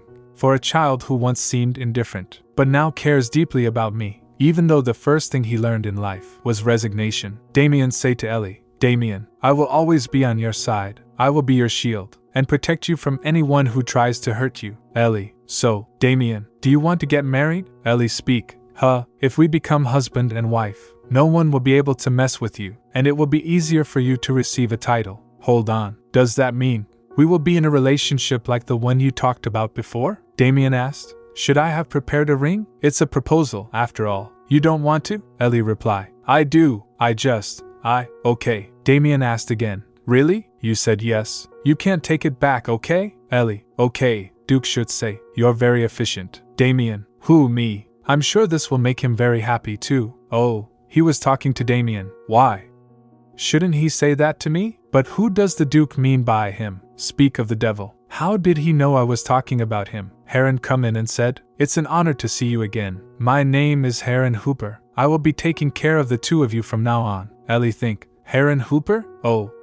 I remember. The fact that the Merchant Guild has continued to be successful even after Duke Clyder's death is all thanks to that man, Heron Hooper. That's why. He was more passionate about verifying Damian's suitability than anyone, and Damian went through a terrible ordeal because of it. It was only when Damian turned 15 and fought in the war with his father that Heron Hooper finally accepted Damian as the rightful heir. In other words, Heron Hooper's appearance means that I will not tolerate this marriage is waiting for us. Too bad we ran into an obstacle right after the proposal. Unlike Wintia, this man is not to be underestimated. Still, if Duke Schuetz introduced him to us, it means he's not just going to be a harmful force in our lives. That's right, he is fiercely loyal to Clyder, so if we can get him on our side, he will provide a good stepping stone for Damian, and become someone I can rely on as well. For now, I should try my best not to make him wary of me. Ellie speak. Greetings, Lord Heron. My name is Ellie. I'm pleased to meet you. I am also someone who will win you over soon. Ellie enters another room full of sweets. She said, Wow, it looks like all the toys in the world are gathered in this one room. And just look, strawberry cream cake, pancakes topped with chocolate syrup, and fluffy pudding under a glistening layer of caramel syrup. That frozen yogurt with peach slices looks really good, too. If I were a real child, I would feel like I'm in heaven. Why did Heron call me here? There must be a reason he asked to see me in private. A candy basket? It's okay if I have just one, right? Heron enter and say, Good afternoon, Miss Ellie. Ellie. Hello, Lord Heron. Heron asked. Weren't you bored waiting by yourself? Ellie reply. No, the delicious candy kept me company. Heron speak. Haha, that's a relief. Now, please have a seat. Ellie. Yes, sir. Ellie think. He wants to talk to me about. It's making me nervous. Then before we start the lesson, may I have a piece of candy too? I'm sorry. Ah, yes. Sure. Here. Ellie think again. Wait, I should never take anything he does at face value. On second thought, no, he couldn't have called me here by myself for no reason. I am an orphan who became a duke's adopted daughter overnight. I went from the lowest of the low to a place everyone is envious of. So he must be worried that the more I got used to people bowing to me, the more arrogant or cunning I had become. He has asked to have something from this basket, even though there are so many other desserts in the room. It's part of the test. In that case, Ellie said, instead, please allow me to offer you this. The syrup on this pudding adds an extra taste, and it's soft, so it's going to be easier on your teeth. Fiancé, kindness and respect. My teeth are in fact a little weak now that I'm old. Thank you for being considerate, Miss Ellie. Ellie, and I like these candies so much. I wanted them all to myself. Heron thinking, an honesty befitting of a child. That should do it. I see. Thank you for the pudding, Miss Ellie. Ellie, you're welcome. Fiancé, my granddaughter loves pudding too, Ellie said. You have a granddaughter? Heron speak, yes. She loves sweets. She's around Miss Winch's age. Ellie think, everyone had a hard time even mentioning Winch's name because of what happened earlier. I knew Heron was different. He say, Miss Ellie, to tell you the truth, I didn't ask you to come here for a lesson. Would it be too much of an imposition to ask you to forgive the Salome family? As you saw in the greenhouse that day, the Salomes possess powerful psychokinesis that has been passed down through generations, and that power has made the distribution of the Merchant Guild's goods a lot easier. As such, without the Salome's help, the Merchant Guild would find itself in a tough position, although their punishment is well deserved, since they tried to harm you. Ellie say, Heron is not wrong, but he wouldn't dare ask the Duke to spare their lives. That's why he came to me. If I asked the Duke, he might change his mind. Now then, how should I respond? What answer is going to satisfy him? Heron thinking, she's taking a long time. Her handling of the Salomes, and offering me a pudding just now, had me believe she knew exactly how to deal with the person in front of her. So I thought she might be of great help to Lord Damian in the future, but she's shaken by this simple request. Was I wrong about her? He asked. If you agree with me, please sign this paper. I implore you, Miss Ellie. Ellie reply. Here you go. Heron said. Thank you. She's a child, after all. Our time is up. Thank you for the delicious dessert, Miss Ellie. She say. You're welcome, Heron. When is our next lesson? I'd prefer it to be soon, because I want to share delicious desserts with you again, Heron said. I will discuss the schedule with His Grace and let you know. All right. What an innocent and lovely child. That's why she wrote her name on the paper herself. But my verification is complete. Too bad. I really enjoyed the pudding. Duke shocked. Ellie, signed this? Heron's assistant speak. Yes. She signed it of her own volition. Please keep your promise now, Heron said. She wouldn't sign it without thinking. If the girl you brought signs this fake document, I want you to retract your punishment for the Salomes. Duke Schuetz asked. Are you underestimating Ellie? Then the outcome has already been decided. As you wish. The Duke had complete trust in her. Shows signature. Ellie Amanta Clyde Erhard Schuetz. Heron reply. Wah, I can't deny that signature. Duke Schuetz. Ha, ha ha. Heron, it looks like Ellie has completely outsmarted you. Heron, I'm sorry? Duke Schuetz say. Read this signature again. Heron speak. I don't see anything wrong with it. Duke Schuetz said. There is nothing wrong with the signature itself. That's why you've lost. He say. Pardon? I don't follow. He added. It says right there. Clyder. In the Empire, signatures end with the name of the head of the family. So right now, all Ellie has to write is Ellie Amanta. And although Damian has been adopted by me, he is still Duke Clyder's son. By writing Clyder Erhard Schuetz at the end of her signature and giving it to you, she made you acknowledge the fact that not only is she Damian's wife, but Damian is a Clyder as well. Duke, see this final signature again. Ellie Amanta Clyder Erhard Schuetz. Didn't I tell you not to underestimate Ellie? Heron returns to Ellie. Ellie say, You're back, Lord Heron. Heron asked, Have you been expecting me? Ellie reply, Yes. I knew you'd return. Heron asked again, Then did you know that I was testing you? Ellie reply again, Yes, I did. Heron speak, Then the outcome has already been decided. His Grace was right.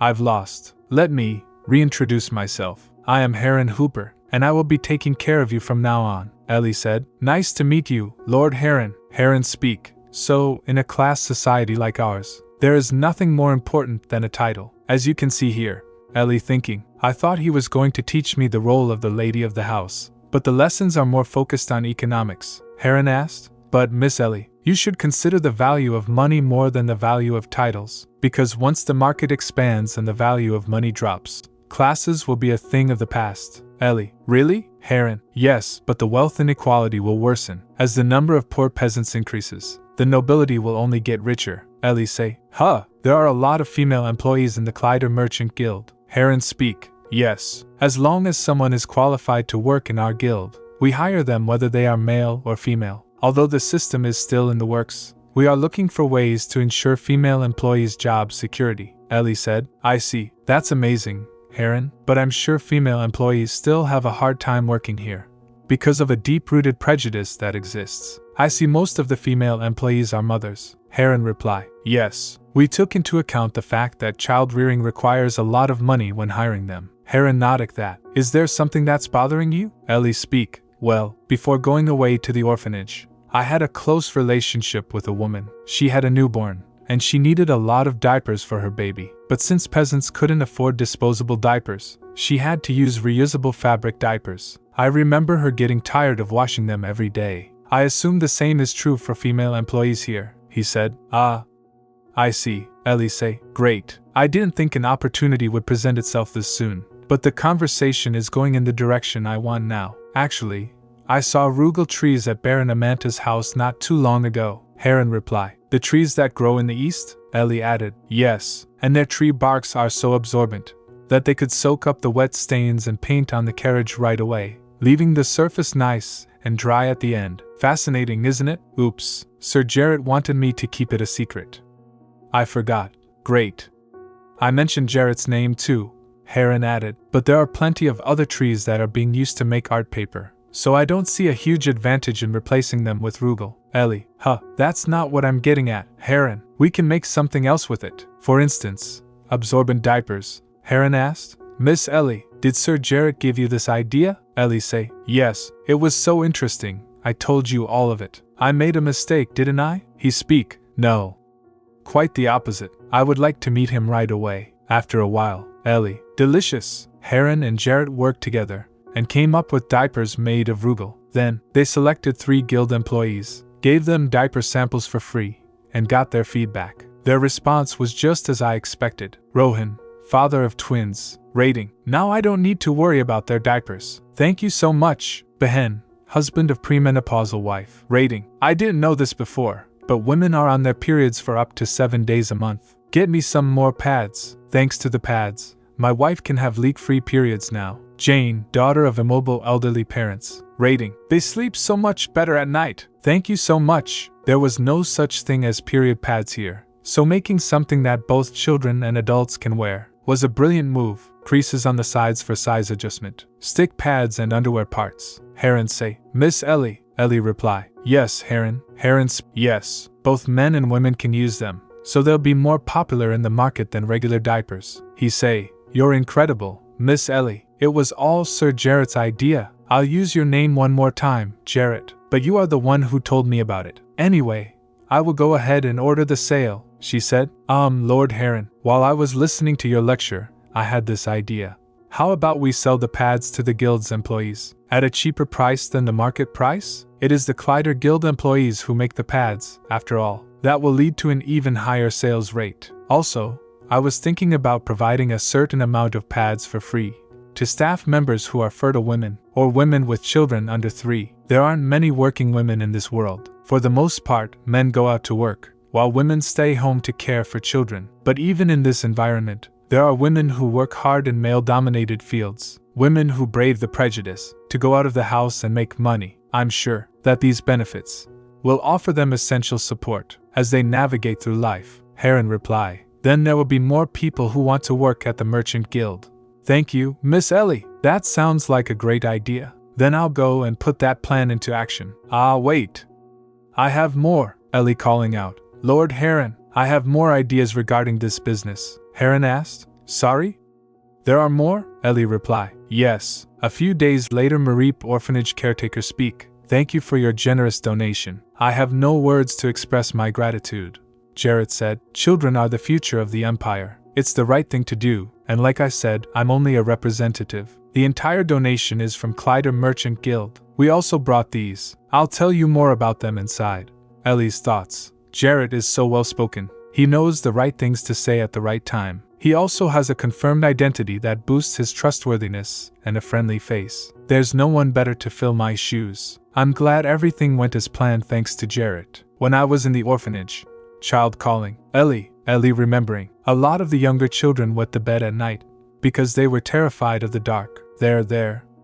It's okay, but we didn't have luxury items like diapers, so we had to wash the blankets with our own tiny hands in the morning. And as soon as we turned 13, we got kicked out of the orphanage because our menstruation made keeping us at the orphanage costly. I'm not donating these simply out of the kindness of my heart, but the children here will grow up to be adults, and they may repay Clyde Merchant Guild for helping them when they were young. I feel a little guilty, but the temple strengthens people's faith in it through charity work too. What I'm doing isn't any different. Grace speak. Ellie, she told. Grace said. I forgot this was the orphanage you stayed at. How have you been? What's all this? Ellie asked. Oh, this? There are something called pads in these boxes. They're cheaper and more effective than regular diapers. There are a lot of kids younger than you here, right? I hope this helps. Although I didn't intend it. I hope these pads bring Grace and Damian closer. Grace emotional said. Why? It was because of me. Because I told that priest about you were hurt. So why?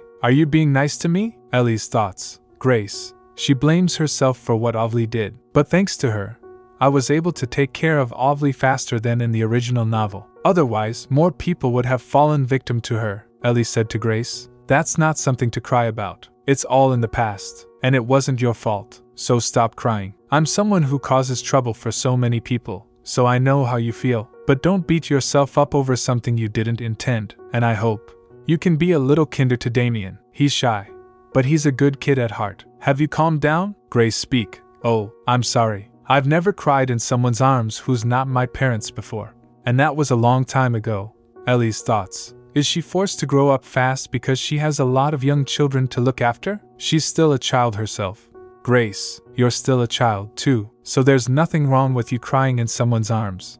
When you're upset about something, if you bottle it up, it will make you sick, and if you're not comfortable with it yet, you can always lean on me again, Grace replied. Okay. Thank you, Ellie added. Oh, that's right. Do people from the temple still visit the orphanage? Grace said. Ah, yes, the same as before. Ellie think. I see. The temple must be trying to sweep Ovly under the rug. Miss Ellie speak. Sir Jarrett. Are you done with the conversation? Jarrett S.Y. Yes, thanks to you, she said. I should go now. Grace. Already? Ellie speak. Yes. I'll see you again. Grace speak. Okay. Thank you for today, Ellie. Ellie called out. See you next time, Grace. Back to castle. Jarrett speak. Miss Ellie, are you sure you don't want to stop by Saint Orphanage? Ellie reply. Yes. I'm sure. Then we'll go straight back to Schuetz Castle. Alright. Saint Orphanage, my first home.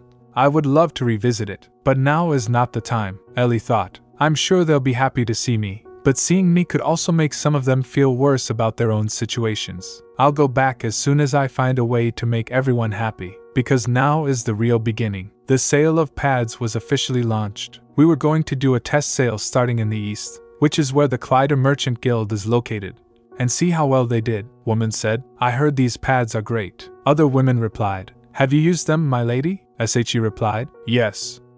My maid recommended them to me. Other women, I've used them too. So have I. Ellie speak. Thanks to word of mouth, they're becoming very popular. We intentionally didn't reveal the fact that Heron was a co-maker of the product, because although borrowing the Clyde Merchant Guild's name would have ensured a high sales rate, any small flaws would have also been blamed on Clyde. Right now, the most important thing is that Jarrett, a vassal of the Schuetz Merchant Guild, has started his own business. It's going smoothly. Duke asked, You haven't touched your desserts today. Are you looking at those papers again? Ellie replied, Yes. Lord Heron gave them to me as homework. I only came here for the report. So how did I end up in this situation? Ellie think. Jarrett visits the Duke once a week to do a sales report, and Heron and I also listen to the report. As part of my lecture, it's not so much a report as a time to show off to the Duke.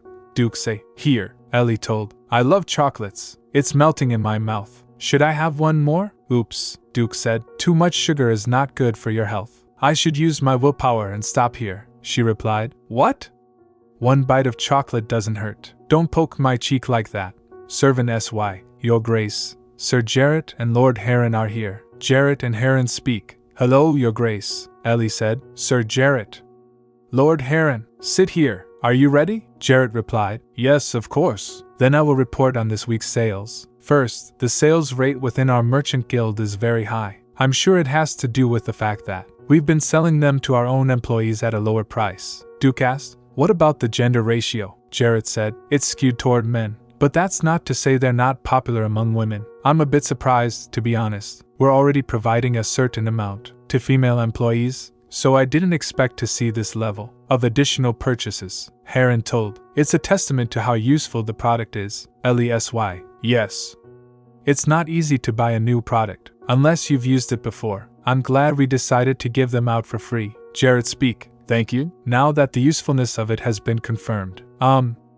I have something to tell you regarding this matter, Your Grace. Ellie thought. Jarrett, he's nervous in the Duke's presence. Is there anything I can do? Ellie say. Jarrett, this chocolate will boost your energy. I feel so much more energized when I eat this, so try it out. I'm also here for you. Jarrett reply. Miss Ellie, thank you. I appreciate. What the? Ellie shocked. Your Grace, you have a lot of chocolates. Why take Sir Jarrett's? He said. I don't know. It's sweet. She speak. He doesn't even like sweets. What is his problem? Jarrett told her. I will just get to the point. I think we should donate them to other places as well, to increase the long-term sales rate. Heron say. Other places? Duke speak. Besides orphanages and workhouses. Ellie speak. Stop feeding me. Jarrett told Duke. Yes. Academies. I heard most students at academies live in the dormitories, so it would be nice to donate pads to the female students. Ellie. Wow, what a great idea, Jarrett. Duke speak. Academies, you say? How would donating pads to academies help our business? Jarrett said. Because children there will become adults one day. If we make a good impression on them, they will be our customers once they're adults. Duke think. Not bad. Jarrett hopeful speak. Do you mean it? Duke said. Yes. I trust your judgment, Jarrett. She gave up. Jarrett replied. Thank you, Your Grace. Duke added. But should that judgment be proven wrong, you will have to answer for it. Ellie think. I'm glad the Duke approved of Jarrett's brilliant idea. Ellie offered chocolate to the Duke. Duke said. What are you doing? Ellie replied. It's a gift. You'll eat it, won't you? I know he doesn't care for sweets, but this is all I can give him right now. The Duke smiled and said. A gift? Huh, Ellie thought. He was going to refuse. What a surprise. Duke said. I don't want to, but I'll make an exception this time. Ellie thought again. He's just like a cat. Have some more. Duke speak. I can't. I've already had enough. Ellie replied. No, you haven't, and I know you like chocolates. Heron said. Your Grace, I believe it's time that you started preparing for the wedding between Lord Damian and Miss Ellie. Ellie said excitedly. Finally, Heron say. The word must have reached the Emperor by now. I think the sooner the two of them get married, the safer they will be. Duke asked. What do you think, Ellie? Ellie replied. About what? Duke speak. Marrying Damian. Ellie said. Oh, I love it. I like Damian, so I'm definitely going to marry him. Ellie blushing to herself. Definitely going to marry Duke. All right, Ellie asked. Are Damian and I going to get married for real? Duke replied. Yes. Ellie say. Wow, then I should tell Damian. Is he done with his sword training? Duke speak. Raising a daughter is a thankless task. She didn't even look back. If that's not cruel, I don't know what is. Don't you agree? Heron. Yes. Don't you agree? How Jarrett sees the Duke. Jarrett said. Yes. Jarrett say to Ellie. Miss Ellie, take me with you. With the wedding only a week away, Schuetz Castle got busy with preparations. Ellie said. I wanted to help the adults. I don't want His Grace to kill me. But they refused. Ellie think. The sales are going well. But right now, we're donating way more than we're selling. Without Clyder's and Schuetz's wealth, we would have gone out of business long ago. So I've been trying to focus all of my energy on work. I need a bigger and more sustainable source of profit. A product that can bring in more money and is guaranteed not to fail. For instance, mana stones. Nothing is more in demand than mana stones in the market. But it's easier said than done. How am I going to find a mana stone mine? My mind is racing. Is it because the wedding is just around the corner? I know it's just a formality for our sake, but I feel strange. Also, I've barely seen Damian these days. We used to eat together with the Duke, so I at least got to spend time with him during meal times. But Heron took that away from me recently. Classes on the history of the Empire, commerce, speaking, etiquette, etc. The only time I see him is before bed, Ellie said. Damian, you can go to bed if you're tired, Damian replied. No, I'm not tired, she responded with a smile. But I am. All right then, she thinking again. But he wakes up at the crack of dawn for his sword training, and is busy with other lessons throughout the day, so I have to let him sleep. I know Heron just wants Damian to be a qualified heir, but he's only 11. Isn't this too much? He gets no breaks. Of course heir training is important, but a child needs to run around and play outside. Ellie speak. All right, yay. Just wait for me, Damian. Today, I'm coming to you, Heron said. It hasn't been that long since I started teaching him the basics, but he's already at the advanced level. Such incredible concentration and comprehension. He's even keeping me on my toes. But this is a product that has been developed based on Miss Ellie's idea, Damian replied. Oh, I see. I knew Ellie had it in her. Heron think. As soon as he heard Miss Ellie's name, he became distracted and quickly raised his guard. He is a Clyder for sure. He is as much a Clyder as a Clyder can be. I get what His Grace meant by that now. In keeping with the family crest, a blue wolf, the past heads of House Clyder were all fiercely devoted husbands, who never went against their wives. At the same time, they were cold and ruthless toward their enemies, but they never let their wives see that side of them. I'm sure Miss Ellie has never seen the look he just gave me. Everything is going well thanks to Miss Ellie, and she has great business acumen. Also, I was thinking about providing a certain amount of pads for free to staff members who are fertile women, or women with children under 3. We would not have even thought of that kind of employee welfare, had it not been for Miss Ellie, Heron says to himself. But let's not jump to conclusions. The future is more important, Maid said. Excuse me, Lord Heron. Oh, please excuse me for a moment, Lord Damian. Damian thinking. Ellie. I wonder what you're doing right now. I miss her. Ellie speak. Damian. Damian asked. What are you doing here? Ellie replied. What? I can't hear you. Can you open the window? Damian. Oh, Ellie speak. How's your lesson going? Damian said. Did you read my mind? Ellie replied. What do you mean? Damian. Nothing. Ellie speak. It's cold outside. Why did you come to the window? Damian said. Because I can't be caught. Ellie added. Anyway, we don't have time. Lord Heron will soon realize that the maid is only rambling and come back to this room. So let's leave before that happens. But where to? Ellie speak. To play. Damian speak. There's nothing but snow here. What are we going to play with? Ellie said. We're going to have a snow fight. Damian asked. A snow fight? Ellie replied. Yes. Grab some snow and shape it into a ball like this. And then throw it, Damian said. Looks fun, doesn't it? Ellie say. Yeah. Let's put on some gloves first. Oh, your hands are already cold, Damian thinking. Ellie is fascinating. Even though she's right in front of me, I don't want to be away from her even for 1 second. I want to stay with her forever. What is this feeling? Ellie added. That's for zoning out, Damian asked. You scared me, Ellie replied. Then you try. First, make a snowball, Damian said. But, Ellie said, then I'll go ahead without you. Damian speak. Wait, Ack. Ellie, she told, only the strong survive in a competition. Damian explained. Stop right there. It's my turn now, she say. Ouch, you got me? Come here, Damian, Damian said. No, get away. Ellie speak. That was fun, wasn't it? Damian. Yes. Ellie taught him how to make a snow angel. He's so cute. Ellie thinking. Anyway, we were having so much fun that I didn't know we came all the way to the Red Lake. Ellie speak. The lake is red because of a curse. Right? Ellie explaining. Many people have drowned in it, and it causes pain when the water enters the body. No wonder Waybrock wants to protect it, to prevent others from going through the same tragedy he did. We should start heading back. Everyone must be worried. Damian, let's go back. Damian reply. Huh?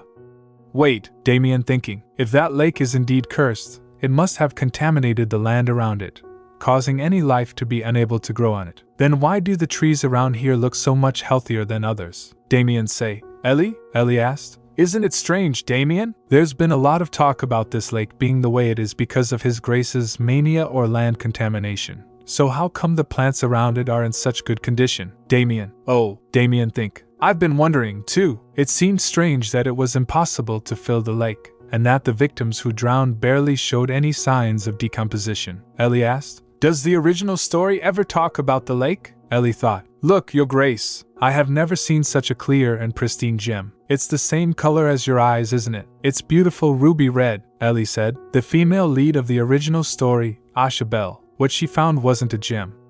It was a red divinity stone. Typical mana stones turn into regular stones when mana runs out, but divinity stones are different. Once mana has been injected into them, it can be used indefinitely. They're unlimited resources, so to speak. Thanks to the divinity stone, House Schuetz gained power equaling that of the temple, and Duke Schuetz went from suspecting Ashabel was the temple's spy to opening up his heart to her. But all of the most blessed land where divinity stones are found is currently in the temple's possession, so it can't be bought. I found it strange while reading the book how Ashabel had accidentally found the divinity stone.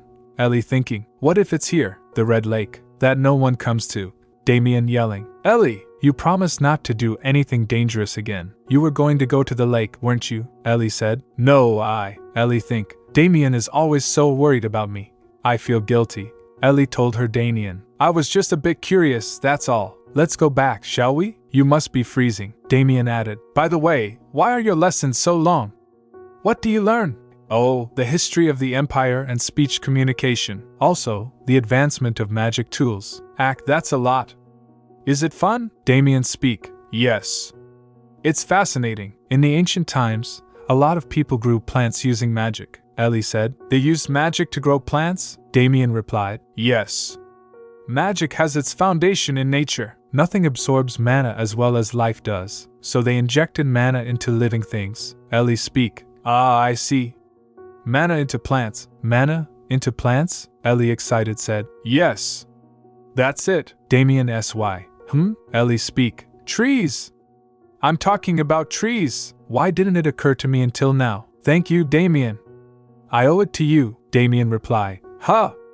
Oh, okay, Ellie said. I know what to do now. Ellie calling. Talem. Talem appears and said, I'm just a flying problem solver to you, aren't I? You must be the only one who treats us like helpers. So why did you call me? Damian shocked and say, a crow just turned into a person. Ellie speak. Oh right, it's Damian's first time seeing this. I'll explain everything to you later. Talem. Can I borrow a spile? What you use to collect tree sap? Talem asked. Is that why you called me so urgently? Ellie replied. Yes. Hurry, Talem said. Fine. Showing off my skills is what I do best. He turned back into a crow and perched on the tree. Ellie say to Damian. It's okay, don't worry, Ellie said. Talem, please take a look at this. Talem surprised and speak. This is, goodness. What's it doing here? This is a divinity stone, Ellie added. You're sure about that, right? Talem Relpy. Yes. I swear on my 500 years of life as a crow. This is, without a doubt, a divinity stone, Ellie said. Jackpot, Heron said. Hello, Miss Ellie. It seems like you and Lord Damian had a lot of fun outside, but I suggest you enlist the help of a more eloquent maid next time. I knew she was going to fumble. Just to be clear, I am not against the two of you playing outside, but I just want to ask if it was worth breaking the rules. Ellie say. It was, Heron said again. Is that so? In what way? Ellie replied. We found this. Heron asked. What is this? Ellie replied. A divinity stone. Heron speak. I see. A divinity. Pardon, she say. Hee. What do you say? Was it a worthwhile outing? Heron added. It really is a divinity stone. Then this must be why the lake couldn't be filled, and people might have died from a mana surge and not from drowning. Ellie said. That's right, a mana surge. People generally possess mana in their bodies, but if more mana than what they possess gets forcefully injected into them, they can't control their mana and experience pain like Wintia and Waybrock did, and in severe cases, end up dying. Ellie think. I'm glad the cause was discovered before there were more victims. I hope this can clear up the misunderstanding that it's a cursed land too. Ellie asked. What's wrong, Lord Heron? Heron replied. I have always known that you were smarter than your peers, Miss Ellie. But finding a divinity stone is a different matter. How and where did you find it? And how did you know this was a divinity stone? Ellie speak. Talem told me. We were hanging out with him earlier. Otherwise, how would I have even known about divinity stones? He asked. Talem, Ellie reply. He's a blacksmith who works with Sir Jarrett. You've heard of him, right? Heron reply. Yes. Since his tribe used to live near the World Tree, he must know about divinity stones better than anyone. But how did you know to look in the tree? Ellie say. Damian told me. He told me what he'd learned in his classes today, and it gave me some clues. Damian speak. Yes, Ellie's right. It's a good thing, isn't it? We can make a lot of money off divinity stones, Heron said. Yes, but I'm also concerned, because the discovery of divinity stones in the Duchy of Schuetz is bound to cause House Schuetz and the temple to drift apart even further. She thought, he's right. In the original novel, Ashabel mediates the conflict between Schuetz and the temple. I feel a bit guilty that I found such an important object before she did. But good fortune for Schuetz is good fortune for you, too, Ashabel. So don't hate me for taking away one of your feats. Okay, Duke said. How was he today? Heron speak. He was great, as always, he say. But I think you should take a look at this. It's a divinity stone. Miss Ellie found it. What? Its authenticity has already been confirmed. It's a clear, transparent, red jewel. He think, like the one she wanted to have. Erhart, I have something to tell you. Asterisk. It will astound you. What is so surprising about it that you take it that far? She added, my dear Duke Erhard Schuetz, you don't expect to get this information for free, do you? Do you need me to increase your budget? He say, no, the budget is abundant, but she speak, want a red jewel that resembles your eyes. After the war is over, would you go buy one with me? Duke added, you want me to go with you? She replied, yes, because you need to get a jewel too, and I already decided what color it's going to be. What color is it? Green, like my eyes. Duke think, I should have told her then that no color in this world is beautiful enough to resemble her, he said. How many are there? We haven't figured out the number yet, but I assume it's enormous. Then release them first in the Eastern market as soon as they're mined. But don't reveal their divinity stones just yet. If divinity stones are sold at a low price, the temple, which has had a monopoly on divinity stones until now, will have to lower their price to stay competitive. You're trying to make it hard for the temple to secure funds, aren't you? Yes. I took care of the Northern Temple, but the Eastern Temple, where Damian's domain is located, has yet to approve the marriage certificate. They seem to be using the loophole in the oath to pretend they haven't received the certificate in the first place. This will be a good chance to put pressure on them, Heron replied. Yes, sir.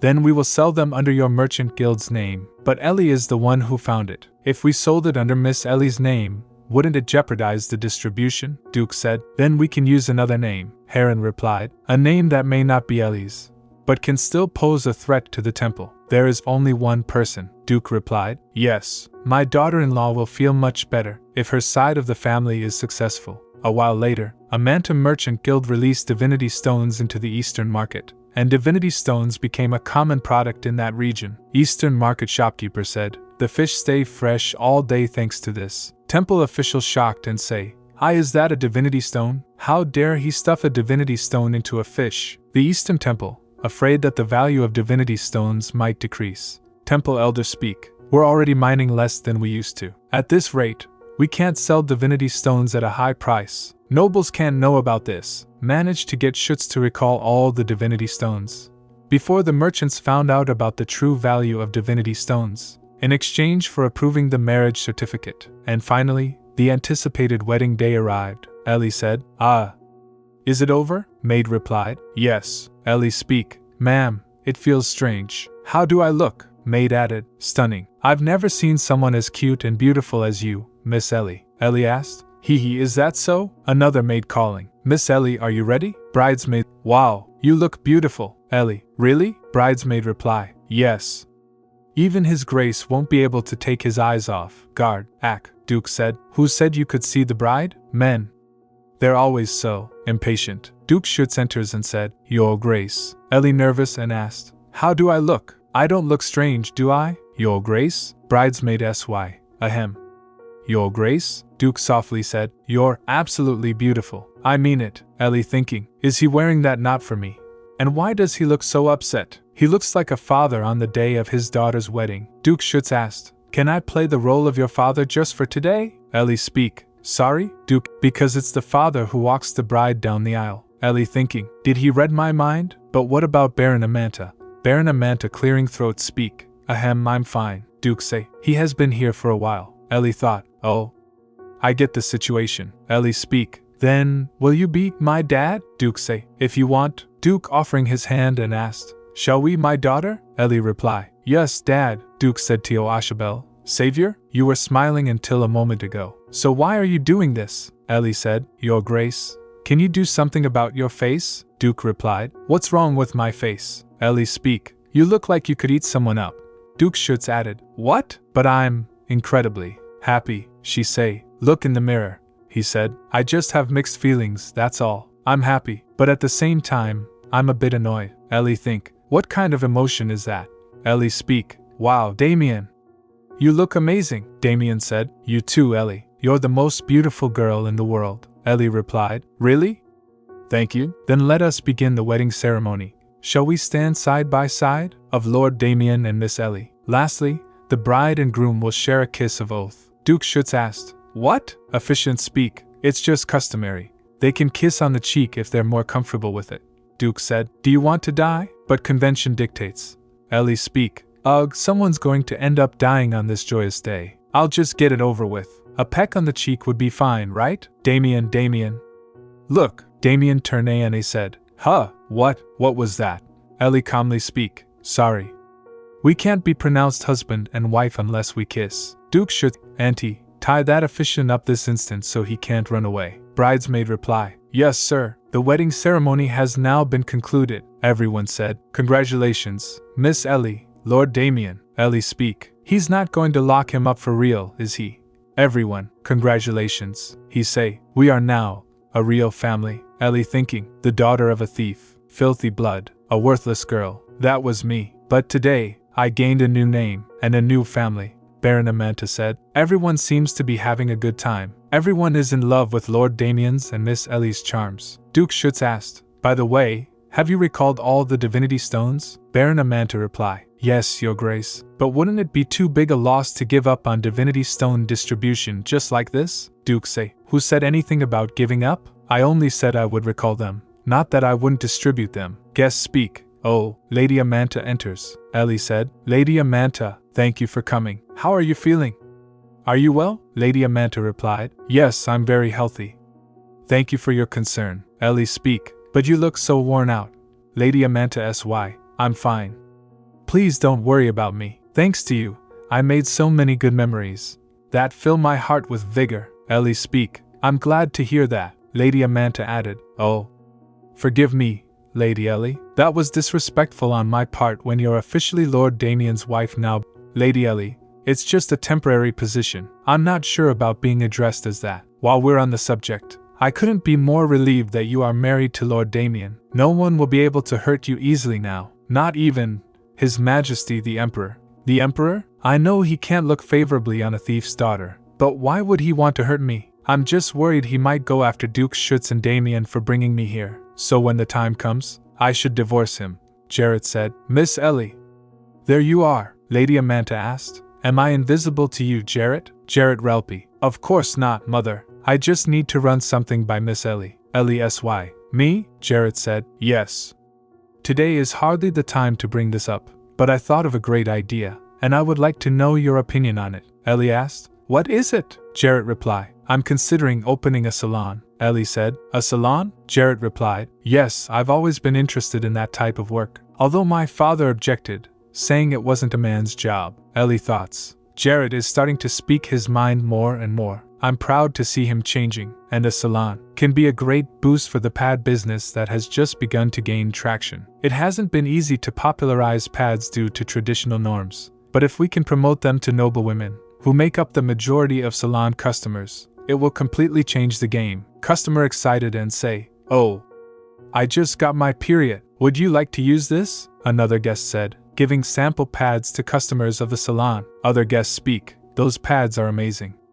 Have you used them? I was at the salon the other day and At any rate, a salon is a place where all kinds of rumors get talked about. I can gather information about people just by sitting there. Lady Ellie thinking. Nobles, salon, money. I can't pass it up. But you want to do it, don't you? Ellie added. I support you, brother. Good luck. You can do it, brother. Then, Miss Ellie, I hope you will provide me with business advice for the salon going forward. Ellie reply. Huh? Is that okay? Jarrett speak. Of course. Lord Heron also said that consulting with you will be a great help to the business. Ellie added. Heron did? Does that mean I have his approval now? Brother, then may I ask what kind of salon you're thinking of opening? I look forward to working with you. The Imperial Palace of the Trabe Empire. she said. Yes, who is it tonight? Maid say. No, it's someone else. She speak. Really? But he's been gone for a long time. He must be quite fond of her, maid said. It's said that she has green eyes. Men. Why are they always obsessed with things they can't have? She speak. What to do? I can't kill every single woman with green eyes now, can I? Anyway, thank you. You may go. She think. 15. It's been 15 years. It's time he gave up. But he's still stuck in the past. Even though I knew he was like this, there was a time when I was convinced I could win his heart. But funnily enough, he even made Laylee, my younger half-sister who looked just like me, his mistress. That sneaky wench. She looked like she could be my twin, but was my polar opposite in every other aspect. And in the end, she dared put her hands on something that wasn't hers. Ha, Empress said. No, that girl is dead. Thinking about her would only disturb my peace. What's more important right now is protecting my position. Servant speak. You called, Your Majesty? Empress say. Yes. Servant added. There's interesting news regarding House Schuetz, isn't there? Empress said. Haha, Duke Schuetz must have finally lost his mind. A marriage not permitted by the imperial palace is as good as treason. But Duke Schuetz is not someone who can be easily punished. What should I do? How old are his children again? Servant replied. Clyder's heir is 11, and the orphan girl is 13. She speak. What a coincidence. The boy is the same age as the second prince, Mateo. He might be a good friend to my Mateo. Don't you think so? A few days later, Ellie sy. Wow, so this is what a salon looks like. Brother, what is that? Jared speak. Oh, it's a beauty tool you use on your hair. You and Lord Damian found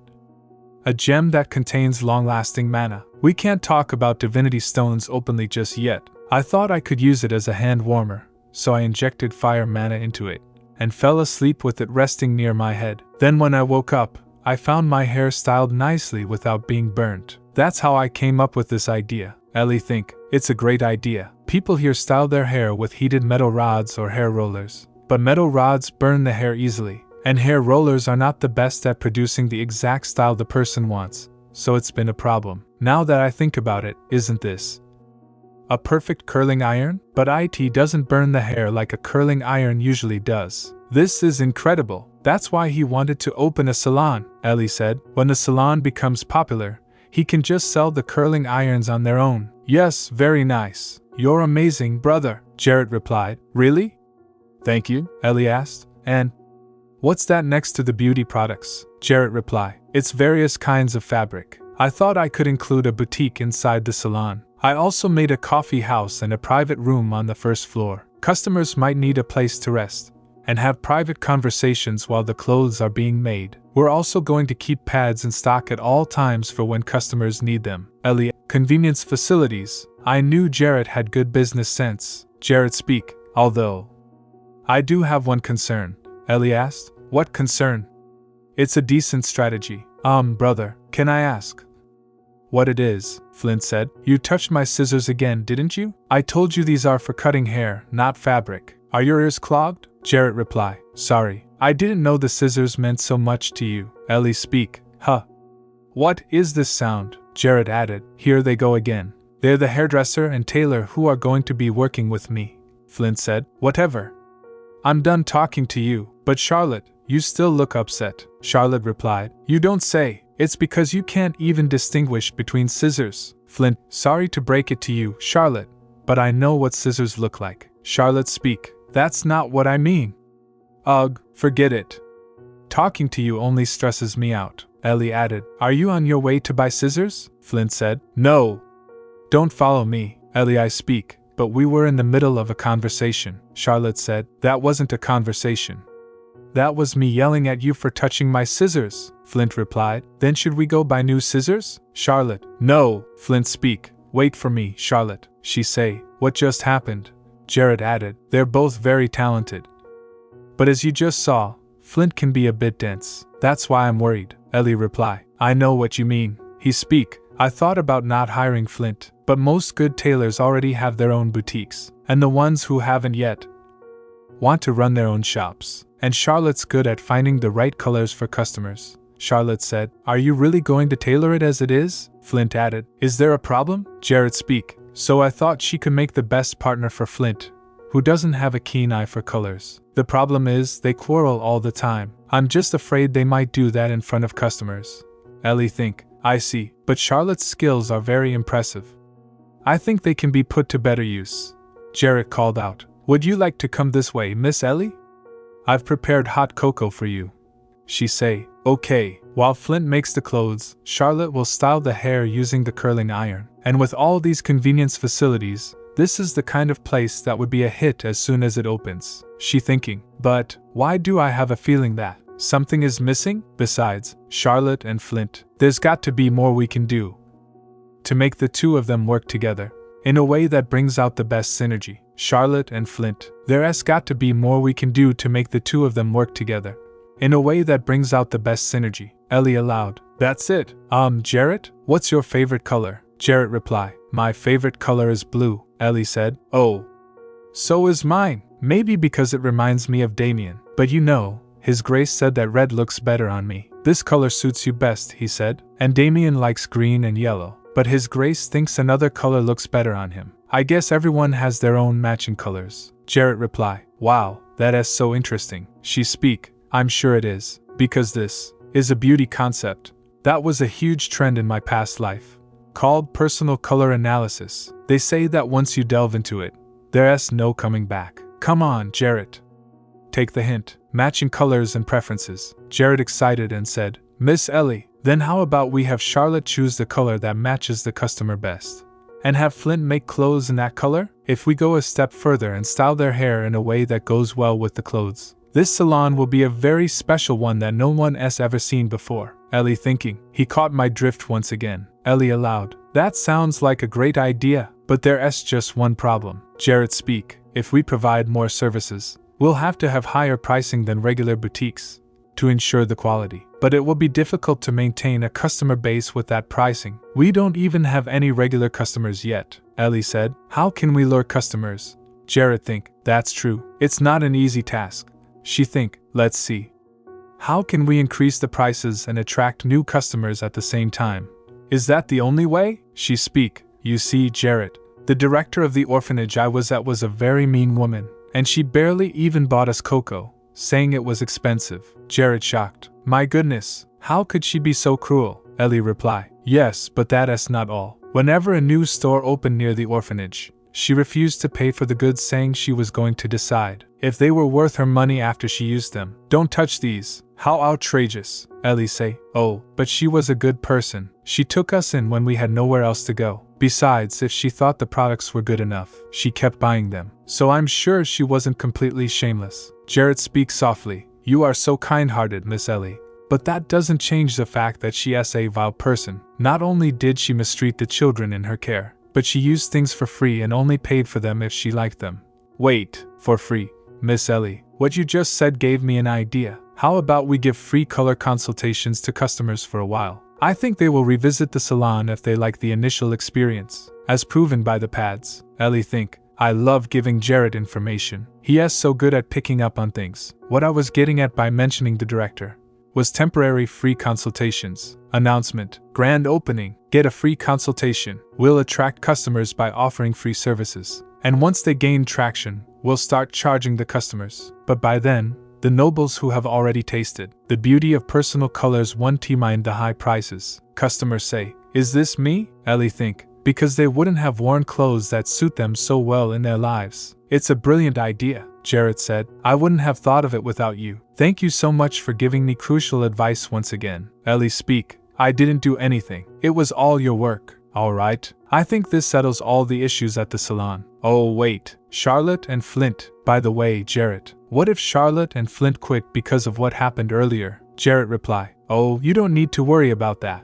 Speak of the devil, Charlotte said. Put it down here, Flint replied. Okay, do you need me to do anything else? Charlotte say, no, I'll clean up, so go rest. Thanks for helping. Flint speak, no, I'll do it with you. Charlotte say, I have it under control. Flint reply, but I want to. Charlotte speak, ugh, fine, suit yourself. Ellie think, what an oddball, Jarrett said. As you can see, Flint's nickname during his academy days was Doberman. He was so loyal to Charlotte that they could never stay mad at each other for long, and they were called the Fantastic Duo. Flint asked, where should I put this, Charlotte? Charlotte reply, on the desk over there. Ellie think, they really are good friends. I was too flustered to realize it earlier, but it looks like Flint is in love with her. She think again. If that's friendship, then I have no friends. Although I really don't. If I had a friend my age, I would have brought them to the salon. What a shame. Well, I'll just come here with Damian. Damian speak. I'm not your friend either, Ellie. Or your little brother, crowd said. When can we go in? Apparently, consultations take a while.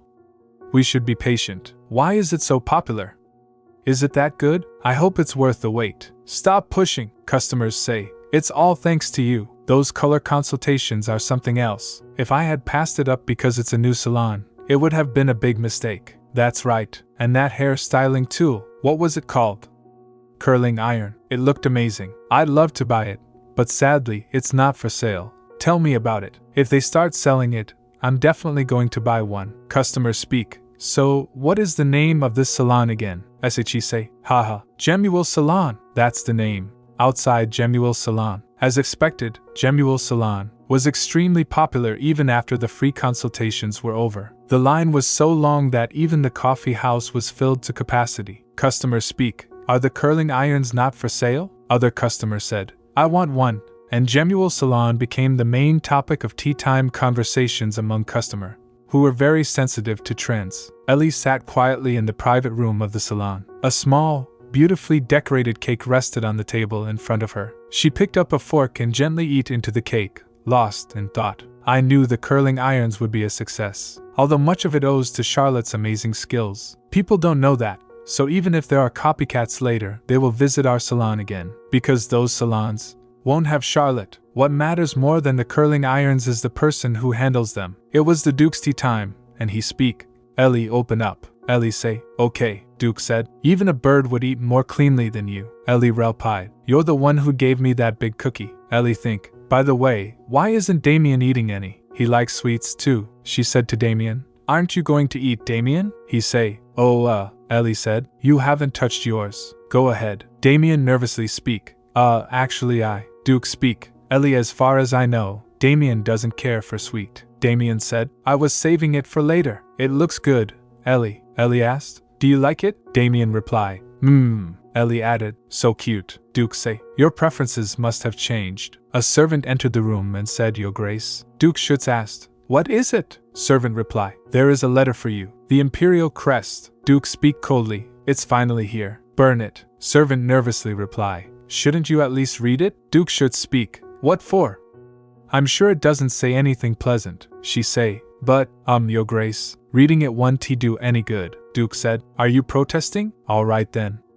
Auntie, the letter from the Empress Carthia in which she said, belated congratulations on the marriage. I am very regretful that I couldn't congratulate you sooner due to extenuating circumstances. Therefore, I would like to invite you to the Imperial Palace for a proper celebration. It is my understanding that the children have not had their debutante balls yet. On the day the sun is at its highest, they will have a debutante ball at the Imperial Palace. Children of other noble families will also attend, getting acquainted with whom will certainly be helpful for your children's introduction into high society. I sincerely hope you will accept this invitation. In the end, she signed it, Carthia Linari Lamencia. Ellie, sitting in the room, was shocked after reading the letter and said, The Empress invited us? Ellie thinking, and to a debutante ball? If I were a normal noble lady, I would have been happy.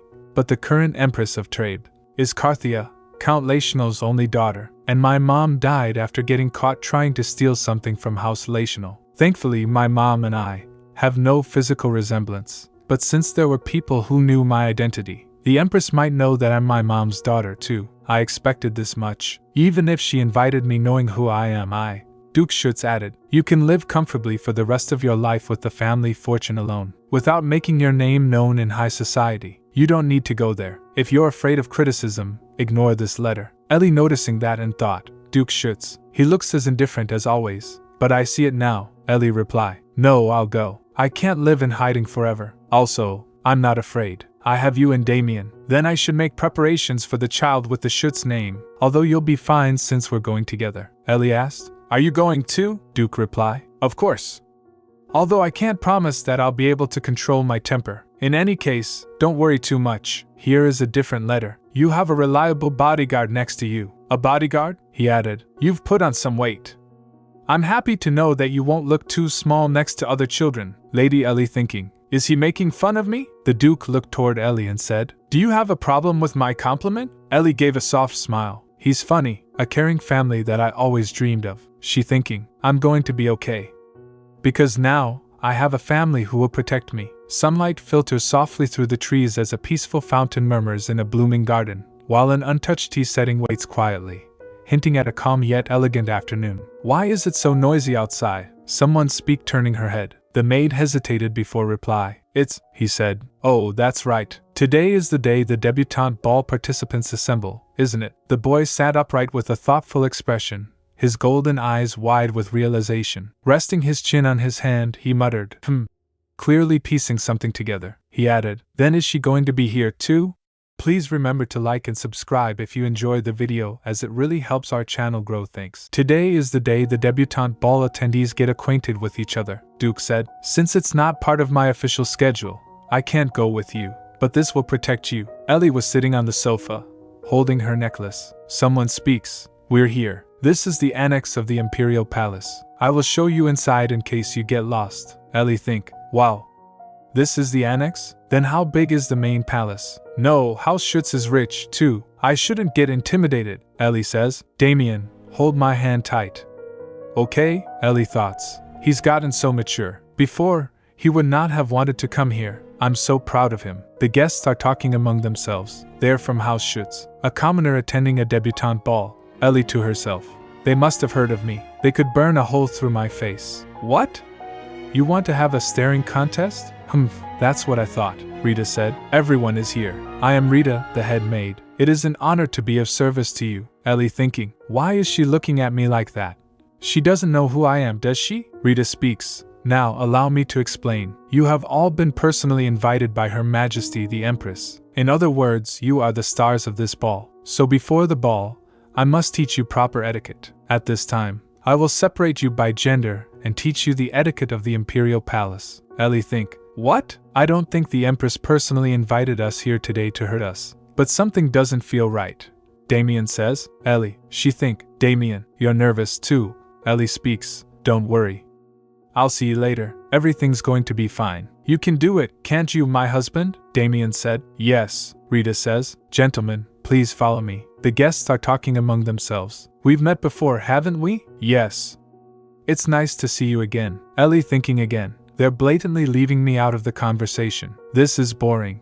By the way, it didn't occur to me when I got the invitation. But is she here too, Lady Adelan? For now, she's just a little kid no one pays attention to. But she goes on to become a famous opera singer and the queen of high society. There is an unusual backstory to her, and that is that she used to be the princess of the kingdom of Rivens. Rivens, despite its tiny size, was an exceptional magic kingdom. But after losing the war, all of its citizens faced the threat of death. However, the king of Rivens gave up all the soldiers and magic books to the empire, saving the lives of not only the royals, but also those of regular citizens. But due to the fact that the citizens failed to understand why the king did what he did, Adelan had a rough childhood. The king bowed down to the emperor to save himself. He sold us to the empire, Clara said. Maybe I will meet her here. I know she was probably invited by Her Majesty, but I don't understand how she has the nerve to show her face here. If I were her, I would have been too ashamed to even step foot in the empire. But I guess some people just don't know how to stay in their place. A lady says, you're right. Other lady speaks. If I were her, I would have kept my head down. Ellie thoughts. Clara? I feel like I've seen her name in the novel. Oh, that's right. She's the noble lady who is young Adelan's biggest bully, isn't she? Then is the person sitting in front of her. Adelan? I know it's none of my business, but it's uncomfortable seeing a child who has trauma like Damian and me. Ellie speaks. Hello, my name is Ellie. I am His Grace Duke Schuetz's daughter-in-law. What is your name? Adelan said. My name is Adelan Rivens. Please call me Lady Adelan. Ellie added. I see. Please call me Ellie. Adelan said. Can I? Ellie says. Of course. Would it be alright if I called you Adelan too? Adelan added. Yes, Ellie, Clara said. Birds of a feather flock together. Let us pay them no mind and resume our conversation. A lady says. Sounds good, Clara. Another lady speaks. Yes, let's do that, Clara said. Oh, and I have something to show you ladies. A lady says. Oh my, is that? Clara speaks. Yes.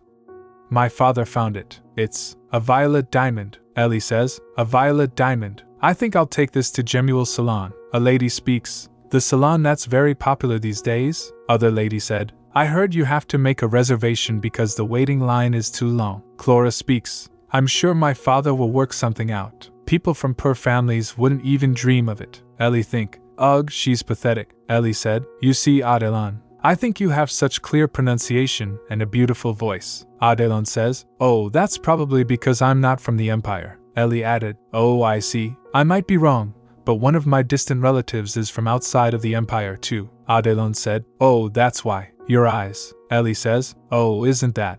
Adelan speaks. Goodness, he kicked the door hard. It's Prince Mateo. Prince Mateo said. Another big crowd today. Ellie think. Prince Mateo? What is that villain doing here? Prince Mateo speaks. It's you, isn't it? The princess of the fallen kingdom. What was your name again? Adele? Is that right? Hey, I'm talking to you. My mother mentioned you, so I got curious. And it looks like the pride of a princess hasn't left you yet. Adelan says. He said. Unfortunately, people like you make me laugh. I happen to know another person who doesn't know their place either. Oblivious to the fact such people all die tragic deaths. Ellie think. I knew he was a jerk. But now he is going too far. Prince Mateo said. This. Ellie think. That used to belong to the late Empress, Prince Fabian's mother. The book said he frequently stole the late Empress's things to mess with Fabian. What a piece of work. In that case, why don't I help Adelan and introduce the divinity stone of Schuetz to the imperial family? Ellie says. Please stop. He asked. Who the hell are you? Ellie speaks. My name is Ellie Schuetz. Pleased to meet you, your highness. He says. Schuetz, huh? He think. My mother said. House Schuetz had adopted a boy without our permission and married him to a commoner girl. Is that her? Vermin. Prince Mateo held her chin and said. Your, Ellie softly replied. Your highness, because clear green eyes signify one's closeness to the world tree. House Lamencia has obsessed over green eyes for generations. Did His Majesty love his green-eyed mistress? That woman was nothing more than a mistake he made. Green-eyed women are all vile creatures, so you should watch out for them, too, Prince Mateo. As long as you do, you will be an even greater emperor than your father. He think. I couldn't understand my father until now, but I think I'm beginning to. Prince Mateo speaks. The orphan girl Schuetz took in without permission.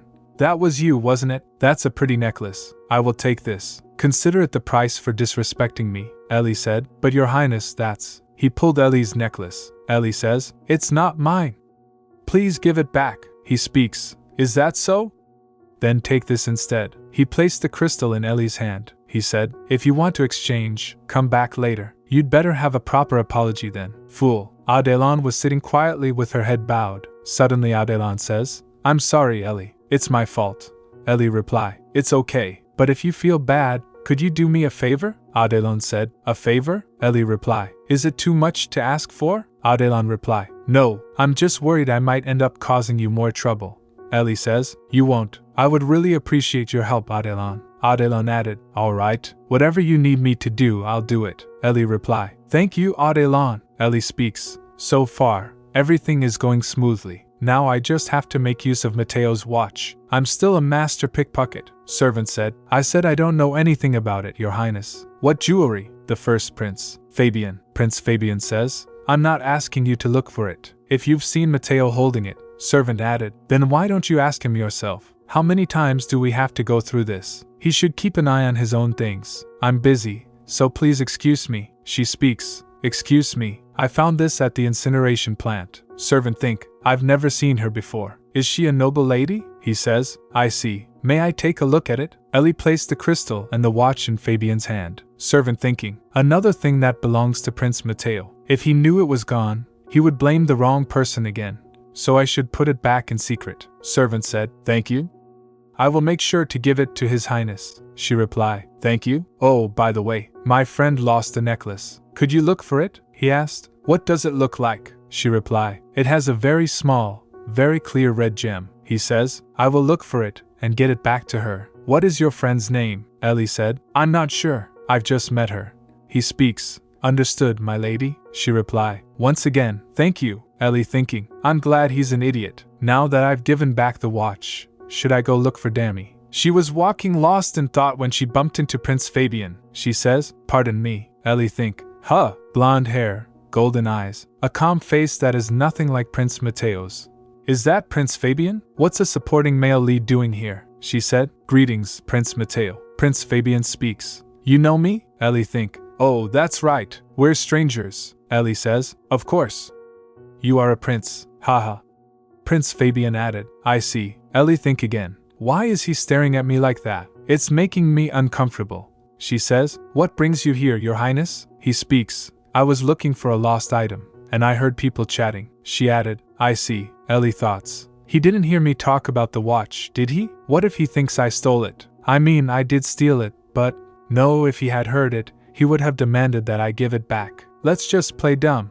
I'm sure you'll find it, he said. You think so? Ellie replied. Yes, of course. I have very good intuition. Then please excuse me, Your Highness. Ellie thinking. Run. Thankfully, he's not stopping me. Fabian is the first prince, but he is the son of the previous empress, whose death left him sad and alone. He later helps Damian attack and take down the empress, with the aid of a powerful ally named Rakis, master of the Information Guild. So it wouldn't be a bad idea to do him a small favor, although Fabian does it solely for the sake of Ashabel. In any case, this will help Fabian, right? Ellie said. Let's go see Damian. Meanwhile, he says, I've had enough of this. He think, this slave is Clyder's son? That doesn't make sense. Just look how wimpy he is. And he brought some commoner with him. Huh? But she had a pretty face. If my sister marries him like my father intends, I could make that girl my mistress. Let me put him in his place first. He says, Lord Damian, I don't know if you know, but this is not a book club. Oh, you don't hear me? Is that how you were taught to treat people? Damian speaks. But you're not a person, he asked. What did you say? He says. Ha, I knew it. It seems like House Schuetz didn't even teach you basic manners. If he really cared about you, he would have given you a proper education and married you to a lady from a respectable noble family, not some nameless, low-born orphan girl. Damian got up and punched him in the face. Someone says, My lord, Damian thoughts. Listen, son, do you remember what I said to you the first time we met? You said that I was going back to where I belong. Yes, that's right. The world you're going to be living in from now on does not allow for mindless fighting. Engaging in it might turn the whole public against you, but that only applies to fighting with people. You are allowed to kill subhuman creatures. As it so happens, the Imperial Palace is full of those. If you don't stay strong, either will Ellie. There is nothing more worthless than a husband his wife can't be proud of. So always stay strong. Don't worry about what others think. You are simply showing the world that you are back where you should be. Damian speaks. My father said that not only should I be a husband my wife can be proud of, but I should never tolerate subhuman creatures like you. Ellie said, Excuse me, do you know where the gentlemen attending the debutante ball are getting their lesson? Someone says, Lady Ellie. It's that way. Ellie walks off, thinking to herself, why are they so startled to see me? I'm not a germ. Damian says. Ellie, she replied. Oh, Damian. Sorry, I had to go somewhere. She asked. Who did that to you? They couldn't have gotten far. Let's go. Damian replied. No. I'm fine, really, Ellie added. But, that's right. Damian is the one who's been hurt the most by this. She speaks. Come here, Damian. I'm sorry for yelling. I won't leave you alone again. Some nameless, low-born orphan girl. Okay. That evening, the Empress's palace. Lady Cathria says, Thank you so much for coming, Your Majesty. Emperor speaks. Of course I would come, especially when it's a dinner with the two princes. Lady Cathria thought, My, does this pig think I don't know he spent last night with other women? Lady Cathria speaks. Please have a seat. I worked very hard to prepare this meal for you, so I hope you enjoy. Emperor said, I hear Baron Welsh found a new diamond mine. How big is it? She said. It's not as big as House Lational's mine. Don't worry, Your Majesty. What you're concerned about will never happen. Emperor said. All right. I will take your word for it. She speaks. Prince Matteo. What did you think of the people you met today? Prince Matteo says. It was nice to meet the heirs of different families in person. Of course, I got acquainted with the ladies as well. She said. You didn't have deep conversations with them, did you? It's a bit early for that. Still, did anyone stand out to you in particular? Prince Matteo speaks. Stand out. Matteo thinks. No, my mother will not like her, Matteo said. Everyone has been so well-mannered and proper that it's hard to decide. Emperor says. It sounds like the efforts you put into organizing this event paid off, Carthia. Lady Carthia speaks. Haha, I'm flattered, Your Majesty. Emperor says. By the way, what is that necklace you're wearing, Matteo? Matteo replies. One of the ladies I met today gave it to me. She asked. Is that so? What family is she from? Mateo replies, Adelan. Her name is Adelan Rivens, Emperor says. Oh. Rivens, Lady Carthia asks. What a pretty gem that is. You should return the favor. Mateo replies, Yes, mother. Lady Carthia added. Prince Mateo knows how to cherish gifts from people. Do you remember the watch you gifted him when he was born, your majesty? Emperor said. Of course I do, she says. He cherishes it so much that he never goes anywhere without it. Emperor speaks. Is that true, Mateo? Mateo replies. Yes, it is. I treat it like it's part of my body. In fact, I have it right. Huh, Mateo thinks. Where is it? Emperor asked. Did you lie to me? Mateo replies. Of course not. I had sword training before dinner, where I gave it to a servant for safekeeping. I must have forgotten to get it back. Mateo thinks. What should I do? His Majesty hates it when people disrespect gifts from him. I put it in my coat pocket. So where is it? Narration. He had to come straight to dinner from there, so it's understandable he forgot, she said. Mateo, call that servant. Mateo speaks. I'm sorry. Yes, mother. Mateo thinks. That's right. One of the servants here must have it. Servant said. I'm sorry, your highness, but none of us are in possession of the watch. Mateo said. What? That's impossible. Look again. Call all the other servants in. Other servant said. Your highness, I have the watch. Mateo speaks. Oh, it must have been him. Give it to. Emperor said. Wait, did the prince personally give it to you? Servant reply. Pardon. Emperor speaks. Strange. You work at the Empress's palace, so there is no way you went to the sword training hall with him. Servant thinking. I thought I was going to get a big reward. What is this atmosphere? Emperor says. Give it to me. Servant said. Yes, your majesty. Servant thinking nervously. Wait. Is it okay for me to just give him the watch? They have such strange looks on their faces. If His Majesty knows about the whole situation, shouldn't I hand him both of the objects I got from the noble lady? I'm scared of Her Majesty and Prince Mateo, but I don't want to risk getting killed by His Majesty. Mateo furious asked. Why do you have that? Emperor reply. This is the late Empress's keepsake. Where did you get these? Carthia calmly speaks. Prince Mateo must have found it after Prince Fabian lost it. Right, Mateo says nervously. Yes.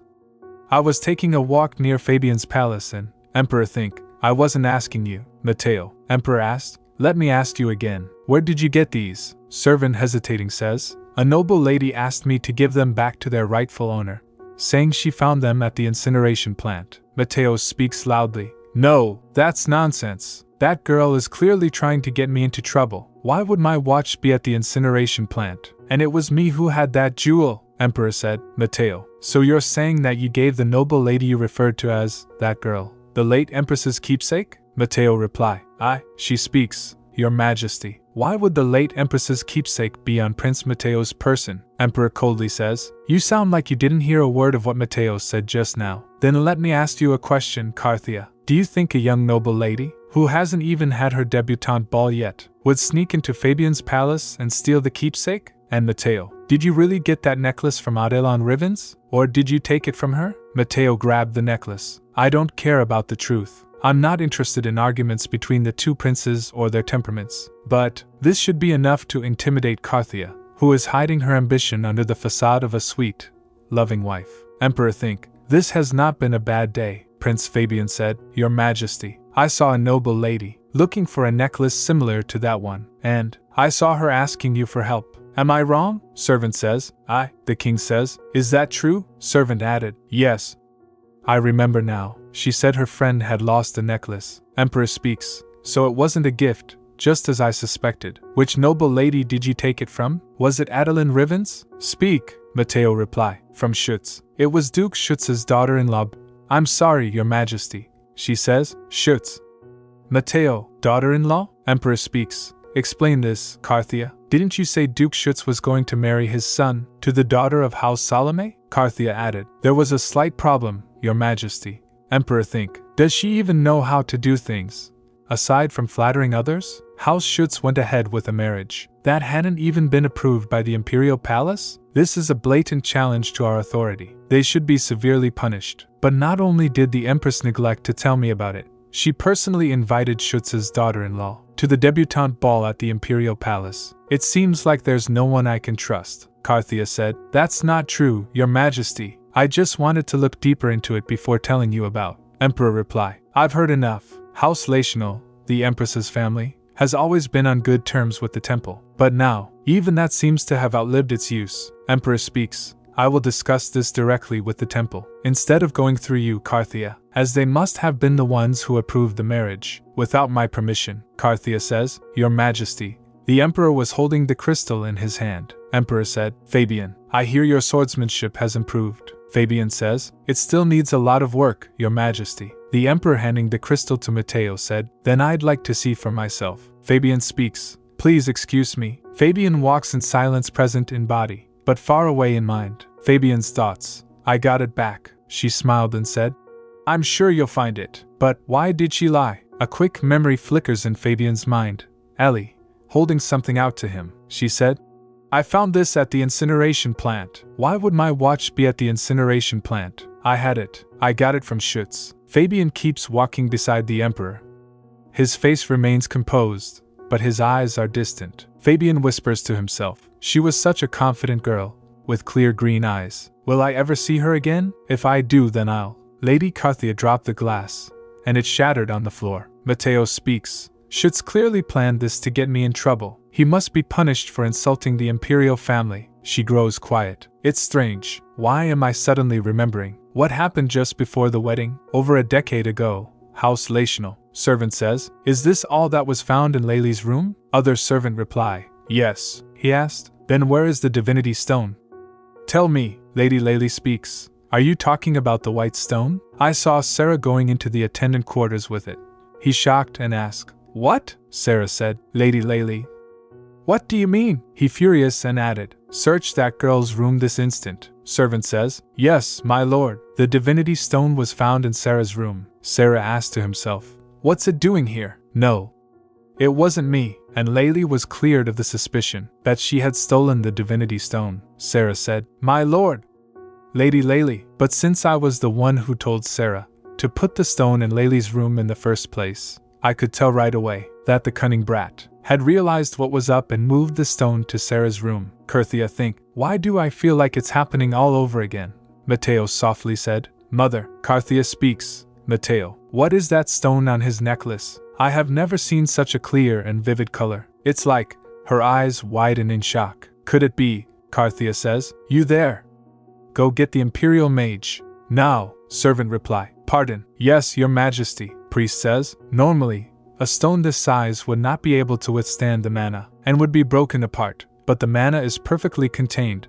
When Carthia looked at the servant and raised her hand, a yellow light started to glow, and the servant got scared. Matteo says. Mother. Servant said. Your majesty. Priest speaks. The light hasn't faded. It's confirmed. Carthia think. This is the divinity stone, she said. Unfortunately, the practice match between Prince Fabian and His Majesty will have to wait. I have one more question. For the temple. You all must be out of your minds. Emperor says. Approving a noble's marriage without the imperial family's permission? A noble from that murderous family, no less. Priest thinks. Fergel is the one responsible for all this, and the imperial family owns him. Why are they only blaming the temple? We did it to ensure the well-being of the empire. You know what kind of person Duke Schuetz is, your majesty. We were simply blackmailed. Emperor reply. That's a sorry excuse. The necklace was lying on the ground. He said. This is, your majesty. Where did you get this? Emperor speaks. If you recognize it right away, that must mean you knew everything all along. The Empress proved that the little stone has the same powers as a divinity stone. Yet you hid it from us, and you expect me to believe that you care about the well-being of the empire?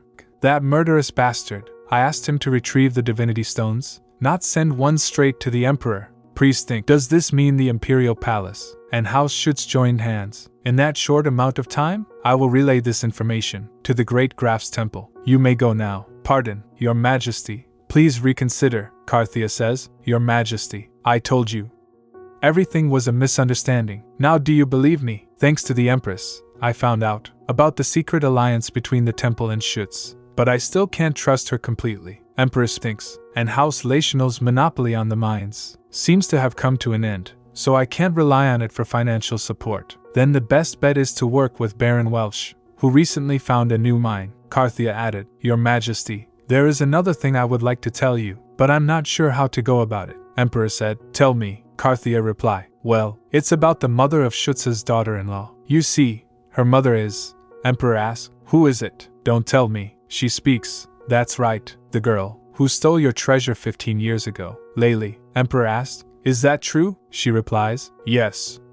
Everyone in House Schuetz is aware of it. Emperor asked. How? How could that be? Her daughter is Duke Schuetz's daughter-in-law? She says. Your Majesty, you cannot let this slide. Emperor asked again. What do you suggest I do? She replied. Punish them, of course. In front of everyone, Emperor said. But we're talking about Duke Schuetz. Carthea speaks. Then put him in a situation that even his madness can't get him out of. Hold him accountable in person, while everyone is watching. Haha. It has been a week since I gave back the prince's belongings and the necklace. In that time, I visited the imperial palace once more, to prepare for the debutante ball, and I heard that Prince Mateo had been grounded. Ellie think. But, is that all? What was the point of going to the imperial palace in the first place then? When the Empress sent us an invitation a while back, I thought she was going to bring up our marriage and divinity stones. Despite her embarrassment at the fact that Livia Frigel, the imperial family's pawn, had posed as a priestess, but the invitation made no mention of such things, so I came up with a theory. What if the temple never reported it to the imperial palace? So to find out the truth, I let Mateo take the divinity stone necklace from me on purpose. I thought if my theory was correct, it would definitely cause a rift between the imperial palace and the temple, but there hasn't been any sign of it. Maybe this was a bad plan. Adelan speaks. Is something wrong, Ellie? Ellie surprised and says, I forgot I was at the salon's coffee house with Adeline. No, nothing's wrong, Adelan said. I'm relieved. I thought you didn't want to be here with me. Ellie asked. What? Of course not. I want to come here with you as often as possible. This coffee house is my favorite place in the whole world. Adelan speaks. But, I heard Jemuel Salon's coffee house is so popular that it's hard to even get in, and it's almost impossible to book a private room. Ellie thoughts. Oh, that's true. With the rising popularity came long wait lists. But that doesn't matter to me, Ellie said. Don't worry about it. I can book a private room anytime if I'm hanging out with you. Okay? Adelan replied. Yes, Ellie. You have no idea how happy that makes me. Ellie added. Don't mention it. It's, Adelan said. I can't believe you booked a private room, Ellie says. This is a piece of cake to my father. Ellie thinking. That sounds like Clara. Is she in the next room? It's going to make Adelan so uncomfortable. Ellie said. Shall we leave? Adelan relpy. I'm okay, Ellie says. But I'm not. Adelan reply. In that case, thank you. Ellie think. I don't know why the victim has to leave, but it's better than letting Adelan get hurt. Clara speaks. I heard it was really hard to make an appointment at this salon.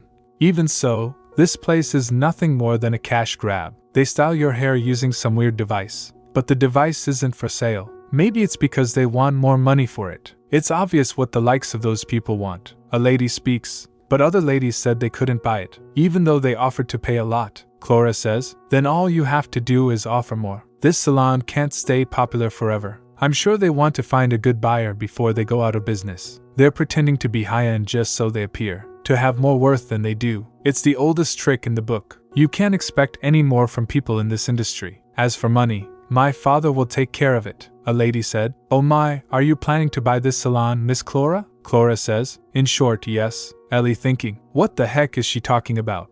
Clara said. I'm going to get my debutante ball dress here. Before I buy this place, I should check out the skills of the staff. A lady says. Wow, it's going to be beautiful. Clara added. Of course, especially when this diamond is going to go on it. Ellie shocked and said. That's a violet diamond. Clara replied. Yes, it was dug up from the mine my father recently discovered. This should be enough to make a small salon like this drool, right? A lady said. Of course, you are going to upstage everyone at the debutante ball, Miss Clara. Clara speaks. I can't argue with that. And this will also put that orphan girl and the princess of the fallen kingdom in their place. Ellie furious and think. So you still want to play this game, Clara? I'll show you that you picked the wrong person to mess with. Adelan speaks. By the way, Ellie, have you picked a boutique for your debutante ball dress yet? Ellie asked. Not yet. What about you? Adelan said. I haven't either. All the tailors said they were too busy. Ellie think. Nobles must have bad-mouthed Adelan to their tailors. Ellie asked. Would it be all right for me to introduce you to a boutique I know? Adelan relpy. Really? Ellie replies. Yes, but it's not famous, so I don't know if it will suit your taste.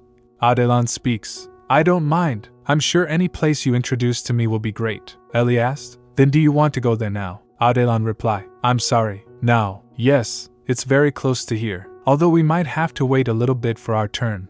Adelon says. Where is it? Ellie gestured and said upstairs. This salon. That is my brother's. Adelon shocked and asked. What? Jared said. So you'll be in the debutante ball at the Imperial Palace too, Lady Ellie? Ellie reply. Yes.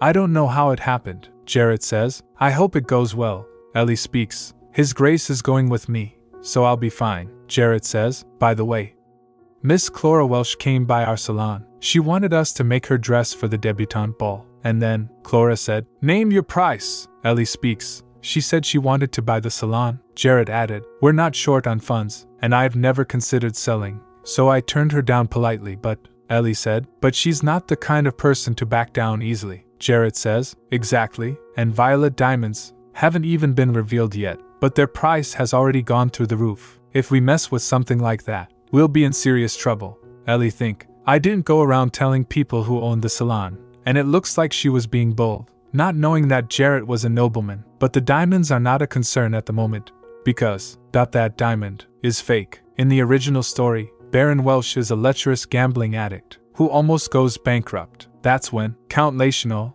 the Empress's father, approaches him and makes him a proposition, that being making a fake diamond mine and selling the diamonds, they easily pull it off with the help of Frigel, a dark mage, and jewelry inspectors bribed by the Empress. Baron Welsh becomes a millionaire. After that, the Empress inherits the mine from Baron Welsh, becoming a millionaire herself with 2 diamond mines at her disposal, and the Baron gains the support of the Empress, although their hoax is exposed in the end, thanks to Ashabel's divine power. Ellie think again. Still, I can't just let it play out when I know the truth. I can't stand the Empress and Clara, but most importantly, Damian becomes a huge victim of their scheme. I'll teach them a lesson. Also, I'll promote Jemuel's salon while I'm at it. Ellie said, Don't worry, Jared. Diamonds are sturdy, so there isn't going to be a big issue. Jared said, But she talked badly about you during the whole consultation. That's why I don't want to make a dress for her. Ellie speaks. I'm okay. I want your business to be successful more than anyone, he says. Miss Clara and Violet Diamonds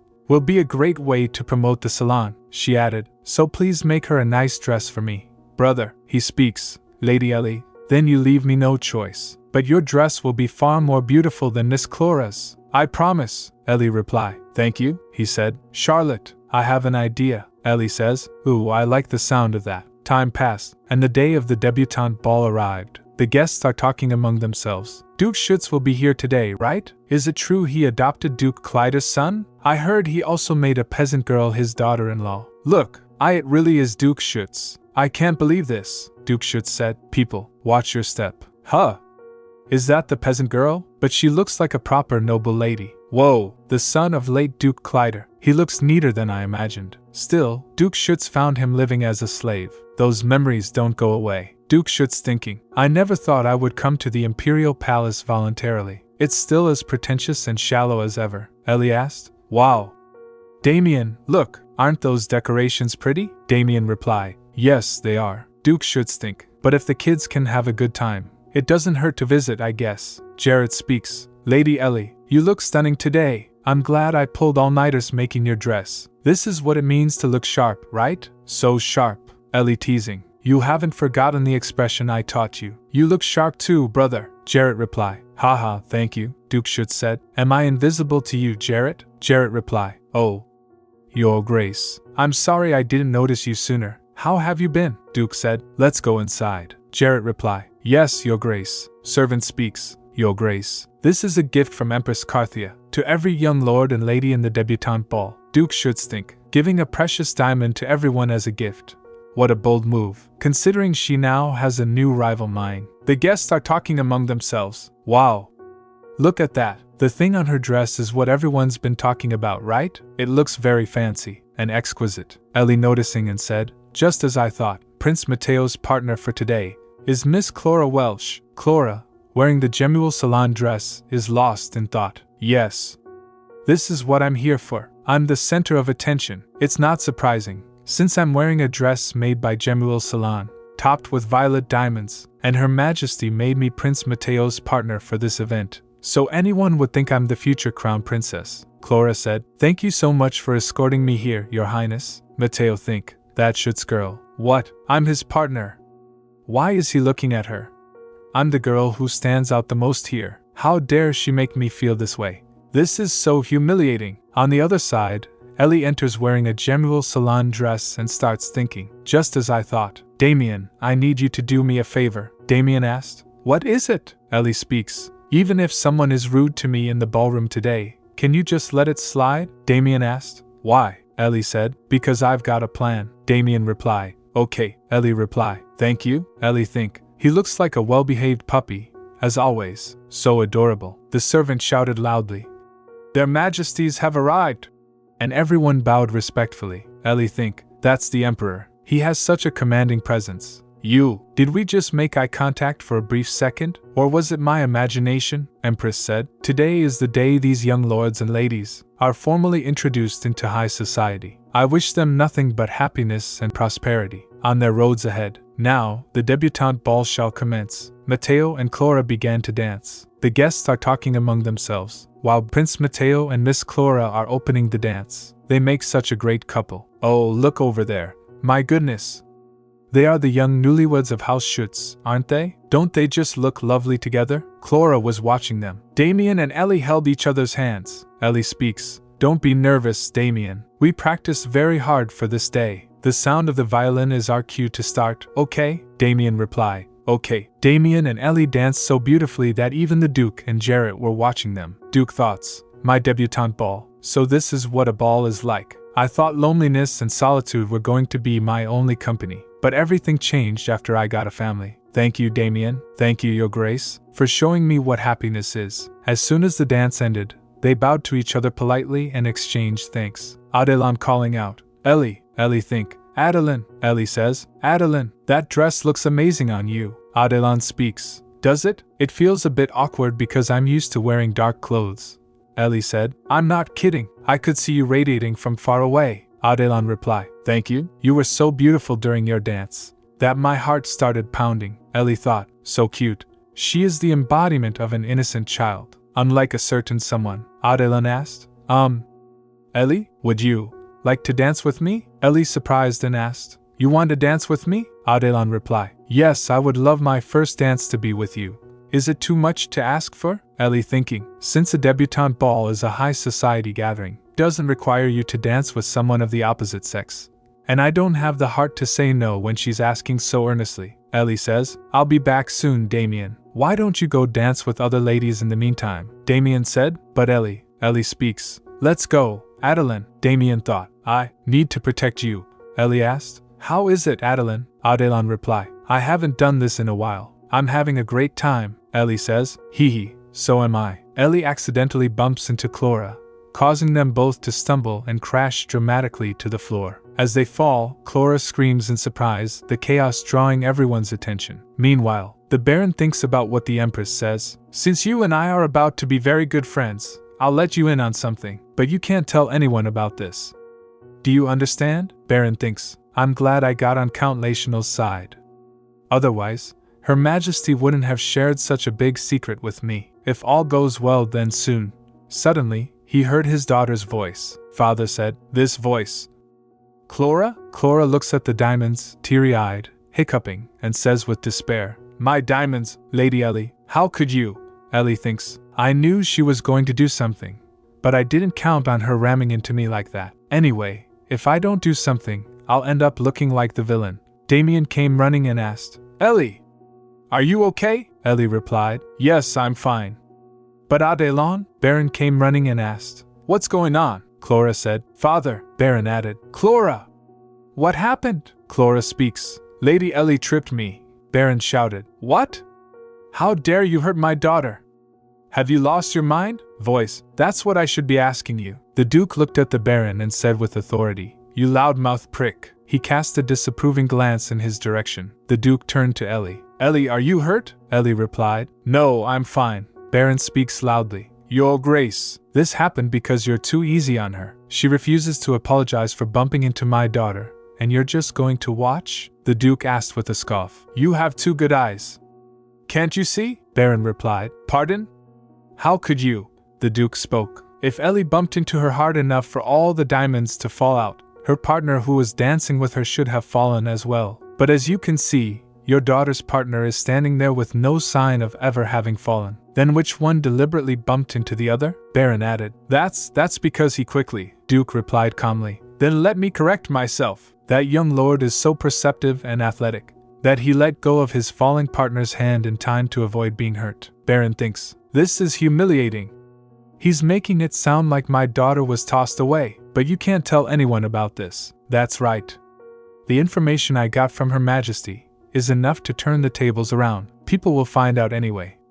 Given the circumstances, Her Majesty will understand me for revealing it. Baron speaks. Your Grace, I've heard that girl is the daughter of the thief who stole the imperial family's treasure. The moment the Baron spoke, silence swept through the hall. Everyone fell still, eyes fixed on him. I guess when that wretch joined your family, she made you lose all the class you had. The guests are talking among themselves. My God! That woman is her mother? Did she bump into Miss Clara to steal the diamonds? It's possible. What was Duke Schuetz thinking? Baron said, trying to get her greedy little hands on the diamonds. I guess genes don't lie. For a brief moment, Ellie, along with everyone else, was frozen, unable to say a word, but she simply smiled and speaks. But those diamonds are fake, aren't they? She added. Why would I want fake jewels? Baron says. Is that the best excuse you can think of? How preposterous, Ellie thinks. I was wondering when I should expose the truth. But this father-daughter duo has presented a perfect opportunity. Thanks, I guess, Ellie said. I'm only telling the truth. Just as Baron shouted, shut your filthy mouth! How dare you! Damian was listening to everything. He got so angry that the moment Baron stepped forward, Damian used his dark magic, which caused Baron to fall to the ground. Clara says, Father! Baron thinks, what just happened? Was it the Duke? With worry in his eyes, Damian moved toward Ellie and asked softly, I'm sorry, Ellie. But I couldn't hold back anymore, Ellie replied. Damian? You did this, the Duke said. My apologies. My son hasn't yet mastered the controlling of his aura, but he shows potential, doesn't he? Baron asked. Lord Damian can already use aura? At his age? I don't believe this. The Duke, consumed by rage, ignites in crimson flames and steps forward with unwavering power. He says, as you said, I lack class, so I must draw blood when something makes me angry, his presence alone shaking the ground beneath him. I must draw blood when something makes me angry, Ellie says. Your Grace. No, she think. If the Baron dies, the whole plan will be ruined, Duke said. Ellie. Baron speaks. See? She feels bad for lying. Do you really still believe her nonsense? The Duke said. Yes, I believe her. Ellie gently takes the Duke's hand, her eyes full of admiration and trust. Baron said, you can take her side all you want, but Her Majesty will not let this slide. She has worked so hard for these diamonds. That's enough. The Emperor was watching as Empress stood up. She began walking toward Ellie and the Duke. Ellie speaks. Your Majesty, she think. The Empress is stepping in. Red hair and purple eyes? Mom? No. How could I think of Mom when looking at that woman? Mom was nothing like her. She was a good person. Empress speaks. It's been a while, Duke Schuetz. I thought you were going to be holed up in your castle forever. I'm glad I invited you. However, it's rude to cause such a disturbance at a debutante ball. Clara replied. Your Majesty, that girl. She called our family's diamonds fake in front of everyone. Please punish her. Baron asked. Clara, watch what you say in front of Her Majesty. Clara says. But it's that girl's fault. Please punish that thief, Your Majesty, Empress said. Calling diamonds that have been thoroughly inspected fake. Well, I can see why a child would want to lie about that. But it's surprising that an esteemed man such as yourself would assume it as true, Duke Schuetz. Isn't that right? Ellie thinking. So she's trying to use my age to damage Schuetz's reputation for supporting me. I won't let that happen. Empress speaks. Now everyone, please get back to your spots and enjoy the festival. Ellie says. I wasn't lying, Livia Fragile said. That the violet diamonds Your Majesty makes are fake. In the crowd, people began murmuring to each other. Livia Fragile. How does a former peasant girl know Fragile? More importantly, House Fragile is known for dark magic. It's not out of the realm of possibility for it to be used to make fake diamonds. But do you think Her Majesty? Empress thinking. How could that girl have known about the relationship between Her Majesty and House Fragile? And come up with such a lie? Just as I thought. The fact that a thief's daughter and a peasant knows about Fragile, the lapdog of the imperial family, is enough to sow the seeds of doubt. She underestimated me because I'm a child, but it came back to bite her. Empress speaks. You have a wild imagination. I don't know who told you about House Fragile, but do you get that pathological lying from your mother, Lady Ellie? Ellie said. But I swear Livia told me. Ellie thinking, if I started crying now, it would be perfect. But I've gotten so used to holding back tears that I can't. Huh, Duke Schuetz, the Duke said. You are speaking to a child, Your Majesty. This behavior does not embody the dignity of the imperial family. Empress speaks. That's rude. And I don't think this is the time to be saying such things, Duke said. Is that so? Then let's get back to Fragile. The last thing Livia Fragilta said, Ellie said, was that there's a snake here. Emperor thinking. That means, she says, because the pipe that the snake loves isn't here. She think again. I thought it was just the rambling of someone who was about to croak. But she said it to Duke Schuetz too? Was it important information? Servant said loudly. Greetings, Your Majesty, the son of the Empire. Ellie says, Greetings, Your Majesty. Empress speaks. Your Majesty, this is not worth your attention. Please get back to your seat. Emperor said, It's the daughter-in-law. Blood is the strangest thing. It can even pass down greed for jewelry. Do you know what your mother did, Lady Ellie? Your love for your daughter-in-law is impressive. Otherwise, you wouldn't have dared to show your face in front of me after the crime you committed. So, Duke Schuetz, why didn't you tell me about the divinity stones? Duke speaks. It wasn't on purpose. Emperor says, Nonsense. Divinity stones can be a great contribution to the Empire. Your silence can only be interpreted as disloyalty. Duke said, But Your Majesty, the discovery of a disgraceful person would not be accepted anywhere. Emperor shocked and asked, What? Duke said, The one who found the divinity stones was my daughter-in-law. That's why I couldn't tell you. Since they came from the most disgraceful one in the Empire, they could neither serve you nor the Empire. Isn't that right? Ellie thinking. The most disgraceful one. It is the Empire's law that when a parent commits a crime, their child is seen as guilty as well, which means everything I own is disgraceful and has no value. But the current regime, due to its soured relationship with the temple, needs my divinity stones. Then there's only one thing the Emperor can do right now. Ellie says aloud, Absolve me to get the divinity stones. Article 1, Paragraph 21 of the Empire's law. If a person is deemed to have made a valuable contribution to the Empire, regardless of who they are, the Emperor can absolve them of their crimes. Ellie thinking, That's right. What I'm really after is this. Since the Duke has set the stage for me, I should do my part. Ellie said, I learned that if I found something valuable, I should bring it straight to you. But I didn't think you would appreciate my gift, Your Majesty. So I told the temple instead. Please forgive me, Your Majesty. Empress angrily speaks. No matter what the reason was, it's a fact that you hid the discovery of divinity stones from the Imperial Palace. Duke reply. No, the temple did, Your Majesty. Like Ellie said, the Eastern Temple knew everything. They even corresponded with me. But, I suppose you weren't informed of it. Emperor said. Ha ha, I get it now. I know what you mean, Duke Schuetz. Someone speaks. Your Majesty. My goodness. Emperor speaks. I hereby declare that this young lady is too exceptional to be kept in her mother's shadow. So I promise in the Emperor's name, starting today, her shadow will never become longer than it already is. Ellie thinking, one's shadow getting longer means that they become guiltier. The fact that the Emperor promised me a short shadow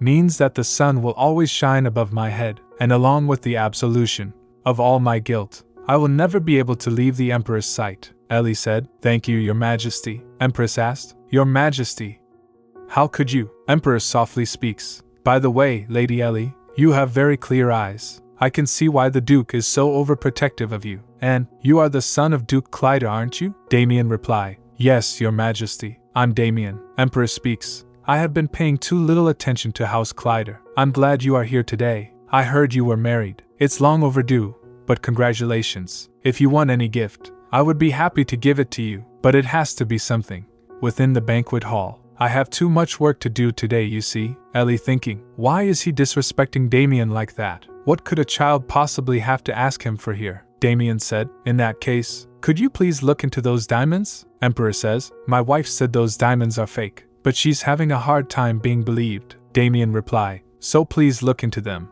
and prove my wife's innocence. Emperor said. You're acquainted with Baron Welsh, aren't you, Empress Carthia? You also seem to know more about mines than I do. So why don't you take this one? Empress reply. Pardon. Yes, Your Majesty. Emperor speaks. Then let's call it a day. We'll talk about today's incident at a later time, Baron Amanta says. Your Majesties, Emperor asked. Can you make sure the Baron gets to the jail cell, Duke Schuetz? Duke reply. Yes, Your Majesty. Clara said. Your Majesty. No, it's all a lie. That girl lied. No, Ellie thinking. I can finally breathe. By the way, I wasn't expecting Damian to reveal the truth about the diamonds at that moment. My goal was simply to be pardoned by the Emperor.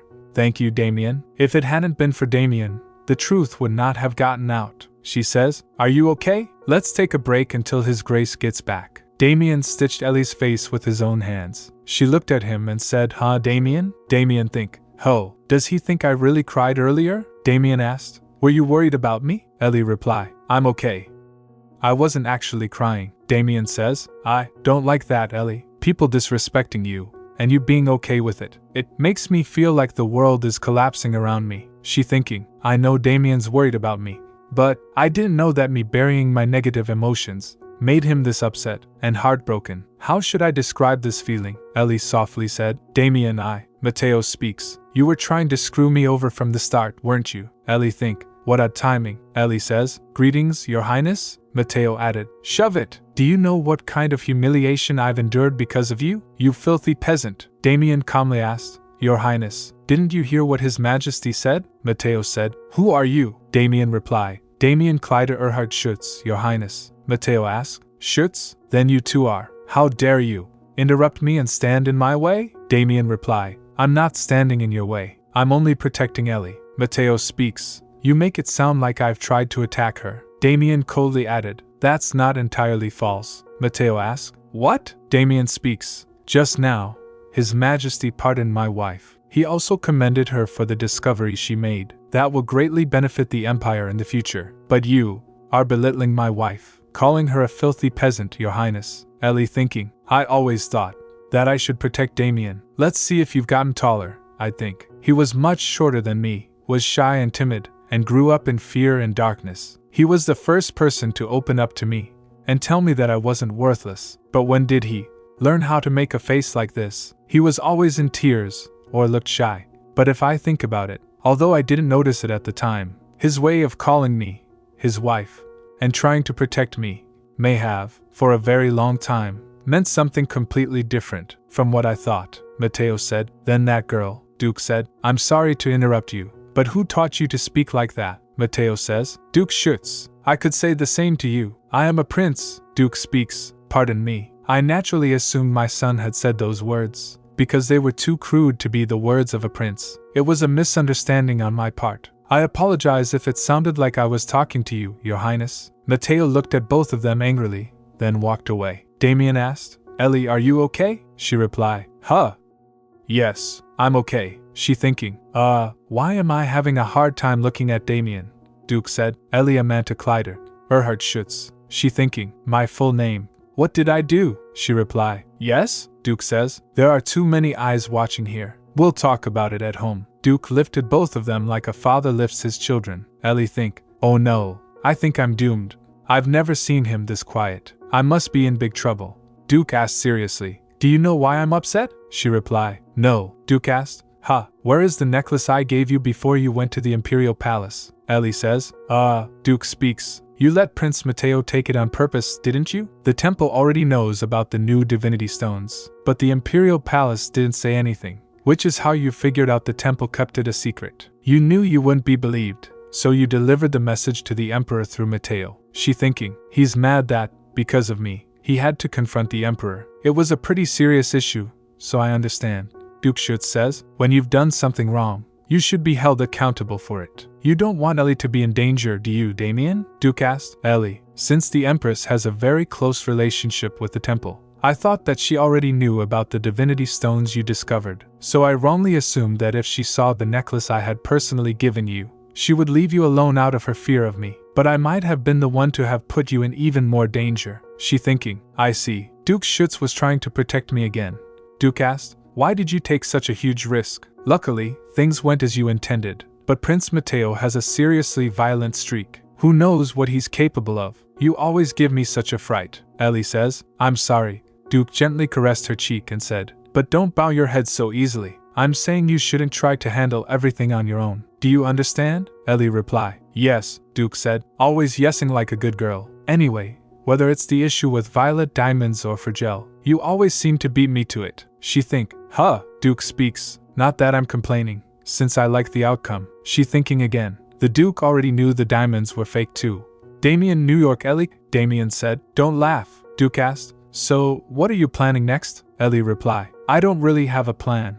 Duke looked skeptical. She said, I just want to take a break with Damian for a while. She think, I can look at Damian just fine now. My head must have just been in a weird place earlier, Duke says. Really? Ellie reply. Yes. We had our debutante ball right after the wedding, so we had no time to rest. And Damian was busy studying every day, so I want us to go shopping, sightseeing, and just relax. You'd like that too, wouldn't you, Damian? Damian replied. Yes, Duke said. Fine, I trust you. Then, I'm going to be busy for a while, so have fun together in the meantime. The Emperor was standing near the window. Carthia speaks. Today was a long day, Your Majesty. You must be tired. Why aren't you in bed yet? Emperor asked. Did you see that earlier? Carthia asked. See what, Your Majesty? Emperor said. Duke Schuetz's daughter-in-law. Carthia speaks. Oh, Emperor says. Strangely, her eyes are green, unlike Layli's. Unlike Layli, Duke Schuetz's daughter-in-law has green eyes. Did you know that? Carthia said. No, I didn't. Emperor speaks.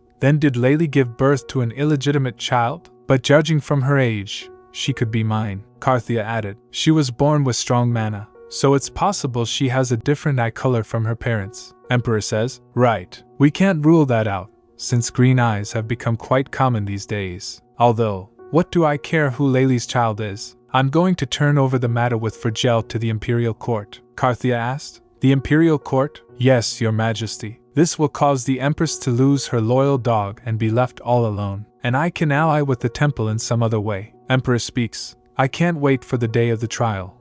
The criminal was brought in with his hands and mouth bound, and was made to stand in the dock. The people who had come to hear the verdict began talking among themselves. Did you know? The Pope is still suffering from an illness he got after receiving a divine message during the war 15 years ago. So at today's trial, his representative, Father Ramatra, will stand in for him. I can't believe there is an illness even someone as devout as the Pope can't overcome. Does that mean the divine message 15 years ago still hasn't come to fruition yet? Ramatra said. I behold God's blessings. The high priest of the great temple of Grafs and the Pope's representative, Ramatra. Emperor speaks. Thank you for coming. Ramatra says. How could I not come when I have been summoned by you, Your Majesty? Emperor thinking. If only this idiot had told me about Duke Schuetz's divinity stones, all of this could have been avoided. I didn't take the temple to be so vain. Emperor said. Have you been to the diamond mine, Father? Ramatra replied. Yes. I did an investigation with the help of the documents found by Her Majesty, and the diamonds were all fake jewels made with dark magic. I have cleansed them with my divine power. Emperor says. Empress Carthia said. I didn't think he was a bad person, but he almost had everyone fooled. The criminal screamed loudly and tried to free himself. With Forgel's daughter dead, if we lose Raquel Fragile, there will be no dark mages left in the Imperial Palace. It is a heavy price that I would hate to pay, but it's the only way.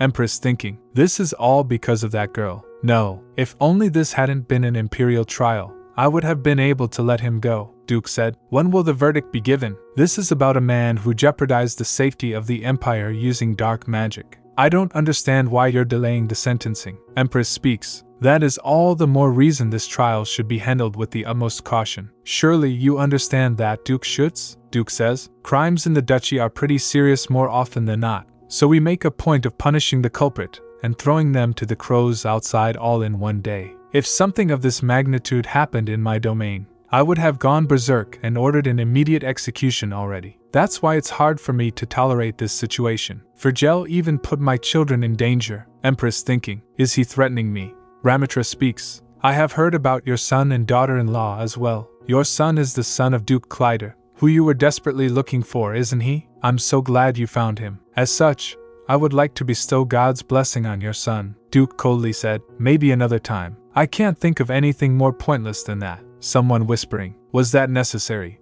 I know he doesn't have a good relationship with the temple, but other one speaks. I know, right? It wouldn't hurt him to leave a good impression on the next pope. She think. He humiliated a priest who serves God in front of everyone. If I take issue with this, I might be able to delay Rickle's verdict, and the temple will be on my side, Ramitra says. Pardon me, Your Grace. I forgot where I was for a moment, Emperor said. Then let's cut to the chase. Ramitra speaks firmly. I think that Rickal Fragile is guilty. Empress think. Ramitra said. Dark magic is forbidden magic. He deserves to be punished for threatening the well-being of the Empire. What do you think, Your Majesty? Emperor reply.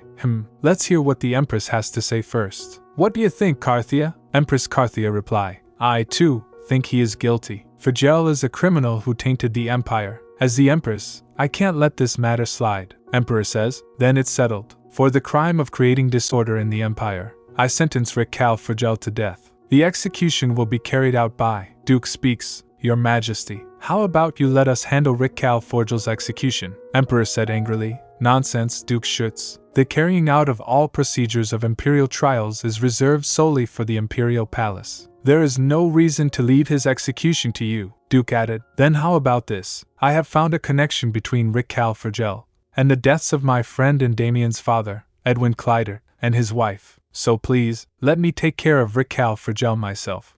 Please remember to like and subscribe if you enjoyed the video, as it really helps our channel grow. Thanks.